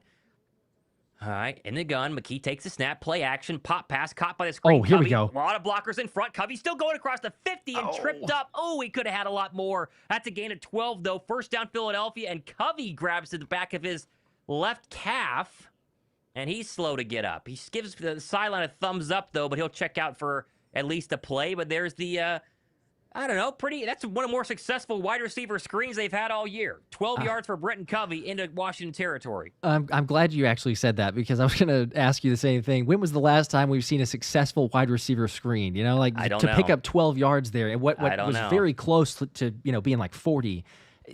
I can't remember. It surely has been a couple years. Up to the 48, play action. McKee steps up in a dirty pocket. Now he's going to roll to his right, running for his life. Throws right side. That's caught. Oh, what a sliding out of bounds. Kylan Granson. And that is, like Josh said, a strike from Tanner McKee. Wow, he looks like he runs in slow motion in that pocket. I don't know how he got away, but that is a really beautiful ball to a sliding Kylan Granson for 12. First down, Philadelphia. His perfection, too. I mean, throw, catch, the fact that Granson slides like that helps him to get both feet or really the knee and shin in bounds. Hurry up. Stiff arm Tank Bigsby, first down. Lowers the shoulder for 15, and Philadelphia's offense is humming right now. Wow, they snapped that ball quick, Josh, and another big gainer there from Bigsby. He's almost up to 90 on the ground. Keep him rolling. You got him on the heels now. You got the good plays in the passing game, defense changing. What a stiff arm. Chicago just scored a touchdown, by the way. Okay, they're so going to go for 2. They are going to go for 2, and they could be close. 105 total yards for Bigsby. He's to the right of McKee in the gun from the 24. They're going to run him. No, play action McKee. Rolling right. He's got to throw that one out of bounds, and we got to pray that that is not going to be an illegal man downfield because that was an RPO, and thankfully it wasn't. 2nd and 10. Okay. All right, come on, guys. Now you're scoreboard watching too with Chicago, but yeah, right. Chicago is going to go for 2. This would be very, very important to make it a 8-point game or keep it at a 10-point game. 14 minutes to go in that one. Philly in field goal range, but we're hoping for a little more. We'll keep an eye on the Bear 2-point conversion here as McKee comes to the line on 2nd down and 10 from the Commander 23. Keeping an eye on both. We'll take the snap here. McKee will throw pump fakes. He's going to get hit. Gets away from a sack. There's a flag for a hold. McKee is still rolling and going to throw this one out of bounds. There's going to be a hold, and the Bears did convert on a Manungai run, so they're within 8. But this is coming back for Philadelphia. Yeah. Yeah, what, a 3rd or 2nd and 20? Yeah, and maybe at the edge of field goal range, too. No Jake Elliott kicks yet today. Still waiting, though. Sure has taken a while. Sure is taking a while. Why it's taking so long for them to decide this? Like, if it's a holding call, just... 3 fouls on the play on both sides. Holding Philadelphia, okay. Holding on the defense. Personal foul, face mask defense. All will offset. And it'll be 2nd down. Wow. As the Rams have also scored a touchdown on a Kobe Parkinson catch. So now it's looking a little bit less exciting on the other 2 games as the Rams have retaken the lead with 42 seconds in the 3rd. But the Bears still trail, but they're within striking distance. So 2nd and 10 for Philadelphia after all of that. It's going to stink if Chicago comes back from 16 down. I talked a little too much trash in my Bear group chat there, unfortunately. So hopefully it doesn't come back to bite me. That wasn't too much trash. I just was trying to kind of throw a little back at him, right? Come on. It's fair. We don't need you to jinx it if it ends up. I know. Come on. Here we go. One more quarter. 10. Philadelphia knocking on the edge of the red zone at the Commander 24. McKee goes under center. Shipley's your lone setback. Shipley gets his first carry of the afternoon, and Shipley falls forward for 2. So 3rd down upcoming, and Philly is in field goal range. You would like them to try to get a double-digit lead, though. Yeah. Jeez, that's the play prior is Wagner running over Tank Bigsby. That was pretty bad pass protection there. For those wondering why Bigsby is not in on a lot of 3rd down snaps, it's Shipley instead. It's that play right there. Oh, man. All right, 3rd and 8. Probably the final play of the 3rd quarter. 45 seconds left running clock. First down can be had at the Commander 13. McKee in the gun. Takes the snap. 5-man pressure coming. Looks right, throws right. That's going to be dropped by Britton Covey, but he wouldn't have had enough either. And a good play by the Commander cornerback, and Philly will kick a field goal to try to go up 7. It's a little bit of a dangerous throw there. Far side of the field. I mean, the problem is a 3rd and 8 route that goes for 6 yards. So it doesn't matter if he catches this is kind of the problem here. They only had one route that went further than the sticks. It was a Granson corner route. So some Patullo magic there as we get a Jake the Make attempt here, and we need it to be Jake the Make, Josh. Come on. 39 yards from the left hash. Into the wind, snap, hold, kick up. Elliott's got it, dead center. That looked good. He's been good the past 2 weeks, and so 17-10 Philadelphia. They've at least stretched the lead out a little bit. And as Josh said, a Bear loss and an Eagle tie means Philly gets the 2 seed. And Commanders are within striking distance here to get a tie. It's 5,500 people watching. Appreciate you guys hanging out. Waiting on the Lions to get the football back here following the Bears score to get them back within 8. Yeah, I don't like being in the one possession territory. Like, even if they want to go down and get a field goal. Jacoby Brissett just hit a 60-yard bomb, and they're back in the red zone down 3. Holy cow. They're not going away. The Ram corners are getting work today. Gee whiz. I mean, that's the one thing, or one of the many things I get, but the one thing for sure that we know. I mean, Emmanuel Forbes and what you've seen from the Rams getting picked on, but especially the corners in the secondary, they can be had against the Rams. That was, I think Durant is the other cornerback, I believe, who just got sunned by Wilson. You'll see that on You Got Mossed. Yeah, I think that was it Brian or Durant? I forget who the other cornerback is. What a throw there. All right, so 30 seconds left in our game. 28 seconds left in the Ram game, and the Bear game is into the 4th quarter. It's all going to come down to the wire. No one's blowing anybody out right now. Elliott kicks it again, fresh off his 39-yard make, and this is going to go at the back of the end zone and be a touchback. By the way, Denver is up 13-3. They've not looked very good on offense against the Charger backups today. They're going to probably win this and hold on to the 1 seed, but this is the most wide-open playoffs I think we've seen in my lifetime, Josh. I mean, truly. Yeah, it could be anybody's. It doesn't feel like there's a single juggernaut favorite. Look at the odds for the winners of the Super Bowl, and there's nobody as in normal previous years you could say, oh, there's like 1 or 2 teams you can take or that's not going to pay out great because you're like, well, they're obviously the team that's to beat out there. It could be. I agree with you. It could be anybody. Mr. Toaster bluffing with a 5. If this game is close, that's an L for Washington. These are our backups after all. It's true. Maybe so. I don't think the Commanders care, though. I think they want to secretly lose this game. 1st and 10 Washington, 30 seconds left, 3rd quarter. Shotgun Johnson. Going to throw a screen to a tight end back to the right side, and it's a good one for 10. And a nice tackle there by Jahad Campbell, but not after a 10-yard gain. And so there's Detroit. Let's see where they're at right now. 12:38 to go. They have a 3rd and 1 upcoming. I think they're still in Lion territory. Yeah, the Chicago 41. Okay, that's not bad. Let's see if they can... Oh, wait, they're at the Chicago 41? Yeah. So they're already in Chicago territory. Wow, okay. I got the game on red zone over here. That's why they keep going back to Trey Lance. Useless. So that ends the 3rd quarter, though. Love Trey Lance. In Philadelphia. So 17-10 Philly. We go to quarter 4 with a first down upcoming for the Commanders. One more quarter, baby. Come on. It is Here we go. within Back in their Detroit. grasp. 3rd and 1. They're going to run a pass, and it looks like it's going to be a loss of a couple of yards. What are they doing? They ran a halfback pass, and it didn't work. Oh, why are they getting cute? Why are they getting cute? Unbelievable. Oh, so they're So they gonna had punt 3rd it? and 1, and they tried to run some sort of Philly special, and it didn't work, and they're probably going to punt. I'm sick. Little too cute. Just trying to rub it in Ben Johnson's face. It's so stupid. Oh, by the way, our first head coaching bit of news, Josh, because tomorrow is Black Monday, right? The Colts are Yes. going to keep GM Chris Ballard and Shane Steichen. So all the hope that Shane Okay. Steichen would go ahead and maybe be let go and come back to Philly, it's officially not going to happen, according to Adam Schefter. All right. Not really a surprise, but yes, I understand the hope for Steichen. They kind of went all in, it felt like, with the Daniel Jones move and then the Sauce Gardner trade.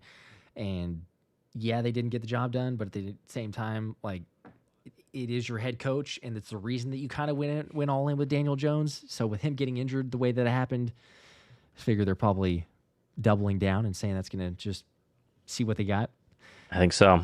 Zach with the comment here. Sorry, Josh and Thomas, you're delusional thinking our crap players are going to hold Washington to 10 points. Shaking my head. Okay. Well, so far, they've been able to do it. Let's hope it stays. Yep.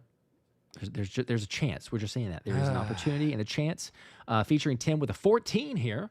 The 2 seed within our graphs. Go Birds. Go Birds. It is. Go Birds.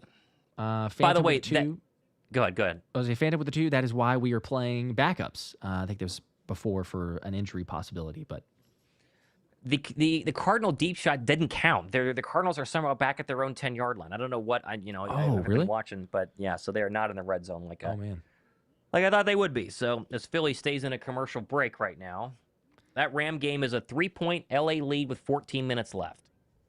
That's crazy. It's just that close, though. It's a 14.5-point line. Dylan with a 5. Remember when Baker was MVP and better than Hurts? Odd that everyone blames his offensive coordinator for his fall off, but never for Super Bowl MVP Hurts for a bad few games.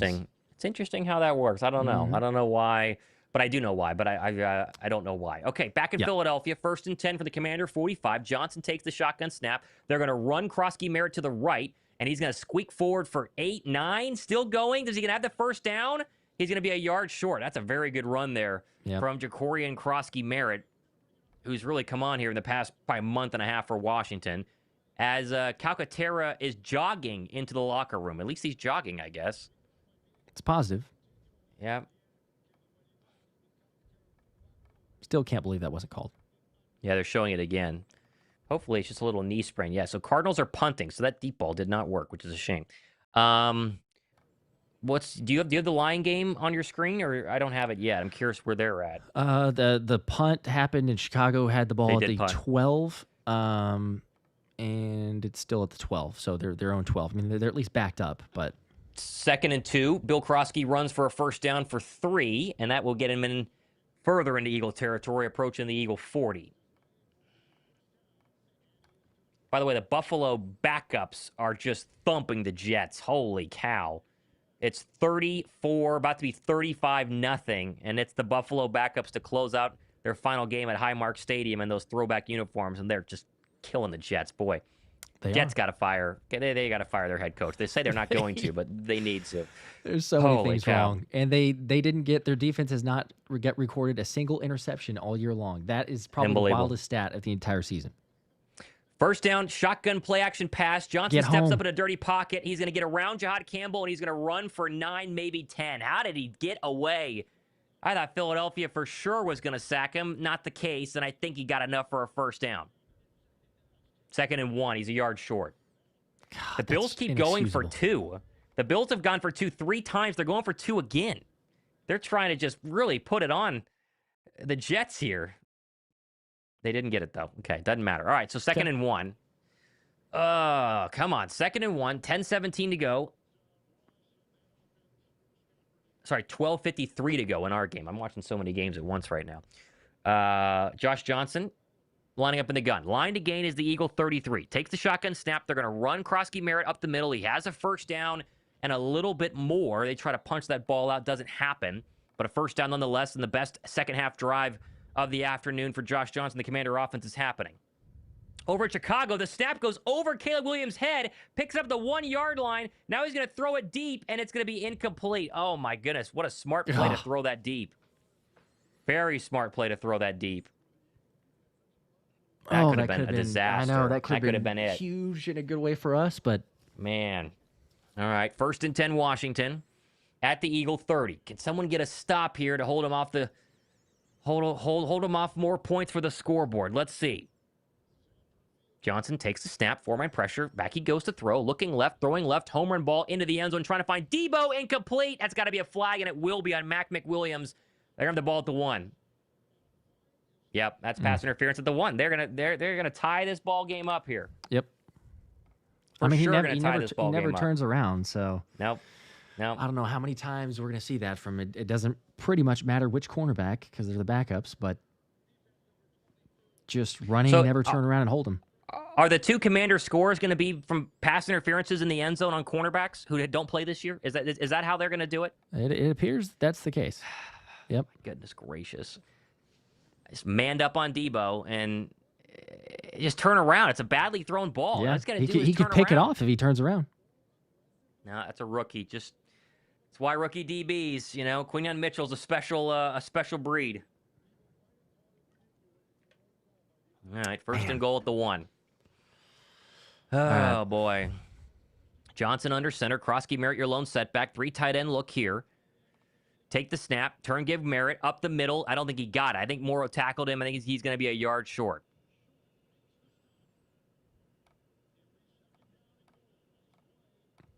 Yep, should be 2nd and goal. Oh, man. Could they possibly get a stop here? It's definitely 4-down territory, but feels like it would take a big negative play of some sort to have a chance. And they probably go for it on 4th down for sure. Yeah. Krosky, Merritt stays in his lone setback. Johnson back under center from the half-yard line. Oh, false start. Philadelphia did the little defensive line shift and the tight end jump. Beautiful. Back him up 5 yards. Okay.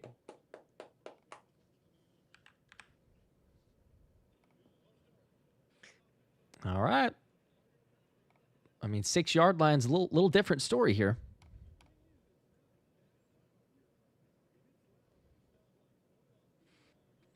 As the Rams have scored, so they're going to go back up 10. So the Cardinal fun might be officially over, and our dream day is not possible, but the 2 seed is very much possible. Especially now that it's now 2nd and goal from the 6. I know. Caleb Williams completes a pass for 12 yards and a 1st down, so they are now... And then another pass. So it's 2nd and 2 for the Bears at Detroit 39. They're moving. Remember, come on, they defense. They do have to score and get a 2-point conversion to tie. Get it, too. So. Just a lot of game left, too, is the problem in both of these games. All right, backed up to the 6. Johnson under center. 2nd down and goal. Working right to left. 11:15 to go, 4th quarter. Johnson takes the snap. He's going to throw a slant back right side, and that's going to be pass interference with Ja'Cory Bennett again in the end zone. And it'll be 1st and goal at the 1. So Ja'Cory Bennett is really showing why he has not seen the football field. He's been awful today. Awful. Terrible. And Caleb Williams just threw a ball down to the 4. Or sorry, the 10. So the Bears are right back in it with 7:39 to go. Oh, this is going to stink if we come back and the Bears win this game after being down 16-0. Yeah. Ja'Cory Bennett, man. Eagles doing... pretty good, I guess. Just defensively, it's so frustrating. 8 penalties for 92 yards, and the vast majority of that are pass interference and holds. Interferences, yes. Defense has just had a rough day. All right, so back at 1st and goal from the 1. So everything that happened previously doesn't matter. Krosky, Merritt, the lone setback. Johnson under center. Johnson takes the snap. Turn, give Merritt up the middle. Doesn't get it. He lost yards there. Good play by Byron Young and Keely Ringo. He probably lost 2. We'll take it. Byron Young's been good this year, man. We don't talk about him at all, but had to play a lot with Jalen Carter being out. He's been very, very, very good for being, a nobody essentially entering the season. Yeah, man. Jomo gets the big push there too, kind of blows up that guard who's trying to go and make the extra seal block, and then everybody else just rallying to the ball. The Bears have a 2nd and 9 from the 11. Philadelphia looking at a 2nd and goal defensively from their own 4. We'll call it the 3. Rodriguez checks in. They're in shotgun now. And they're going to burn their final timeout. Wow, the play clock was winding down. They burned that final timeout. They have no more with 10:24 to go in the fourth quarter. Wow. It's been terrible clock management. Yeah. I mean, you think Philly's bad. It's been really bad. All right, so they take a break over there real quick. 3rd and 1 now for Chicago. And I think they're at the 4 or the 5 of Detroit. They're at the 4. Yep, Come on, Detroit. Caleb Williams under center. DeAndre Swift, the lone setback. 3rd and 1 for Chicago here, down 8. They're going to run Swift. Coming back to the right. He cuts up the middle. He's got the first down. He'd be down at the 1, but there's a flag. I think it's going to be a hold on.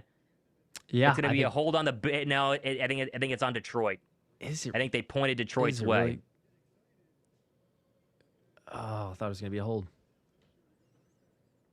All right, back in Philadelphia here. 2nd down and goal. 10:28 to go. 2nd down and goal from the 4. Takes the snap, give Rodriguez up the middle, and he's stuffed. He got a yard and no more. Wow, what a play by Trotter, and they get the old Axemen play right over the shoulder. That's beautiful. 3rd and goal. What a hit. What a hit. What a Eagle play. fans You're love right. That. Man. And the momentum that he had, too, it was starting to look like he's going to be able to just carry that into the end zone. The fact that he's stonewalled there, the 2-yard line. Big 3rd and goal here. It's got to be 4-down territory, though. So it's not just one side. You got to hit 2 more. They did it earlier in the game. Can they do it again? Chicago has a 1st and goal under center. They're going to throw it into the end zone, and they got it. Touchdown. We'll watch for the 2-point conversion for Chicago to tie it up over there. Here we go, 3rd and goal. Under center goes Josh Johnson. Rolling to his right. Fires in the end zone. Wide open. Touchdown. I think he got his feet down, and he did. Dang it. It's Bates, the tight end. So 2 bad plays back-to-back on both the games that matter.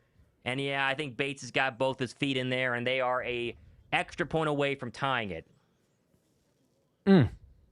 Both games are about to be tied up here with both games. Just a little bit of fourth quarter left. Cannot believe the Bears have come back. So the Bears got to go for 2, though. That would be interesting. 5:25 to go, fourth quarter. Of course, doesn't matter if Philadelphia loses. It could be all for naught, but at least we could hope for the Bear loss. All right, waiting on the extra point here. That was a 9-play drive. Caleb Williams under center for his 2-point play from the 2. Extra point up and barely good. Caleb Williams throwing the 2-point conversion, rolling to his right, still rolling, fires it back, and that's going to be caught, and they got it. And that is going to be a 2-point conversion. So both games are tied. Oh, my gosh. Oh, my gosh. Just like that. A 17-17 and 16-16. I mean, there's still time, but literally, are you serious? Like, to go from a 17-10 and I know. Detroit up 16-0. Unbelievable. Unbelievable. Prince with 2. I'm convinced the refs have it out for Philly. I don't know. They've been some pretty obvious pass interference calls, I might say. Yeah, I think so, pretty too. obvious. Neil with a 5. Calcaterra medically retired in college just to get taken out by a dirty hit in the NFL. Prayers for Grant. He was at least jogging to the locker room, as we said. So hopefully all right. Derek with a 5. Let's see. Was it the AI overlords say hasn't been any hip drop tackles called on the field, just fines and suspensions after the game? I don't think there's been a single one. Huh. Yeah, which is crazy. I could have sworn that they're still calling it, or they were supposed to. They're supposed to call it. Because I mean, like if you're, I don't know, if you're doing like fines, and I suppose suspension, but like I don't know how much that's really affecting it. You know, it's like if it's in the field of play during a game and somebody's doing it, there should be a flag. Should be. Let's see. Nick here with a 2. Loving it. Finish this, guys. Bar set. This was earlier. But it was earlier, yeah. We're not loving it as much now as both games are tied.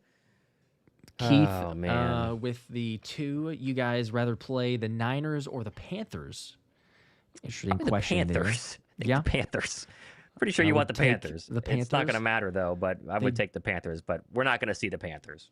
I would be shocked. I mean, the Panthers did play us really closely last year, but that felt more like a Eagles team that kind of walked in there and expected to just blow them out and weren't really prepared. And but yeah, I mean, the Eagles should have lost to the Panthers, but they did not last year. Still would prefer Carolina. Poncho with a 2. That Cooper penalty is really hurting right now. 100%. Yep. But now, like you say, the games are tied, so who knows? It may not matter. There's so much game left, and that'd be the ultimate depression is if the Bears somehow come back and win. They're down 16, and the Bears come back and win. Mm-hmm. But of course, we need to see what Tanner McKee can do here. It's getting crunch time. How much time is left? Like 8 minutes, 7 minutes? Yeah, what is it? 9:35 in the Eagles. Yep. There's your kickoff, returnable here by Shipley to the 30, to the 35. That's a good return to the 36, probably one away.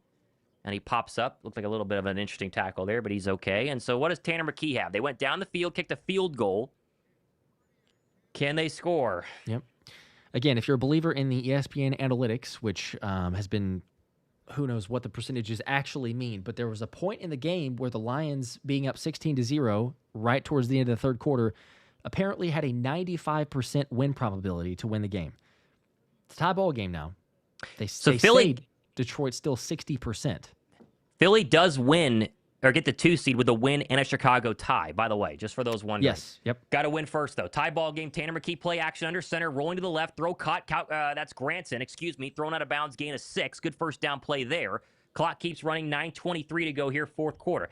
5:24 to go in the Bear game. That one's tied up. Detroit is about to start with their not first possession, but this possession right here from their own 20. Come on, Jared Goff. Show us something. Break one. Need it. Definitely need it. Incomplete pass on first down. He had Gibbs open, missed him. 2nd and 4 for Tanner McKee. Under 9 to play from their own 41. McKee in the gun. Bigsby to his right. They're going to go play action. They're going to look across the middle. McKee's going to bail to his right. Still bailing. Now he's going to throw this one incomplete. So a very quick 3rd and 4 coming for Philadelphia. I would have liked the Bigsby run there, but beggars can't be choosers here. So is what it is. It'll be 3rd and 4 for Philadelphia. Yeah, there's no one open. They're showing it. There's nobody even close to being open here. Nope. Trying to wait for, I guess, the developing route of Cooper, but that's taken forever to get across the field. 3rd down and 4. McKee back in the gun. He's got Shipley to his right. Line to gain is the 44. McKee takes the snap. Blitz comes, looks across the middle, now fires across the middle. That's going to be incomplete off the hands of Jahan Dotson. I think it was thrown behind him. And Philly goes 3 and out. Dang it. Yeah, that's a miss. Didn't need that. That's a miss. So no runs on that drive, Josh, and they will punt immediately. 3rd and 6 for Detroit now, backed up at their own 20.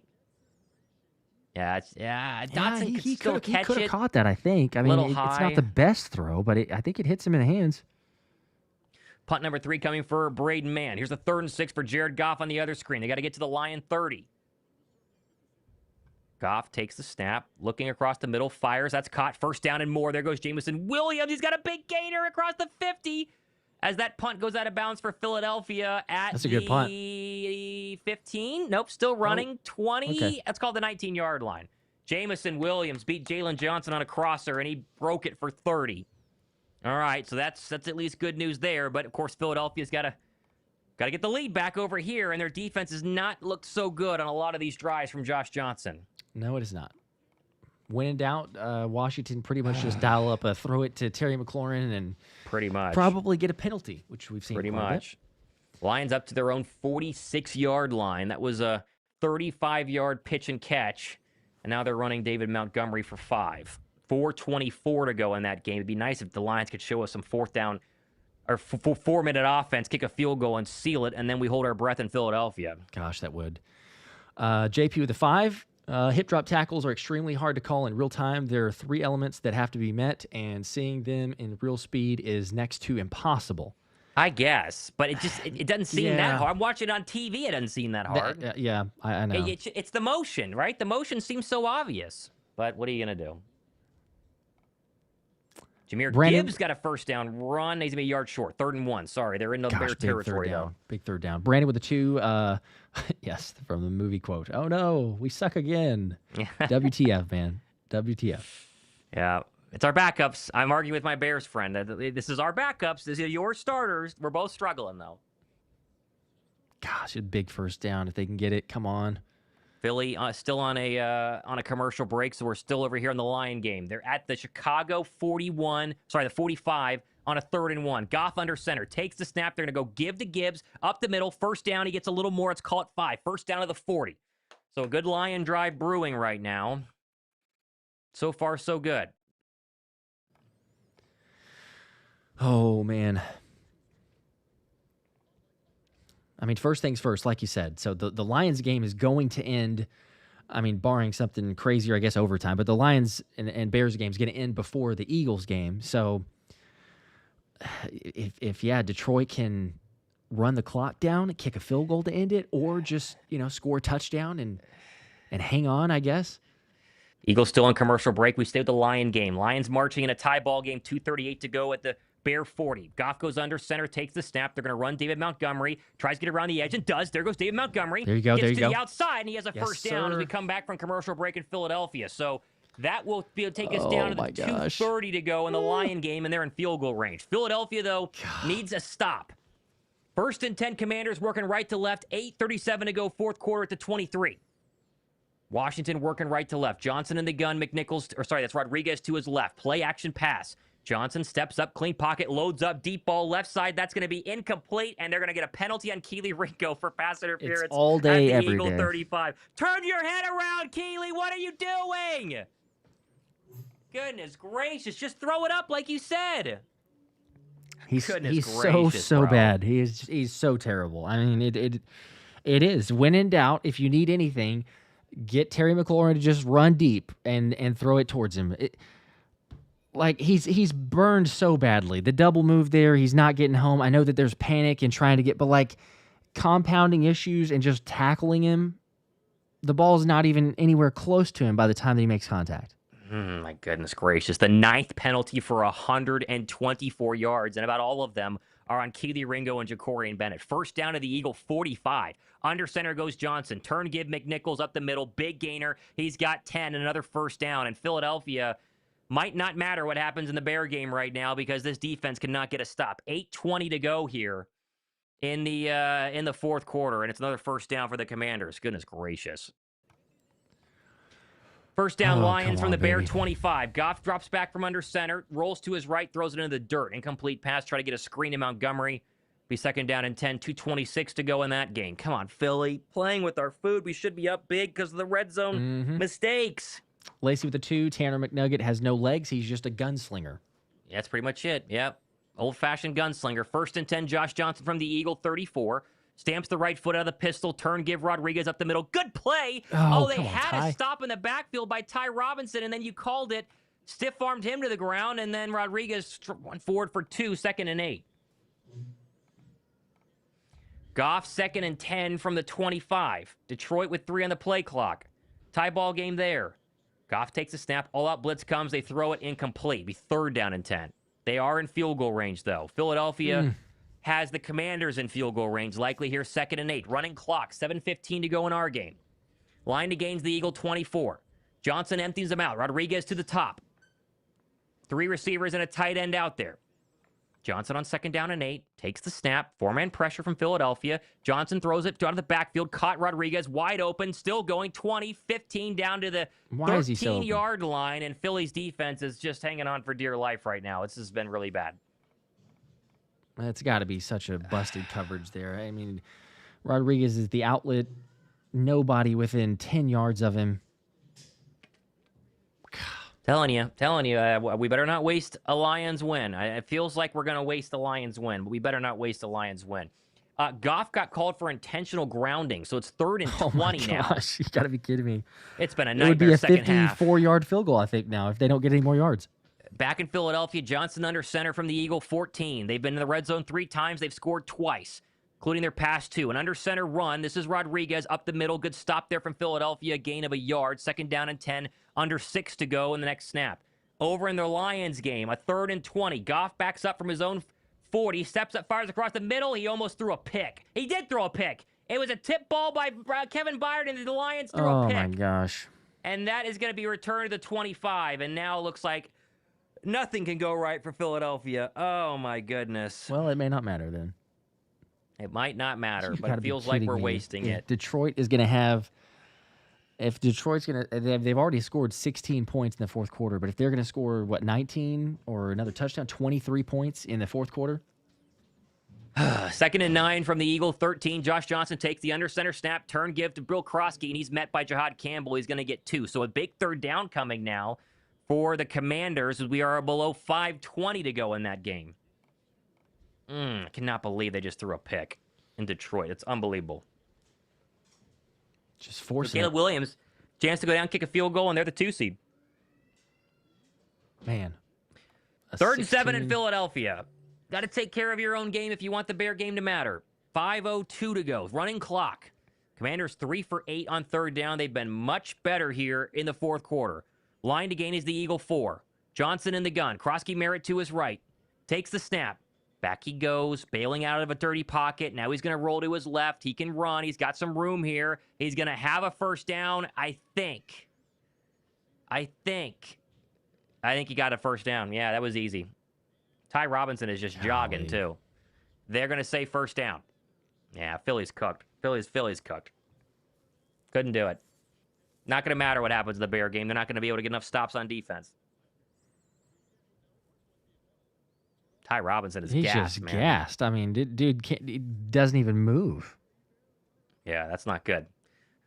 Jordan Davis checks back in on 1st and goal. I just don't think it's going to matter for Philadelphia now. 4:09, 4:08, 4:07 to go 4th quarter. Commanders from the Eagle 4 in a tie ball game. Johnson under center, takes a snap, turn give Rodriguez, right side, down to the 1. Yeah, they're at the 1. So Tanner McKee is going to need he is going to go ahead and need a touchdown drive to try to save Philadelphia here. Yeah, but it's not going to matter. This is such a shame. And he is down. Rodriguez is down at the 1. Yes, good call there. But they've been at the 1 like 3 straight drives, and they've scored, so it's not going to matter. Meanwhile, Chicago 3rd and 20, facing a 3rd and 20 at their own 16-yard line. We're going to waste this day, aren't we? 4:02 or 2:02 to go in the 4th in Chicago. 2nd and goal back in Philadelphia. 3:25 to go running clock. Johnson under center, and they false started again. They got him again. Same exact play. Yep. So it's be the exact same as last possession. Caleb Williams on 3rd and 20. Going to dump it off underneath, and they are not going to get it. So it'll be 4th down from their own 30. So the Lions are going to have a shot with 1:55 to go. But it's not going to matter. It's not going to matter. Philly is not going to. It could. It could. Going to need Tanner McKee, man. It may be stupid, but, just hold out for some hope, maybe. I don't know. 6,000 people watching the stream. Even if the Commanders score a touchdown, if Tanner were to march down the field and score, would the Eagles just go for 2? Just to try to win the game right then and there? I think it would depend on Detroit, because a tie, Philadelphia is okay. But do you even risk overtime with this defense? You probably do go for 2, honestly. 2nd and goal, backed up to the Commanders' 6, following the false start. Johnson in the gun. Rodriguez to his left. Johnson takes the snap, turn give Rodriguez, running down the right side. He's going to get tackled back down to the 2. And it'll be 3rd and goal. But the big problem is the clock keeps running. The next snap will come below 3 minutes to go. Good tackle there by, I think it was Jelix Hunt. It was. He's played a lot today. Fumble recovery and an interception. See, now I don't think that this is 4-down territory. I think if they get stopped, they probably kick it. Probably kick it, which would give Philadelphia a lot more life. Come on. What do you got, Vic Fangio? Come on. Hate being this interested in a backup fest in Philadelphia, and yet it feels like it matters so much for the next month. I know. Here we go. 3rd and goal. Under center. Rodriguez, the lone setback from the Eagle 2. Johnson takes the snap. Turn, give Rodriguez. No, he's going to keep it. Quarterback sneak. Rolling to his left. He's just going to walk in untouched. Touchdown. Touchdown. Yeah, this secondary. This backup defense Ringo's is infuriating. totally lost. I mean, I know there's another guy that you have to go and cut, but he has to be the guy to run to Josh Johnson. He's what, 4 yards away from him, and literally turns his back around and just runs back to the guy he's supposed to be. I don't know. That's just unbelievable. Unless there's nobody else in the area to guard, but from the television angle, the only chance you have. Oh, Keely Ringo. Oh, my goodness. Oh, my goodness. Keely Ringo, bro. Just let him walk in. Bro, Keely better get cut this offseason. I'm sorry. I know you try to hold on and hope that there's something as the team, but at some point, and I know that he's a gunner that's played well, but he's not even playable. Like you can't put him on the field. He is the biggest liability in the world. Unbelievable. And now the Commanders have a 7-point lead. Holy. And Philly's got 2:32, and they got to score a touchdown. It's just we're going to be the 3 seed. We are. I hope it doesn't come back to bite us, but I really hope it doesn't come back to bite us. My sister just texted, number 7 is useless. Oh yeah, that is an understatement. It's true, but an understatement. Of all the things, I mean, that's probably the most embarrassing play that he's had all season, and Keely's had some terrible ones. Chicago's punt is underway. It just doesn't feel like it's going to matter. Oh, man. Yeah, Keely is so dumb. I mean, it's one of those instances where he does have some, issues like physically and, the fluid hips and all that other stuff. But like something that we just watched there, he's in his own head. Like you could tell he's thinking so much. There's not like reactive and play football. It's overthinking everything. Because what in the world? Like what instincts tell you got a quarterback 4 yards away from scoring and, oh, shoot, I better turn around completely and lose the ball carrier there for Josh Johnson just to walk in. All right, well, what does Tanner McKee have, right? It's going to be up to him. Got to march down, get a drive. Touchback, and so Philadelphia from the 35 is where, McKee started. He felt red hot, It's just a turnover in the red zone. That one hurts, and then just no defense. Just no defense. It is not. All right, Goff's back out there for his last chance in a 141 tie ball game. 16-16 and a 141 left. From their 35, they're going to start with a toss to Jahmyr Gibbs, and he's going to run forward for, a good gain, 8.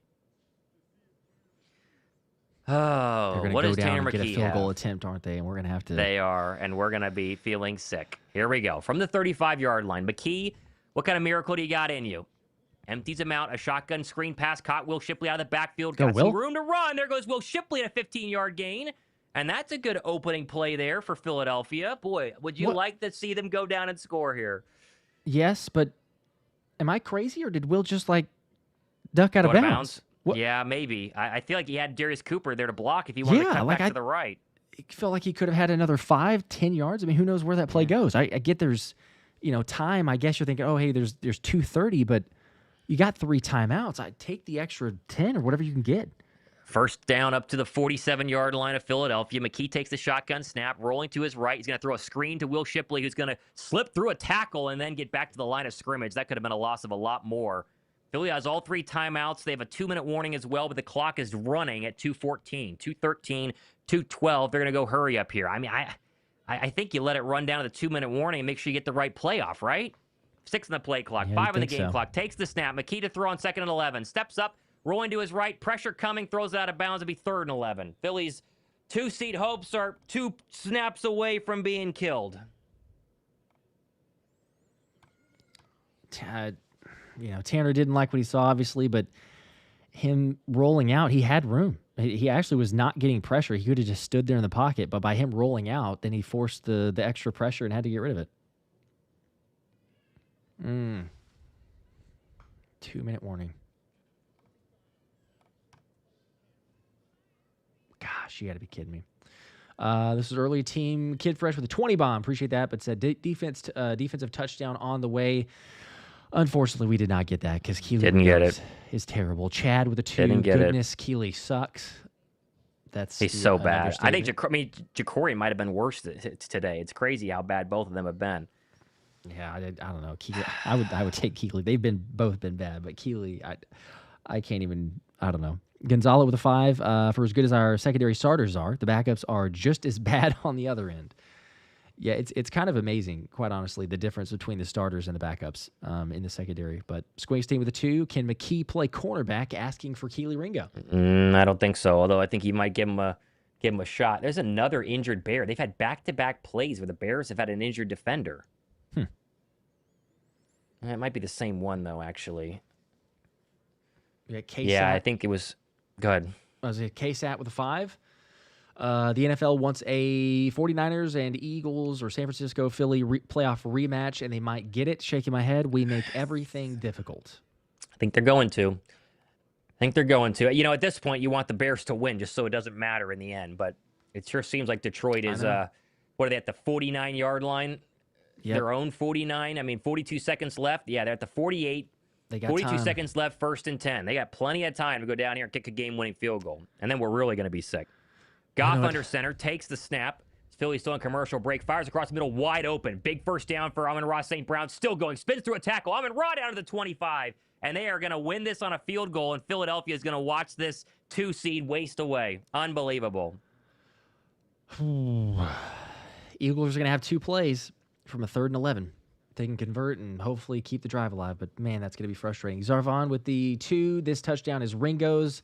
Yep, that for sure was his. Gonzalo with the 2 more. Ringo sucks. Yep, and he needs to go. Said that a second ago also. I think everybody's in agreement, and we are because we're getting more of these super chats. Lunar Wolf, Ringo is cooked. He knows it. Just a liability. See ya. UCA franchise, the 2. Ringo is straight trash. Please cut him in the offseason. And several others that I'll get to here in a bit. But 3rd and 11 for Philadelphia. Oh, come on.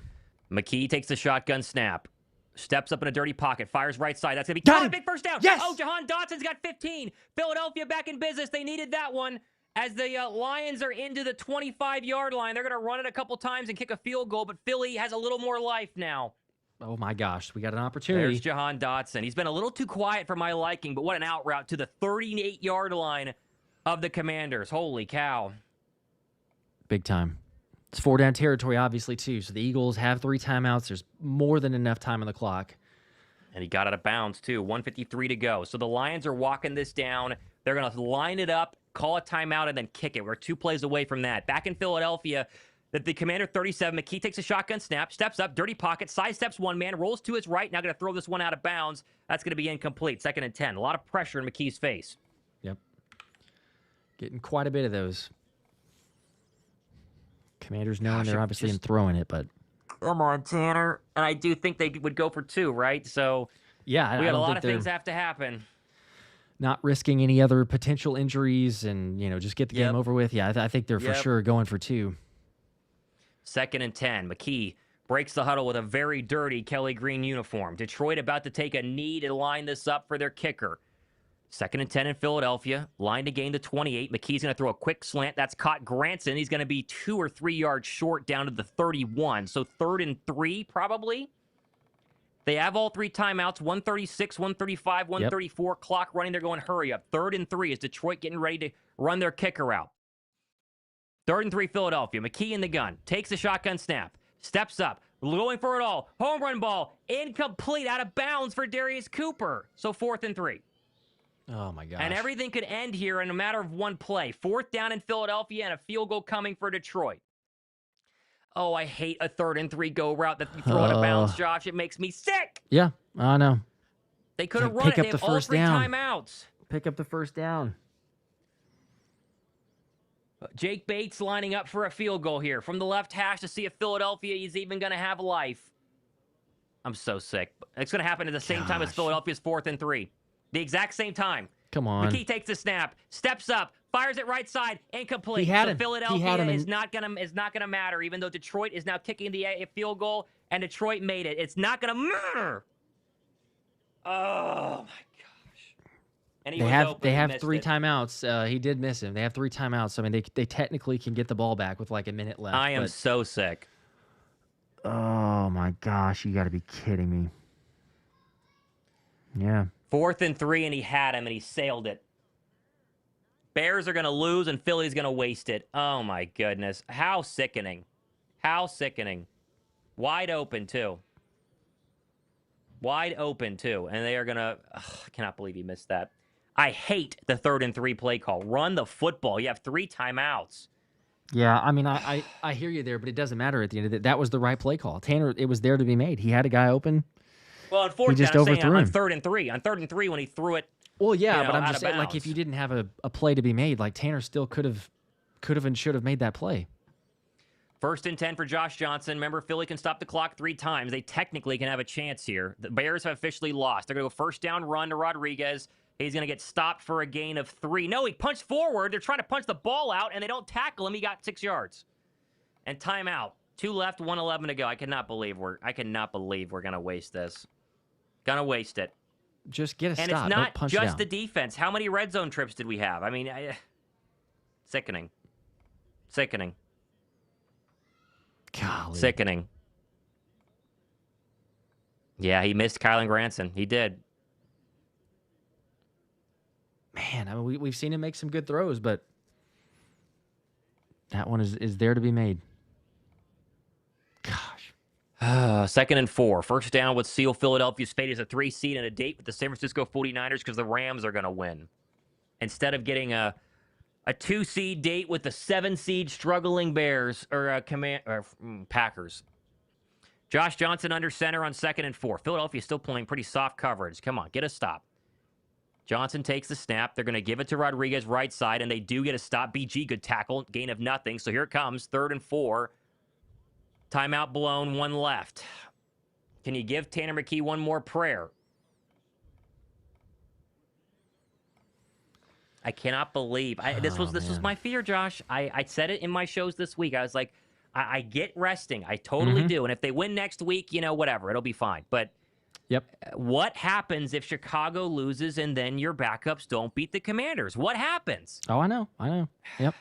I still will say, hindsight's 2020, and seeing this, then yes, I would say absolutely play them. But I was holding to you rest them because I would much rather know for sure that you have guys that are healthy and they get the rest as much as they can to be close to 100% because you never know. But, hindsight being 2020, they lose, and this one looks terrible. 3rd and 4. Johnson takes the shotgun snap. They're going to run it up the middle, and they did stop him. So they can call a timeout here, and Washington will punt. They got a yard on a run to Rodriguez, and with 1:03 to go, Philly technically has one more chance, but no timeouts. They finally get some stops. Yeah, 3 straight predictable run calls. You know that they're gonna probably try to come after this, right, to block it. So a punt here, more than likely, you're going to be having to go, like 90 yards in a minute, less than a minute after this play gets run? No. All right, they are lining up to punt. So 4th and 2, and they will line up to punt. Block? Could we just somehow... What if there's a punt block? Come on, special teams. Oh, man. Philadelphia officially can win and get the 2 seed with 1:04 to go. Covey's back. Do you have some Covey magic, maybe? Maybe a little Covey magic? Maybe, yeah. Take that or a block. Make sure they punt it. They're going in for the block. They don't get it. Make sure they don't hit the punter. This one's away. Covey's going to catch it at the 15, and it's returnable. Got some space. Covey to the 20. Covey to 25. Spin through his 1 man. There goes Brendan Covey. Oh, he almost broke it. He's down at the 28.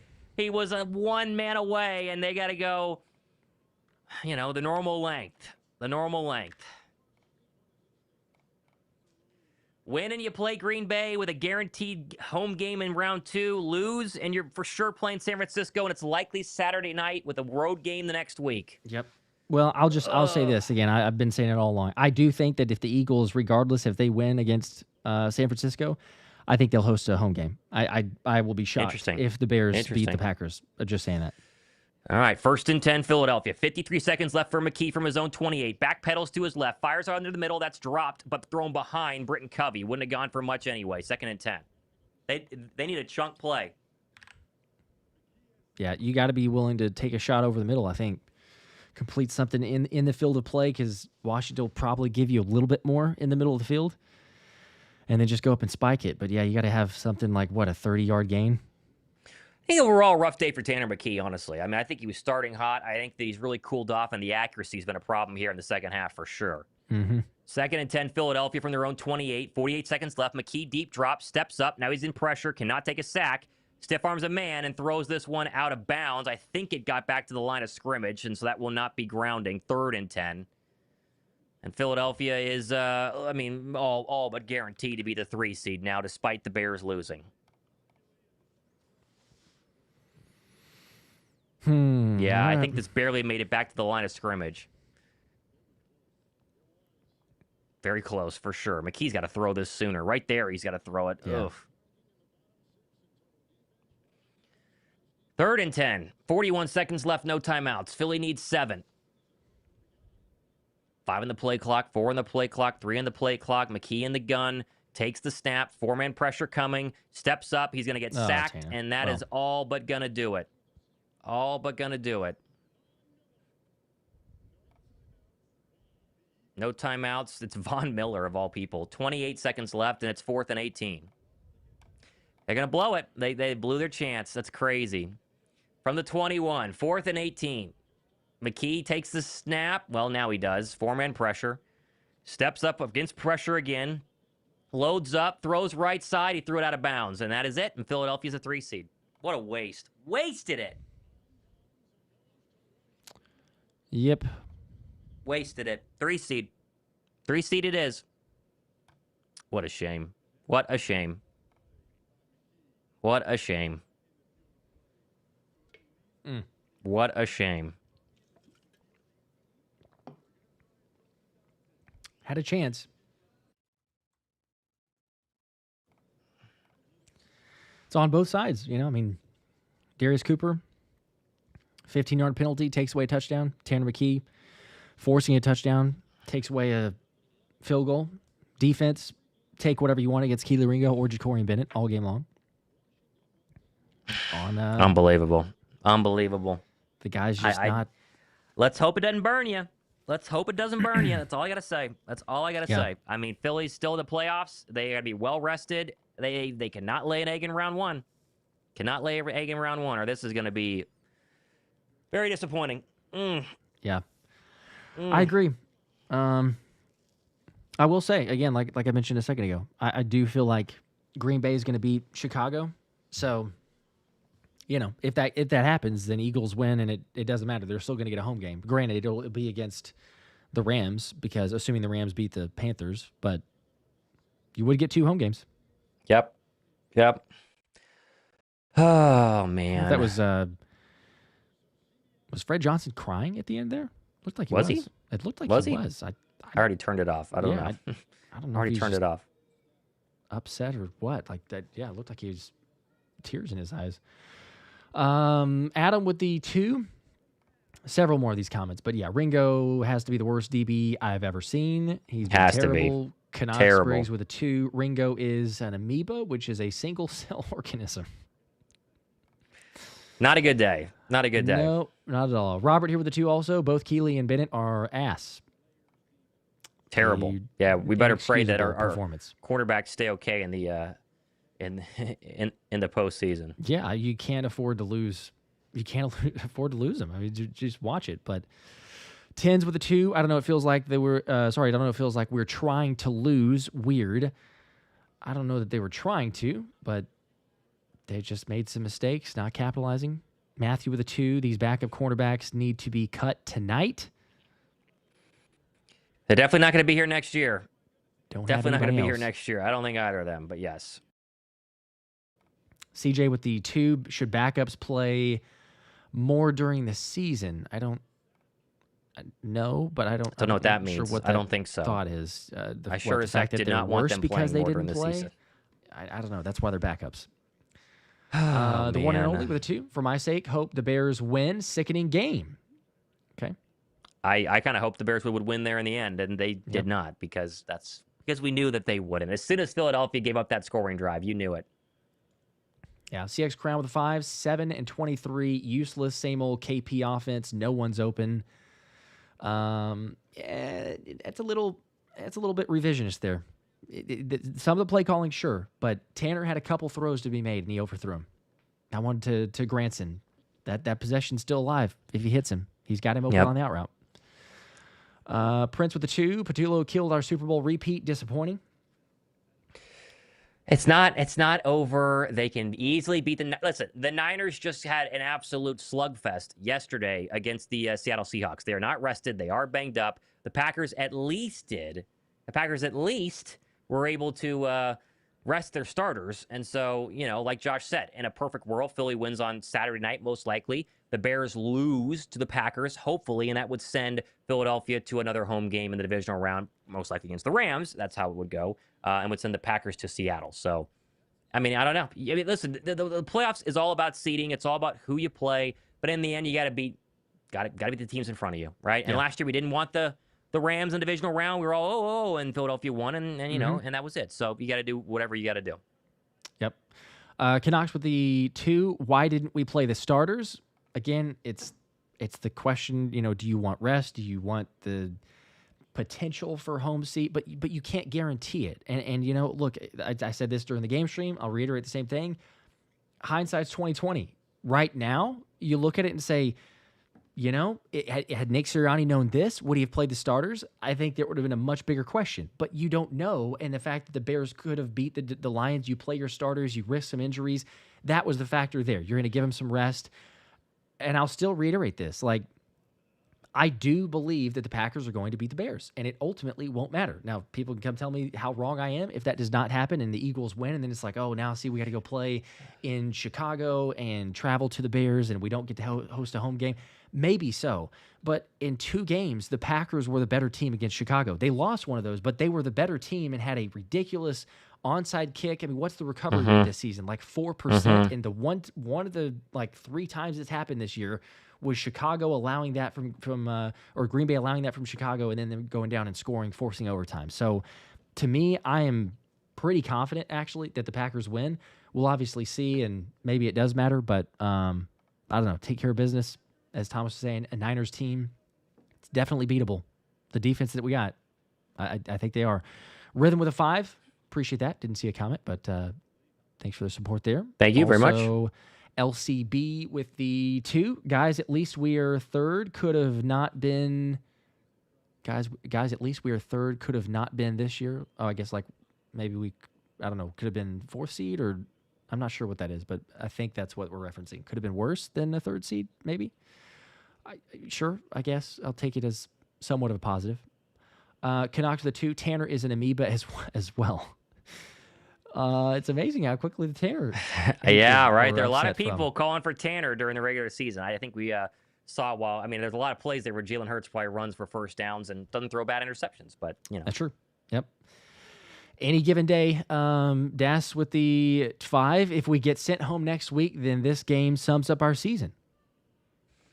Yeah, I mean, it really won't matter in the end whether they win or lose next week based on this game. I mean, you know, because you never know what they would look like versus the Packers, right? What I will be frustrated by is if Philadelphia wins next week and then has to go on the road, because I think that is the biggest crime in all of this. And we're on different ends here where you're still fine resting starters because of hindsight. I would have played the starters. I would have scoreboard watched. I would have probably gotten out to a big lead, would have been my guess. I know they didn't the first half of that game against the Commanders, but with the Eagle defense, I feel like they could have played pretty well today and held Commanders less than 24 points. You scoreboard watch, you yank the starters whenever Philadelphia gets up 2 scores, and then you hope your secondary and your backup players hang on, and they probably do. I mean, that was what I called for. That's what I wanted this week, and you know, again, hindsight, this Phillies offense struggled today, and then you have a bad offensive performance, and then you go into the playoffs where you're cold. I mean, it just doesn't matter now, right? It really doesn't matter. Right. You're playing the 49ers on Saturday night, most likely. I'm sure we're going to find out here, you know, in a matter of minutes when the NFL gives us the schedule. And then you're going to play whoever you got to play in the second round, and you're going to play whoever you got to play in the third round, and you got to win 3 games no matter what to go ahead and make a Super Bowl. And we'll see if Philadelphia is good enough to do that or not. We will see. Going to get that answer, but I get it. It's frustrating, definitely. I mean, with what the stakes were, and as we said, the hindsight being 2020, but the hope is, I guess, that it doesn't matter. Like you're walking through with the different scenarios.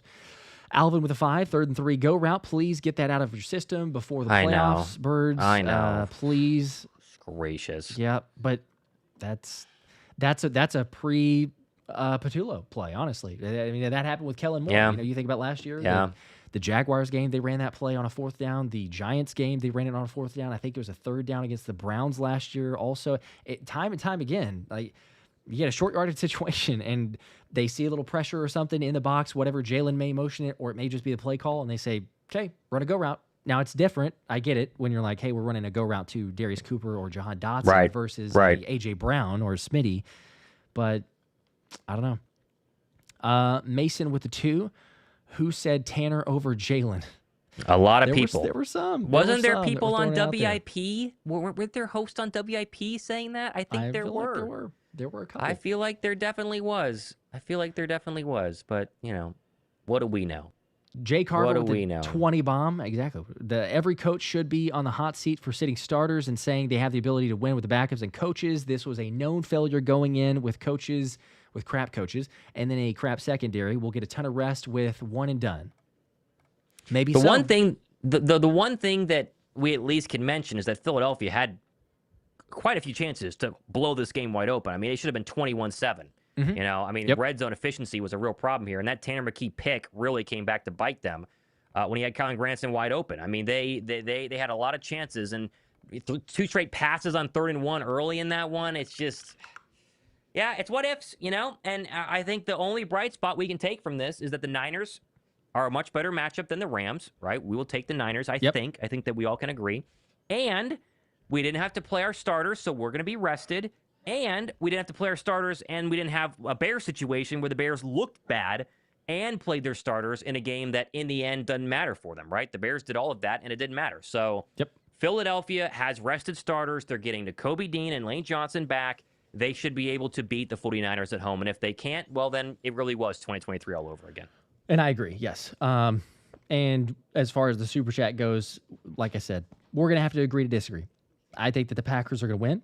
Vegas agrees with me. The Packers open as a 1.5-point favorite against Chicago. So we'll see. But if the Packers beat the Bears, then you're looking at the Packers going to Seattle, and then the Eagles, again, assuming that we would win, but then the Eagles playing the winner of Carolina and Los Angeles. So could be a repeat from last year's divisional round, hosting the Rams, but we'll see. Thankfully, fortunately, I see what you're saying about the crap secondary, but those are the backups. The Eagles' defense is the best defense in the NFC, in my opinion. You could argue Seattle, but for me, bias, sure, but the Eagles' starters are the best defense in the NFC, and I'll take the chances there. So call me Rob with a 10. I get resting everyone, rightfully so, but we knew the Lions had a real chance in winning that game. The starters could have at least played a half. If anything, it's football. Injuries can happen anytime. Yeah. And that was my other argument for injuries. It's like, Yeah. If you were that worried, right, you rest them the week prior because it's still technically you're in the playoffs, so what does it matter? But, that's how injuries go. And again, hindsight, maybe they play and Jalen blows his knee out today and Philly loses anyway. And then it's like, oh, Thomas, we just don't know. We have to accept it. We move on, we accept it, and hey, the Commanders draft pick got worse today. There you go. Sure. We'll take the positive. Yeah. But yeah, hindsight is 2020. I understand the arguments for both sides. Darth Panda with the 5, not getting the 2 seed is not that serious. I have Philly versus anyone in the NFC. Go Birds. Yeah. And I think, again, we're on the same page, me and the Super Chat there, Darth. And then Thomas, like you said, it matters if Chicago wins. I mean, if the Eagles win and Chicago wins, because then you're like, hey, we were on the road versus we could have been at home. But we'll see. Yeah, it's a week-to-week league. Chicago just looked, quite honestly, really bad. I mean, offensively, they put up 16 points, and it took some kind of heroics there to even make it a game. Going to go up against Green Bay. We'll see what Green Bay's doing. They've been really sketch as well, but they also have, as we mentioned there, I mean, they've beaten the Bears. They should have beat them twice. They're going to be hungry to go to Chicago. I think the Bears have just more pressure on them, quite honestly. It's like, okay, you lost the game. Now you host a playoff game. It's big. It's exciting. They're the 2 seed. It would not surprise me at all to see Jordan Love go in there and carve them up. We'll see. KSAT with a 2. This is Nick's fault for being scared. Shaking my head. Oh, well. Sure, he made the decision, Oh, well. That's the right answer. Oh, well. Move on. They should be fine. They really should be fine. CX with the 2 also. KP's play calling sucks balls. That's the standard one every game that we could just throw out there. I could almost guarantee is going to be said. Poncho with the 2. Where's the bench hurt squad now? Very quiet, and I did find it. There was a WIP host on December 2nd saying, I wonder what the offense would look like with Tanner McKee. Oh, yes. I know the starters weren't in there, and that's going to be the argument, but Tanner McKee did not look very good today. Yeah, and he like you say, forced a couple throws, a little bit of overthrow.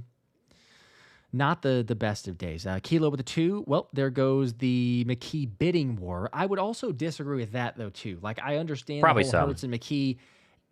You can, when you watch Tanner McKee, when you watch him throw the football, the way that he stands in the pocket, he's a taller quarterback, can see the field better than a lot of other ones as well. I don't think that one game tape here, and Thomas, as you just said too, like with a lot of backups, he had some started, but a lot of backups for someone to go, oh yeah, no, we're not interested at all. There's enough tape out there, and you think about Tanner playing last year with AJ, right? Throwing the touchdown to AJ Brown, the great game that he had when they were wearing the Kelly Greens in that situation against Dallas.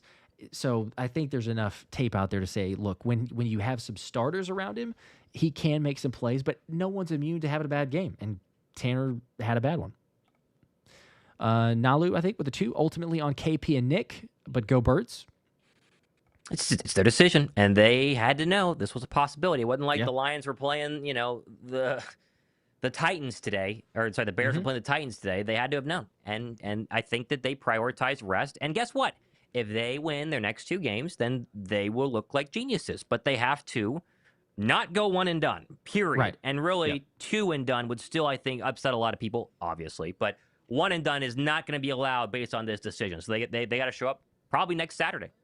Yeah, it would be upsetting. Very likely for Saturday, as you said too, because the only realistic options are the Saturday night game or the Sunday at 1 p.m. But realistically, I think as we all were talking earlier, the NFL is not going to play a West Coast team on an early time slot. So probably the Saturday night, which we will be streaming for, as always. But we'll be there. Come hang out for that. Gonzalo with a 10. If we were just going to do this, why in the hell did we play starters in miserable weather game in Buffalo? What a joke. I feel like I actually hate Ringo as a person. Look, I'm sorry. We're going to extremely we don't have to hate him as a agree person. to disagree that way. I mean, look, he's terrible. He's a complete just unreliable out there. He's a liability. But in terms of why we started players and played them in Buffalo versus not now, is you don't rest the starters 2 weeks before. It's not unheard of at all to say, hey, let's get a week of rest. Like, you can do that, and there's been points proven multiple times of getting a week of rest, coming back, and you don't have to show rust or don't have rust. 2 weeks, that's a different story. Like, you take 2 weeks off of football and going out there and getting play action, even if you're going to have practice that they do, that's way too long. So, I understand argument-wise Buffalo. You can also test yourselves as well, and I think that's what it was. Like, hey, look, there's Buffalo, a squad that is legit. You might see them if you were able to make the Super Bowl. Might see them on the other side. So why not roll out there? I don't care what the weather is. Like, they got to plan it too, and test yourself. If nothing else, you got the defense a little bit up against Josh, but I think it's a totally different story. You're against a Washington team that, let's be honest, you don't know about the injuries, Thomas. You said, like, what if Jalen Hurts, a really bad injury, something had happened there? Yeah. You don't know. Nothing really happened here so far that we saw during the television broadcast, but Dan Quinn's comments about if they want to get down that way, we'll get down, playing them this way, guys excited to kind of basically a little revenge, a little payback, and just saying, if you keep the starters in there for the whole game or even for a half, you never know. What if someone takes a cheap shot? What if Frankie Louvu, who has taken cheap shots in the past at Jalen Hurts and concussion on a slide, a late hit, you just never know. So for me, I was always for the rest, and again, we'll say it, hindsight being 2020, but Squinkstein with the 5. Why are we scared of traveling to San Fran? I think that's maybe misunderstanding where the game is, but our starters are healthy for the playoffs. That was the number one thing. Be the danger. Let them fear us. Not traveling to San Fran, but yes, I understand the thought there. We were not scared of the 49ers. I mean, the 49ers are still a fine football team, but we're not technically scared of them. But yeah, it's a little bit. It's just disappointing. I think the position that Philadelphia finds himself in. Yep. Could have capitalized a little bit more, but unfortunately, that's the position that you're in. Had the Eagles beaten the Bears on Black Friday, it wouldn't have mattered. Great point. You'd be sitting here like, hey, we got the tiebreaker head to head. We didn't even have to win this game, but that is a good point. Yes, it never necessarily boiled down to one game, but for this one, it did. With the hindsight being 2020. David for the 5. Our rested defense can stop anybody next week. Go Birds. Let's try to be positive looking forward, y'all. I like that. Ego. Little optimism. I mean, look, they made the playoffs. They made the playoffs. They made the playoffs. A game. very likely, in my opinion, could be hosting a second game. And who the heck knows what happens against Seattle, right? Like, I mean, even if it is the Bears win and you change things up, but still, like Sam Darnold in the playoffs. If Chicago gets beat by Green Bay, like we said, Green Bay would go to Seattle. They would play Seattle. I know they have an insane defense, and the offense can sometimes be scary. And you just saw the Packers give up a lot of yards to the Ravens, but Jeff Hafley, defensive coordinator of the Packers, I know it was a clunker against the Ravens. I think overall he's been really good. And Sam Darnold is not immune to your 4-interception, 4-turnover game in the playoffs. And you put a little bit of extra pressure on him. So, you never know this season more than any others. Certainly true. For sure. For sure. Evan with the 5. Well, another masterclass from Patullo. I get it was the backups, but I don't have much faith in the offense. Yeah, well, let's just hope the offense figures it out, right? Let's just hope that the offense is able to go ahead and figure things out this coming Saturday. That way we forget about this one. Mm-hmm. It's true. Jody with the 2. McKee was asked, stop with the benching Jalen Hurts BS. Shaking my head. I think certainly less of it. Certainly less, yes. Kyrie with the 2 also. It's about time we get rid of Tanner. He was bad. Okay. Don't know about that. Don't know about that. The overreactions, you gotta love them. It's like a knee-jerk reaction that you wake up tomorrow and you're kind of like, oh, okay, maybe that's a little drastic. That one certainly is. Supreme Rich, I pray Quinion and Adoree are healthy all playoffs. Yeah, the second they come off, we're in big trouble. Big trouble. Yeah. If you were questioning it beforehand, you better thank the Lord that we have those starting cornerbacks, the starting secondary, because the drop-off is cataclysmic. I don't even know that you can really quantify what the drop-off is in the secondary. Yep. Marcus with the 5. I hope people stop asking for McKee and bashing Hurts. Realize KP's offense is absolutely all of the issue with the offense. I think so. I think that's an accurate statement for sure. Mm-hmm. Brandon with the 2. Box of rocks for offensive coordinator. Fired KP 9 weeks ago. We lose on Saturday. Do that. You will get your risk or your wish for sure. Yes. Yep. At this point, you actually better hope that KP does not get fired, because all that means is they got a one-and-done loss. He might get, even if it's like a win one and lose one, but it's certainly the one-and-done. So you kind of, in a weird, strange way, cheer for him to figure something out or to manage enough to have a question there. But I don't know. Josh with a 10. They wanted to bench my GOAT for the QB play. This game shows KP play calling. Makes no sense. A lot of people saying the same thing. Seeing the same thing too. But Jalen is doing the most with the dumb play calling, and Ringo can't stop a nosebleed. Mm-hmm. Yep. And listen, we can rip Ringo a lot. Ja'Cory Bennett was equally as bad. He was awful. I mean, he gave up 2 pass interferences in the end zone, so it was both. All over. Certainly both. Just boneheaded plays. The international DJ with a 5. Our cornerbacks are trash. Backup quarterback isn't what the Philly media thinks he is. And KP offense showed up again. Mm-hmm. Once again. Mm-hmm. Rinse and repeat for those comments. But yes, for sure. Steve with a 2 also. KP fingerprints all over those last 2 drives. All over it. Yep. JD with the 2. They should have never let the big dogs out in the end. Not sure what that means. The big dogs defensive play. I mean, they had some of them in there, but I don't know if that. I'm not sure either. Call me Rob with 5. Only team in the NFC this week to rest their players. By the way, it's football. Play the damn game. Well, Packers did too, so not the only team. So, but not that we're counting. But we'll see. Couple of Philly's done well with rest. They've not done well in the past playing starters in Week 18. It's true, yeah. Especially, because it matters mostly for Sirianni. But yeah, under Sirianni, that they are better with rest.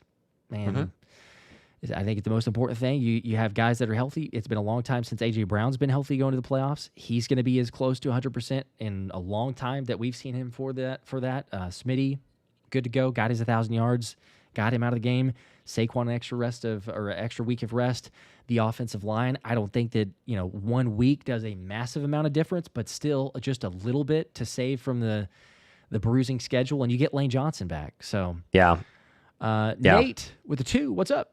Does WIP want to start McKee next week? Probably not. I don't think they'll say that McKee has earned the right to start next week, unfortunately. But you never know. A little bit of something. We'll see. There's ridiculousness at all times sometimes, but or at all times there. But DC with the 5 once again. OC went away from the run game. Ringo trash. Now they got to play the 49ers. Did feel like they went away from the run game. Yeah, I thought a couple. That 3rd and 3 deep shot, I'm still not a fan of, but I also don't like the fact they went on 3rd and 1 and 4th and 1 from like the 5 in the first quarter and, ran the football or didn't run the football when Tank runs so darn well, I know. But maybe Ken Patullo will learn. He's not going to learn, but, maybe. Probably not. We just need him. We need him to score like 20 points with the starting defense as good as it is. I know it's crazy to say, but 20 points feels like the magic number throughout the playoffs. If your offense can do that, it's sure does. Probably good enough to win you the game, and that's sure insane. Does. But Lacey with a 2. This is a bad omen. Same record as 2023. Hope not. I hope you're wrong. I mean, I guess you could view it that way, but if you want a different spin on it, this is the same record, I believe, if I'm not mistaken, this is the same record as the 2023 Chiefs. So, and the 2023 Eagles were a wild card. Like they had to go on the road. So, at least we have a home game. And the Chiefs were the opposite of that. The Chiefs actually had a home game where they beat the Dolphins. Then they went on the road to Buffalo. They barely beat the Buffalo in that one. And then they went to Baltimore, which, by the way, the last time that a team were number 1 in DVOA, which is efficiency, basically. I'm boiling it down, but DVOA for offense and just overall DVOA. Defense efficiency, and then overall team efficiency was the Baltimore Ravens in 2023 when Kansas City went to Baltimore and won. All the other teams went on to win the Super Bowl that have had that. So Seattle is the 1 seed. They're number 1 in defense DVOA. They're number 1 in overall DVOA. I'm just saying, we could hope and pray that it ends up being a 2023 repeat in terms of the similarities for the Chiefs. But, lots of we'll see. Lots of similarities defensively. We'll just say that. But if the Vic Fangio defense can carry this squad, maybe. We'll see. James with a 5. Ringo tracking to deep balls like watching a GPS recalculating a tunnel, panic, wrong turns when he figures out where he is. The other team scored. Pretty much. Pretty accurate. That seems pretty accurate. Yep. Seems pretty accurate. Yep. Every single time in the wrong place. Wrong place, wrong decision, penalties galore. Poncho with a 5, just like I called for KP to be relegated to just red zone weeks ago. Keeley needs to be kept to special teams only. Thanks for the good stream. Yeah. Happy New Year. Go Birds. Thank you. Got to play the backup. What are you going to do? But I understand. Sad, but yeah, that's the only answer they have to go to. Rhythm with a 5. This was the worst performance I've ever seen in my entire life from the defensive backs. Wow, don't get me started. Tanner on 3rd and 1. Thankful those aren't our starters. I think we forget how bad the secondary was at times pre-Quinion and Coop. But yes, this is probably the worst we've seen in a long time, for sure. Yeah, very, very atrocious, but that one's inexcusable. Green Wingman with a 20 bomb. There we go. Appreciate that. Says we're playing the hindsight 2020 game. It was the right move to rest the starters. The biggest concern is the play calling and decision making, even with the backups, and that has me worried more than the seeding. I think I would agree with that one, yeah, because it's like you said, hindsight 2020. You're still seeing some of the same, a lot of the same play calling. Decision making. I mean, who knows? Like if Jalen's there, I think you and I both agreed on especially the run that Tanner McKee could have had and picked up a first down. He forces the throw, ends up being a punt. Changes potentially the outcome of the game. I don't know. It boils down to one play. It does feel like, as we've seen most of the year, especially against better teams now, if the Eagles are going to win, it's going to be a super close win. If the Eagles are going to lose, it's going to be a super close loss because the defense is going to keep them in these games. And I don't know. We're going to be living through it. All the stress-inducing plays, but we'll see in less than a week. I'm assuming we'll see them either. Well, it'll be less than a week now because it'll be either early Sunday or late Saturday, probably Saturday. Mr. Screaming Junk with a 2. Sirianni could have put the starters in the fourth quarter. Again, we talked about that earlier. You're not cold turkey. Hey, get in there. That it doesn't happen. Not pro football, no rhythm at all, and just run them out there. 5 from Garrett. Ringo should probably change his name and move away from Philadelphia. Yeah, he might. He might. He's got to be headed that direction. Mr. Screaming Junk with 2 more also. Sirianni could have put the starters in again, I guess, in the fourth quarter, but yeah, that's not happening. Actually, that would be compounding the issue. That's a wrong decision and then another wrong decision. If you're not going to play him to begin, you definitely don't do it by the fourth quarter. because this is not Madden. Madden works differently. Sure, you insert a video game. Hey, we're good. Not the same way. Lacey with the 2. Even if QB1 balls out in the playoffs, KP will sabotage. Rinse, repeat on those super chats. Yeah, I mean, we fear. don't disagree with the fear, but what are you gonna do? This is what we have for at least another game. Yep. Now, literally, I mean, all it is just hope. It's hope to say maybe not, hopefully not. The hope was also perhaps that, hey, this game was another one where Sirianni could say, hey, KP, this is you. Even though he said back in the Buffalo game, there's times I need to step in and, make some changes and adjustments. Maybe this was one of those where Sirianni's like, look, the backups are playing. Yes, it'd be nice to win, but I'm going to give KP another chance, just all on him. And then hopefully maybe Sirianni steps in and we see a little bit of changes, because we did see changes when he said he was going to assert himself, and that was more so in the Chargers game, the Raiders game, and the first Commanders game. Yeah. But I don't know. It may be wishful thinking. The defense is elite. There's at least that. Andrew with the 2, story of the year. Nick is way too conservative. Certainly is that, for sure. Seen a lot. She will with a 10 bomb here. Not scared if we want to get to the Super Bowl, and if those teams ahead of us are who people say they are, we'd have to be on the road for the NFC Championship anyway. Possibly. Yeah, that's a good point. If the Seahawks keep on winning, that's very true. Yeah. I mean, I would be surprised if it's not going to Seattle for the NFC Championship, but again, I do think that there's a very realistic possibility that the Eagles can at least host 2 games. So yeah. We'll see. Christian with a 5. If they get into a shootout with the 49ers, good luck. Tanner played bad, but I didn't like the offensive play calling at all. Should have tried for the 2. Okay. I don't know, but the 2, like... Yeah, I think the 2 makes sense. 2 points. And if it was earlier, then it doesn't really matter anyway. But yes, I hear your point. You can't get into a shootout with the 49ers. That's a problem waiting to happen. Defense needs to control the game. I think that they will. Like, they get some pressure on Purdy. You saw what he does under pressure. They will have a few more starters, it sounds like, from what they had last night, but still able to get pressure would be the goal. Lacey with the 2. Starters should have went in when we got the lead. Once again, it's totally unrealistic. I hear you. It's not a video game. It doesn't cold turkey off the bench. Tony Cadillac with a 5 bomb. Tanner had bad moments, but how are you going to give him a full criticism when he's playing with the backups on both sides of the field? Very fair. It's very fair. Yep, that's totally fair, for sure. Yep, that's why we're saying too, for people that are like, oh, their win is trade value. He's playing with the backups. Leighton with a 5. On the bright side, Birds are playing the depleted Niners, and Rams playing the Panthers, who already beat them. It could be interesting. I don't think for the Panthers, but it's interesting Shocker. for Philadelphia, for sure. For sure. Yeah. It'd be very surprising. Yeah, it definitely would be a shocker, but we'll see. Mr. Screaming Junk with a 5.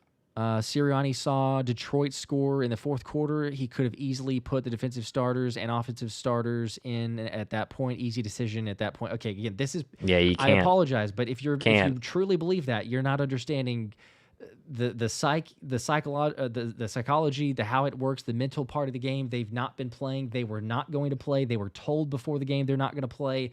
You don't cold turkey this. I'll say it a million times. If it's Madden, absolutely, sure. You say, oh, cool. Hey, let's go ahead and put him back out there. It could even be worse if you're going ahead and inserting them. That it was always the decision at that point. It's like, nope. They've made their bed. Carter with a 5. I don't think Nick should be on the chopping block yet, but when he does, he becomes responsible for the decision making in Philly with a question mark. Go Birds.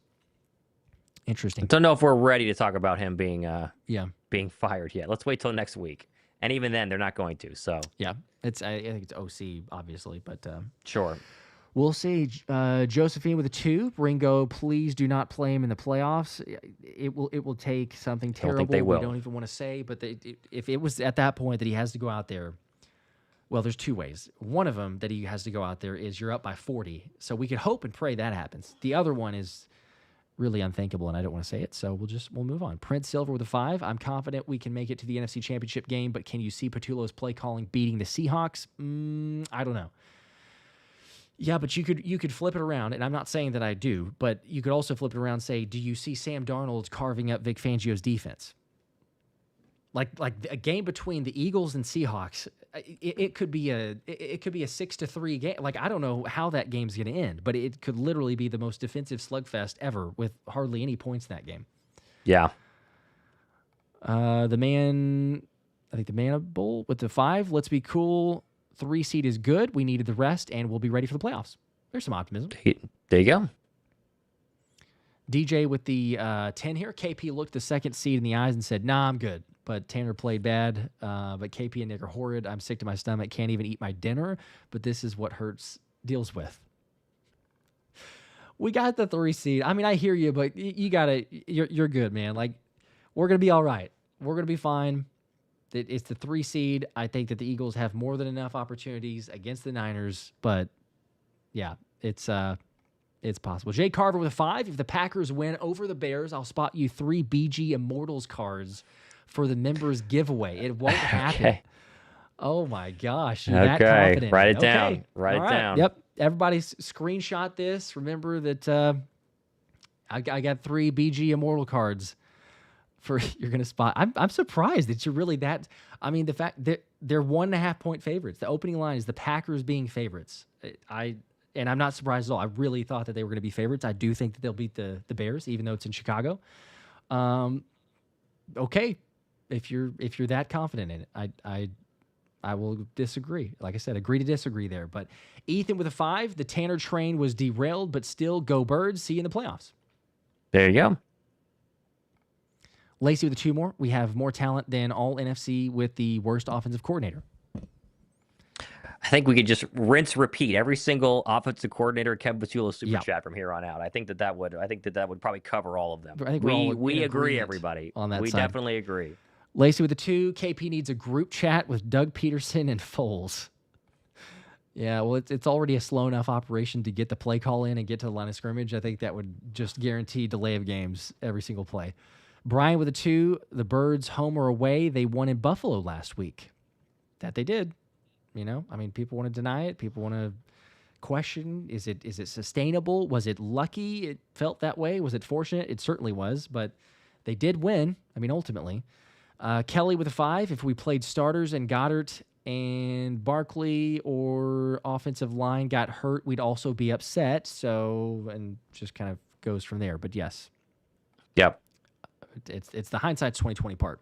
If anybody got injured, then it'd be the reverse. People are like, oh, why'd they play starters, right? He said you couldn't have so-and-so get hurt. You know, playoffs are going to be so much more difficult, everything there. Steven with a 2, thanks for that. Didn't see a comment. We appreciate the support. KSAT with a 5. The bright side is Seattle showed San Francisco will fold to a great defense, and offense isn't as important. Also, they have a transcontinental flight now. That's true, too. That is true, too. You wonder if they'll fly in a little early, but probably not. Yeah, go across the country. It will make a difference. That's probably why they're going to play most likely on a Saturday night, which we'll be streaming for. But, yeah, they will fold if you can get pressure. And it does make a big difference, too. Trent Williams was not playing in the game. Ricky Pearsall was not playing in the game. So there's a couple of key pieces on offense that the 49ers should have back. But still, even with that being said, I mean, defensively, the Eagles should have enough answers to hold serve there. The question becomes, and the Niners do not have a good defense, is KP able to capitalize? Can the Eagles score? Yeah, 24 points feels like what they need. They score 24 points. I think that they can win that game next week. 17 be interesting, but 24 for sure. And it's crazy to even say that because it feels like you should just automatically, easily be able to make it happen. But we're questioning if they can do that. Zucks with a 2. Huff return to Philly. Extra motivation there. Didn't think about that. That'll be a storyline for sure. Yeah, people are going to talk about it, but like, I don't know. Who's he going up against? Lane? I think he's on that side, isn't he? I think he goes up against Lane. So I know that Lane's been out. Maybe there's possibility for some rust, but I personally going to take Lane in that matchup. Robert with a 5. Please explain, how do we lose to 37-year-old third-string quarterback? I know it's DBs, but have KP go get a coffee and never come back. Well, the argument there that you're making is totally like, KP didn't play against the third-string backup quarterback. And you kind of answered your own question by saying it's the DBs. It was, 10 penalties, 140 yards, 150 yards, anytime you wanted. Just throw it deep. Throw it deep to Terry McLaurin. You're going to get a penalty on Keely Ringo or Jacorian. Play calling, sure, there's some issues there, but KP didn't throw that pick from Tanner. There's 3 points. You have another opportunity to make a score. You don't connect. You have an overthrow in another situation. So it's a couple different areas, but it is frustrating. SB1 with a 5. I think it was more about the Commanders taking dirty shots that influence resting more than actual resting. Luvu, case in point, for the part that was Goddard and everything there. Yeah. Yeah. It's a wild thing to be afraid of, though. It could happen at any given week. Any given week. It certainly could, yeah. And I think maybe there's a little bit that goes to it, but I really ultimately believe that they're looking at it and saying, hey, we're just a tired team. You know, we're a tired team that you got some guys that are banged up, so we're gonna chance it, see if they can do that. Yeah. Several more super chats here, but if you need to, I know it's later on the East Coast. If you need to, yeah, to drop, I gotta go. I'm gonna bounce and go help with 2-month-old's bedtime. 8 o'clock. Good luck. Time. The Eagles are still third seed, so everybody else, Still again, third we're seed. gonna be streaming next week. We've still got the belief, but let's hope we stream for a couple more weeks. We'll see. We'll is the see. hope. Oh man! All right, we will see. You guys. I'm still running through these super chats though for everybody else. Steven, if we win Super Bowl, does KP come back as the offensive coordinator? I think he does. The only way, and I mentioned this I think on a couple of different streams with Anthony DeBona, but if we won the Super Bowl and it was the defense carrying us by like 13 to 10 wins, basically all the way there, and you still win, I think that you could get him fired that way. But otherwise, if there's even like one game where it's like, hey, the offense actually kind of showed out and you won the Super Bowl, I think he does. I think that he'll be the guy at the OC spot. Lacey with the 2, we lost every game in Kelly Green. KP tarnished it. No, we didn't. We did not. Come on. I mean, some of these, it doesn't take long to double check that. We beat the Giants in Kelly Green. We did lose to Dallas and we lost to Washington in the Kelly Greens, but come on now. You're better than that. Quick little verification there. Mr. Screaming Junk with a 10 or middle ground. Sirianni sees score of Detroit in the fourth quarter, puts his offensive defense starters in. Easy decision to play starters, no situational awareness. I think I saw a couple of those super chats. Again, same answer. You don't have that happen. They're not going to do it. It's you're not cold turkeying, as I said a million times. Jay Carver with the 20 bomb. Another one. Dude, I appreciate that. Howie and JL. Jeff Lurie, should immediately make an offer to Lane Kiffin as the new OC. He's not only creative play caller who bounced from LSU, but also coached Jalen Hurts and knows his skill set as well as enhanced his own abilities with Dart. I don't think that he would come for an offensive coordinator spot, being the head coach of LSU and the move that he just made there. I don't think he would move again. I wouldn't mind it as far as an OC. I mean, he's got the experience, as you said, but yeah, I mean, it is. It's good points for what he could potentially do and bring, but I think that's pretty unlikely. Restrada with a 5, playoff bound. Now we make the run to the ring or for the ring. Defense wins championships, and ours is built for it. The starters, at least. LOL. Yes, that is a very important distinction. The starters are. The backups, especially the secondary. My gosh, that is, oh boy, if anybody gets injured there. I've got a lot of concerns if that happens. Keith with the 5. As a Niner fan, this is one of our weaker playoff teams under Kyle. Anything else this season is icing on the cake. See you guys on Saturday. Okay, Keith. Would say good luck. I wouldn't mean it. I'm sure that you wouldn't say that either, so I appreciate that. The respect is mutual there, but we'll see you guys on Saturday. I believe. I think that's official. Has it been announced yet? Do we know? Let me double check. I'm going to keep getting these super chats, but I'll... let's see if we've got an official timing for those games. It is... Sirianni does not regret the rest, by the way. Packers are favorites by 1. Eagles open up as 3-point favorites to the Niners. And the Rams are 10-point favorites over the Panthers. Not a huge surprise, I guess. But so let's see. I think that one is...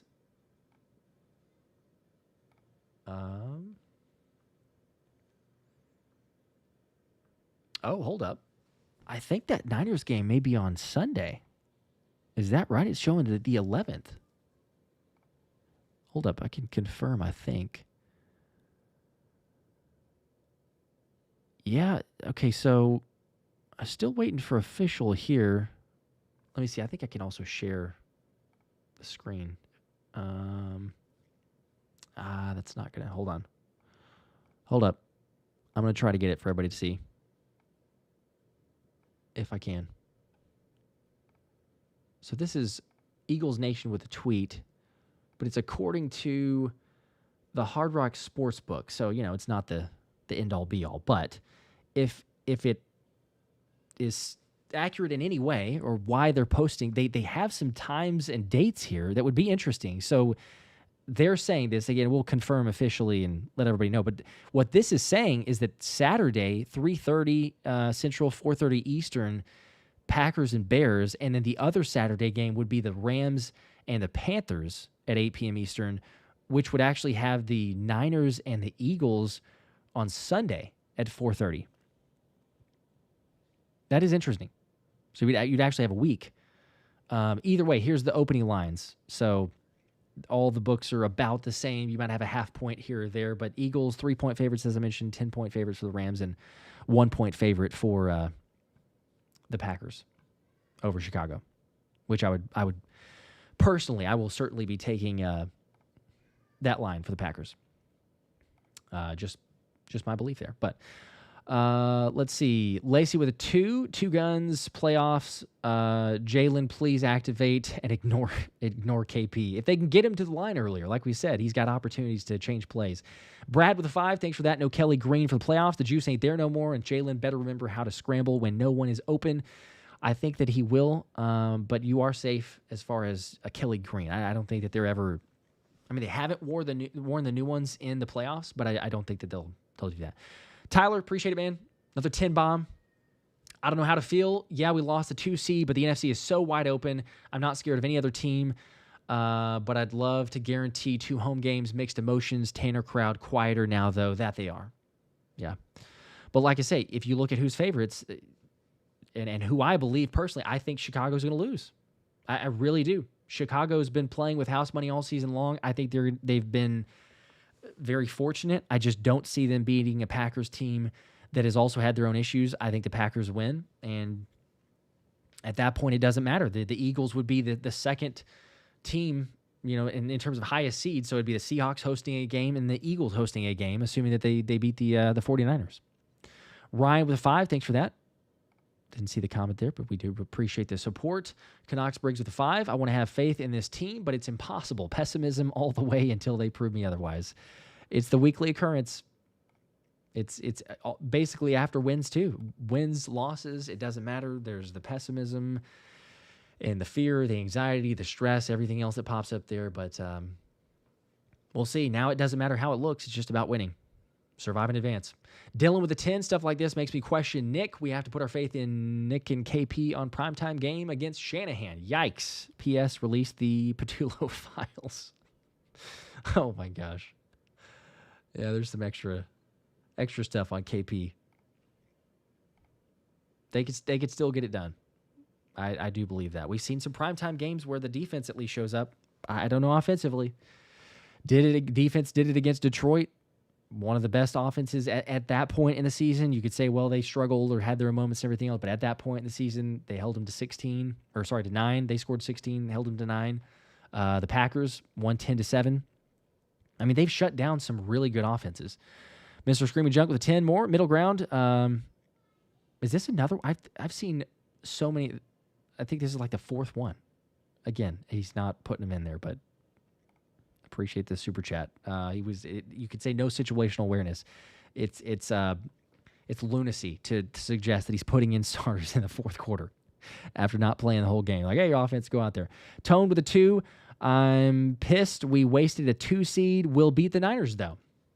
Well, then there you go. Just come on board with the Packers are going to beat the Bears because I think they are, and it won't matter. If we beat the Niners, it doesn't matter. We're good. We're all fine. Lacey with a 2. KP can't even make a phone call successfully. Is a lot of things that KP struggles. Brandon with a 2 also. I'm only watching scores next year if KP is here. Hold up. I'm only watching scores next year. Okay, it's like not watching the game, just watching scores. I get it. Yeah, it'll be frustrating if he is. Mr. Screaming with the 10 more. I think that's the same comment, but appreciate it. We got you. It's lunacy, as I said.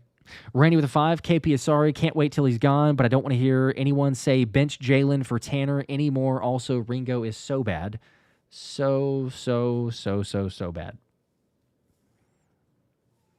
I mean, I'm not sure. His turnaround and just, I can't even believe that we saw that. You know, his turnaround and let Josh Johnson just walk into the ends. Like, what are you doing?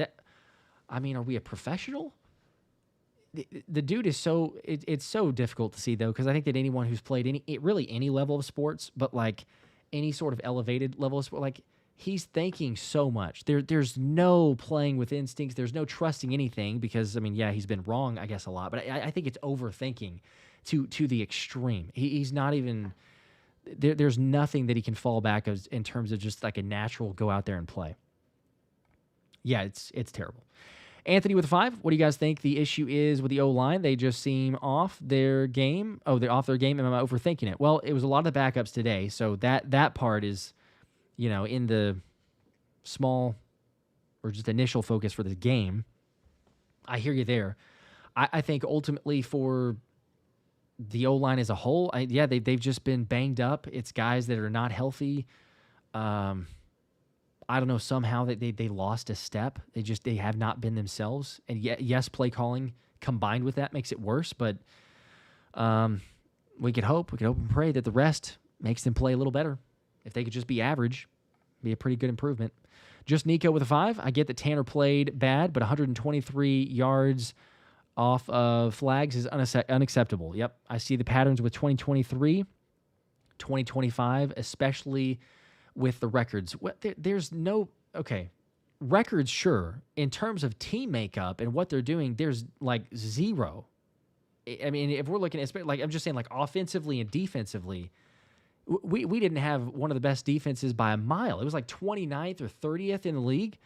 It was take whatever you wanted.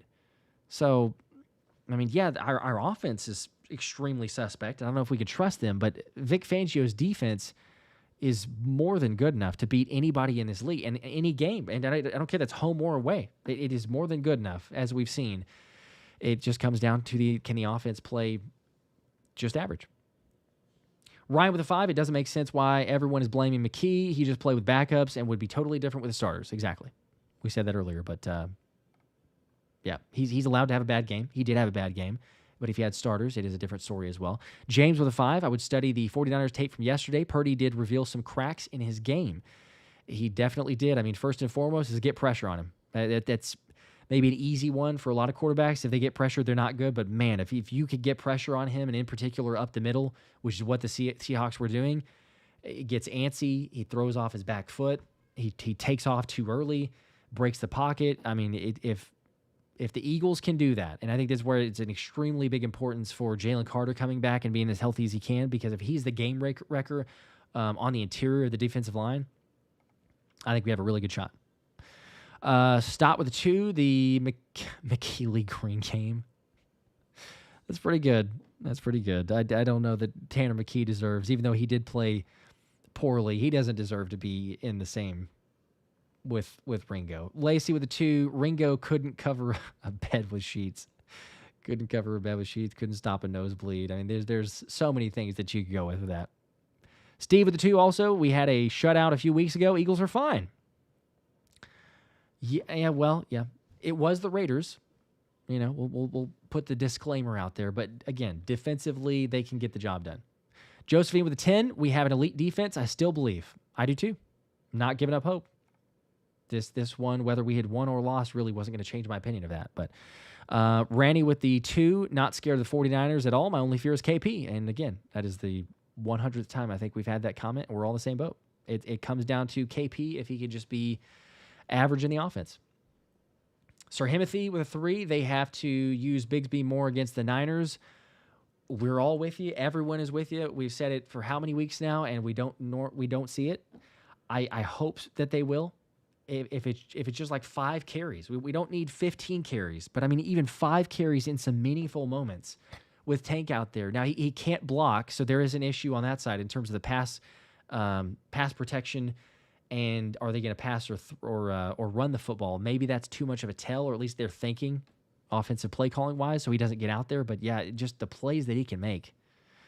Salin, solid with a 5. This better shut up the Tanner McKee over Hurts idiots. I think it's quieted them. I don't know if it's going to totally shut up people there, but Lacey with a 2. Miracles can happen. Washington beat the Lions last playoffs. Yeah, if the Eagles beat the 49ers, though, that's not the same thing. I mean, I hear you, but are we saying like what? Like the Eagles beating the Seahawks is viewed as the same? Like I still would not believe that, or I still wouldn't say that. Miracles can happen in terms of what, like KP better play calling. The Eagles are still a good team. The NFC is wide open. Really, the whole NFL is open. The AFC is too. Nate with a 2. KP couldn't call plays for Waylon's flag football team. Oh, it's pretty bad. It's pretty inexcusable. But maybe the offense can get it going. I don't know. Sirianni step in a little bit more than he did this week. 20 from Bogdan. Appreciate that, man. The 20 bomb. This play calling can make anyone one-dimensional. Today we saw just that. And, of course, the last 17 weeks I got on board the rest of the starters, but maybe they should have just played half the game. Possibly. Again, hindsight's 20/20, though. So, personally, we're at that point of just I think you had to rest him. I said it before. I'm sticking to it. I see that I'm going to predict this, but I'm not picking it as far as it goes of Chicago losing. So we'll see. Kilo with a 2. If we play Seattle in the NFC Championship, how can I win tickets? Well, if the Eagles win the divisional round, I'll give away tickets. I've said that before. I'm going to keep it going through the playoffs. So as long as the Eagles continue to win, I'm going to give away tickets. Got some others as far as the wild card round. Unfortunately, they didn't win, so we're not doing the giveaway there. But we'll probably do one. I don't know. We'll see. I'll double check, but I'm pretty sure SeatGeek can cough up some wild card tickets. So stay tuned. The game recap video probably tomorrow. Keep an eye out for that, but I'll probably do some sort of giveaway on that. But yeah, NFC Championship tickets will be there. Also giving away Super Bowl tickets. People that want to get in on that. I've mentioned it a couple different times, but if you haven't heard, scan the QR code. Use code Philly Special. I need 650 total signups once this thing started. So before this weekend, we needed like 598. I would imagine we're somewhere, I don't know, 550, 500. I don't know how many signups. I haven't checked. But if we can get about another 600, 550 signups, then I'm going to give away Super Bowl tickets. So shout out to Underdog for making that happen. If you've not signed up, scan the QR code. Use code Philly Special or click the link in the description. If you're in Philly, you can also get signed up. They don't have pick'em options, but you can play the draft leagues. So help me out. We get those signups and definitely going to give away 2 tickets. So you and a +1 go to the Super Bowl. Christian with a 10 bomb. Here we go. When I said 2, I meant the second. My bad. Okay. All right. The rest was still good decision. Hopefully Jalen, all the starters ball out. If they lose, it'll more likely be Kevin's fault. Can't be conservative now. Okay. I got you. I was not sure on the 2 points there, but Mr. Screaming Jump with the 10. Guys, disagree. These are professionals. Starters were dressed. Players get hurt and next man up. Starters could have come in second half after warming up. Maybe in the second half, if you tell them, hey, guys, you're going to go out there. Sure, you want to start warming them up, but it was still a 10-7 game, and they were never going to do it. I don't know. To suggest they're coming in the fourth quarter, though, that's absolutely not happening. The decision had been made, and you know what? Right, wrong, or indifferent, Sirianni said in the press conference, which is not surprising, but he just said in the press conference he doesn't regret it, even with what happened there. So, Lacey with a 2, revenge game against the Niners. Revenge game against the 49ers. Hurts never beat Brock? What? Revenge game against Hurts never beat Brock? He did. He beat Brock in the NFC Championship game. I think that's the second comment, isn't it? Did you say that we haven't lost or we haven't won in the Kelly Greens this year? And we have. And then there's another comment there. Hurts has never beat Brock Purdy. He did. He beat Brock Purdy in the NFC Championship game. Brock got hurt, but he played. He did start there, and he threw the pass where he was the turnover. So I don't know if we're viewing it that way necessarily, but Brandon, I think, with a 2. Remember when you guys had high hopes for Ringo? Yes, I do. I thought, all the Philly dogs the hype. He had fallen in the draft. Thought he was a good pick. Figured there may be something in his game, and then hasn't panned out. Unfortunately, like most of the other Philly dogs that have panned out, but have admitted for a while now that he has been absolute garbage, and for some reason Howie's held on to that. They believe that he could be the guy this season, which is why they're kind of like, oh, we're bringing Adoree', but Keeley's probably going to be that, and he could never get anywhere close to being that guy.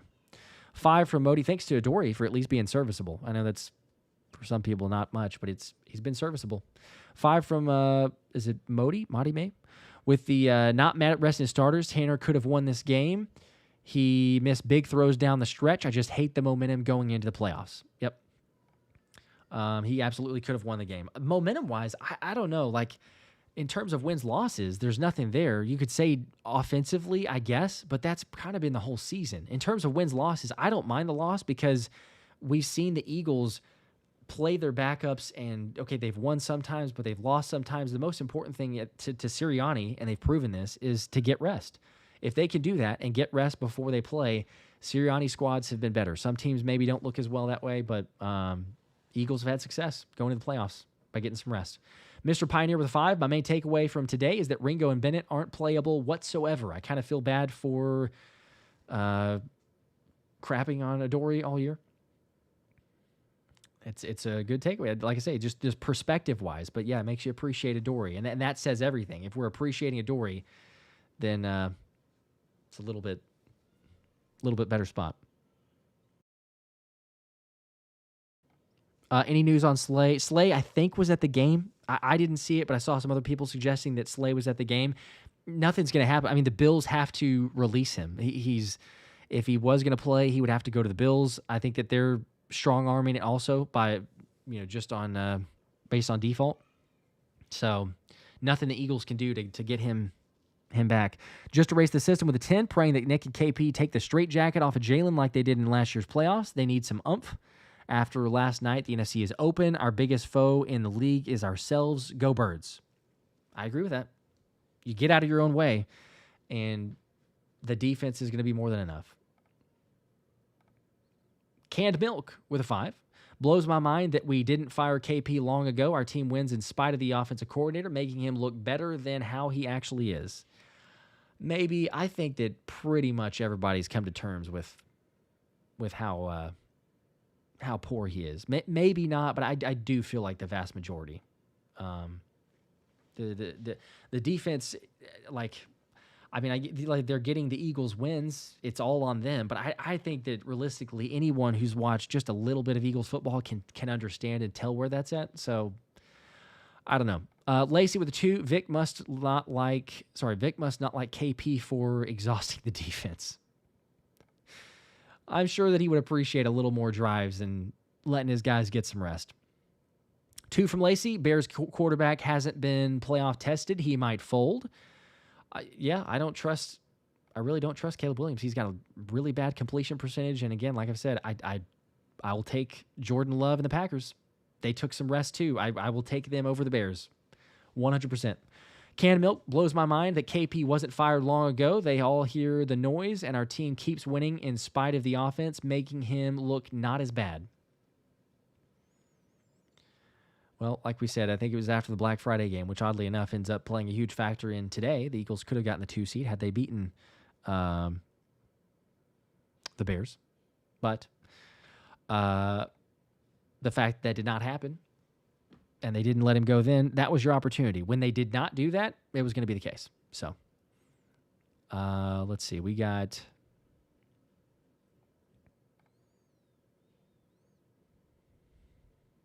trying to double check and see if we've got official updates on the time. I know the sports books were saying that it was Sunday, Sunday 4:30 p.m. game based on the Hard Rock Sportsbook, but we have yet to see official confirmation. So it could still be Saturday. The initial thought that it was going to be Saturday, and then we got that report from the sportsbook. So we'll see. But let's see. Got one from Sneaker Hunter with 5. Believe it or not, this game actually shows why we should rest the starters because our backups suck. Imagine if they had to play in a big-time moment. That's another fair way to look at it, yeah. Rest them, make sure they can't get hurt. Hopefully they're as healthy and rested as they can be because you're going to need them. The Enzo Soprano with a 2. Didn't see a comment. We appreciate the support, though. Oh, I think there's another one. I got it. Harvin with the 1. Thanks for that. Hurts, Saquon, and Brown return in full force. See, that's what we're hoping for. Have the offense and guys in full force as healthy as they can be. I guess you never know. Lacey with the 2. Stevie Wonder can see Tank needs to play more. Yeah, well, Stevie may be able to, but Sirianni and KP can't, apparently. I don't know.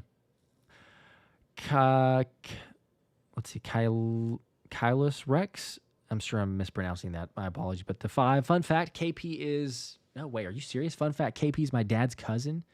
His sisters introduced my parents in college. For the record, I've never met the guy. So that's interesting. Okay, I like how there's the disclaimer. Like, you're not claiming him, but there's kind of like some relationship there. Not directly, of course, but I like the disclaimer towards the end there. You know of him, but you're kind of not friendly with KP because, dare we say that? That is interesting, though. Have some sort of connection. Well, if you got a way to pass a message along, well, I don't even know what to say at this point, but it's something about get him to be more aggressive or whatever we can. Upstart with the 2. Wasn't McDermott a disaster in his first year as defensive coordinator? I think, he wasn't that great. I don't know just comparison-wise of, like, where it falls. I know, like, recency bias, it makes it seem that much worse, but it's pretty terrible. So, I don't know. They got more than enough talent in the world. It's ridiculous, the talent they have, and to not have answers. So, as far as offensive coordinator goes, I don't know. Knox Briggs with a 2. Ringo rode the short bus. A lot of people say he shouldn't have even been there at all. It's a game at home, too, but man, that you want to talk about a bad game and putting some stuff on tape. I don't know where Ringo goes after this. He'll be on the season just as a gunner, but it would shock me if he's really on the team in the offseason. Israel with the 2. JD's blocked field goal for a touchdown got top 3 on red zone. Okay, I didn't actually get a chance to see that, but top 3. That had to be one of the best plays. I mean, for sure. Especially the outcome, what it meant for the game, and timing of all that. That's pretty cool. DRZ Motorsport, yes, Packers can beat the Bears in the first round. Bears look suspect. Take the Packers. I'm taking it. Packers -1. They're listed as favorites in Chicago. I will absolutely be taking the Packers. Aisha with a 5. Thanks for staying on late, Josh. Sure. Appreciate you guys. The show becomes my therapy session when we lose, LOL. Glad Smitty got his 1,000 yards. Not worried about the Niners. Go Birds. I appreciate that, yes. You guys make it possible, so thank y'all. We surpassed 151,000 subscribers now, so just continuing to make that happen. But y'all are the best. We'll see. It's going to be the Niners. I was trying to refresh and see if we had an official update on timing. I still don't think that we have it yet, but it should be any second that they'll announce that, or you'd have to imagine that we'll get that pretty quickly because those leaks usually happen. I know there's the Ravens and Steelers game going on right now, but they happen fairly quickly. So we'll keep you guys posted on what happens there, what time it's going to be. Either way, Thomas and I'll be streaming for the game. So if it's Saturday night, if it's Sunday, we'll be streaming. We'll be good. But interesting. I will say this too. We got a report from Jason Dumas, I believe. Just left the locker room for the Eagles. Feels like good at knowing lip service, and when it's genuine, talking to some of the starters, they also preferred rest. They have no regrets, don't care that the loss, they miss out on the 2 seed. A few of them didn't even know it was San Francisco till he told them. So in terms of the starters themselves, again, that may not change your opinion, but just saying the players themselves, we'll see. GC Legend, Red Zone said officially around third quarter of this game. What did they say officially around? That it's going to be Saturday, or that it's because some people are at odds. So I don't know. Either way, I'll just say that I like the Eagles' opportunity. I like the chance that they have in front of them. So we'll see. 3-point favorites against the Niners. Going to be a big game. I would not be surprised at all. I expect it to be a close one. It's probably going to be a nail biter.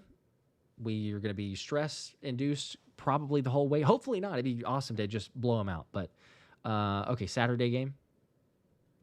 Okay, I've been trying to refresh though, see like if there's anything else that's confirming. But okay, if Red Zone said it, that was the initial thought. So whenever it is, Thomas and I'll be live. Appreciate you guys. Try to have a great rest of the night. I mean, again, 3 seed. I think it's very possible the Eagles will host another game if they win. Probably be the Rams. So realistically, you want to look at your potential path. It's Eagles play the Niners. If they win there, probably the Eagles play the Rams. If they win there, Eagles travel to Seattle, and you got to beat Seattle in a place that we haven't won since whatever it was, 2007 or however long it's been, 20 years, whatever it was. So been a while, but get a dub there, and then you're in the Super Bowl. Easy enough, right? At least we have the defense. So as always, more videos to come. Game recap / playoff implication, what it means and everything else for tomorrow. I'll probably give away tickets to the wild card round because why not, right? But unfortunately couldn't do it for the first touchdown score because the Eagles lost today. Congratulations to the 65 that picked Grant Calcaterra. Apologies, the Eagles could not get it done. But still, we'll probably do something for tomorrow. So stay tuned for that video. Others throughout the week, keep you updated on injuries and everything else that you care about. And we'll see what the Eagles do come Saturday or Sunday, wherever it is. You guys are the best. As always, you know what it is. Go Birds.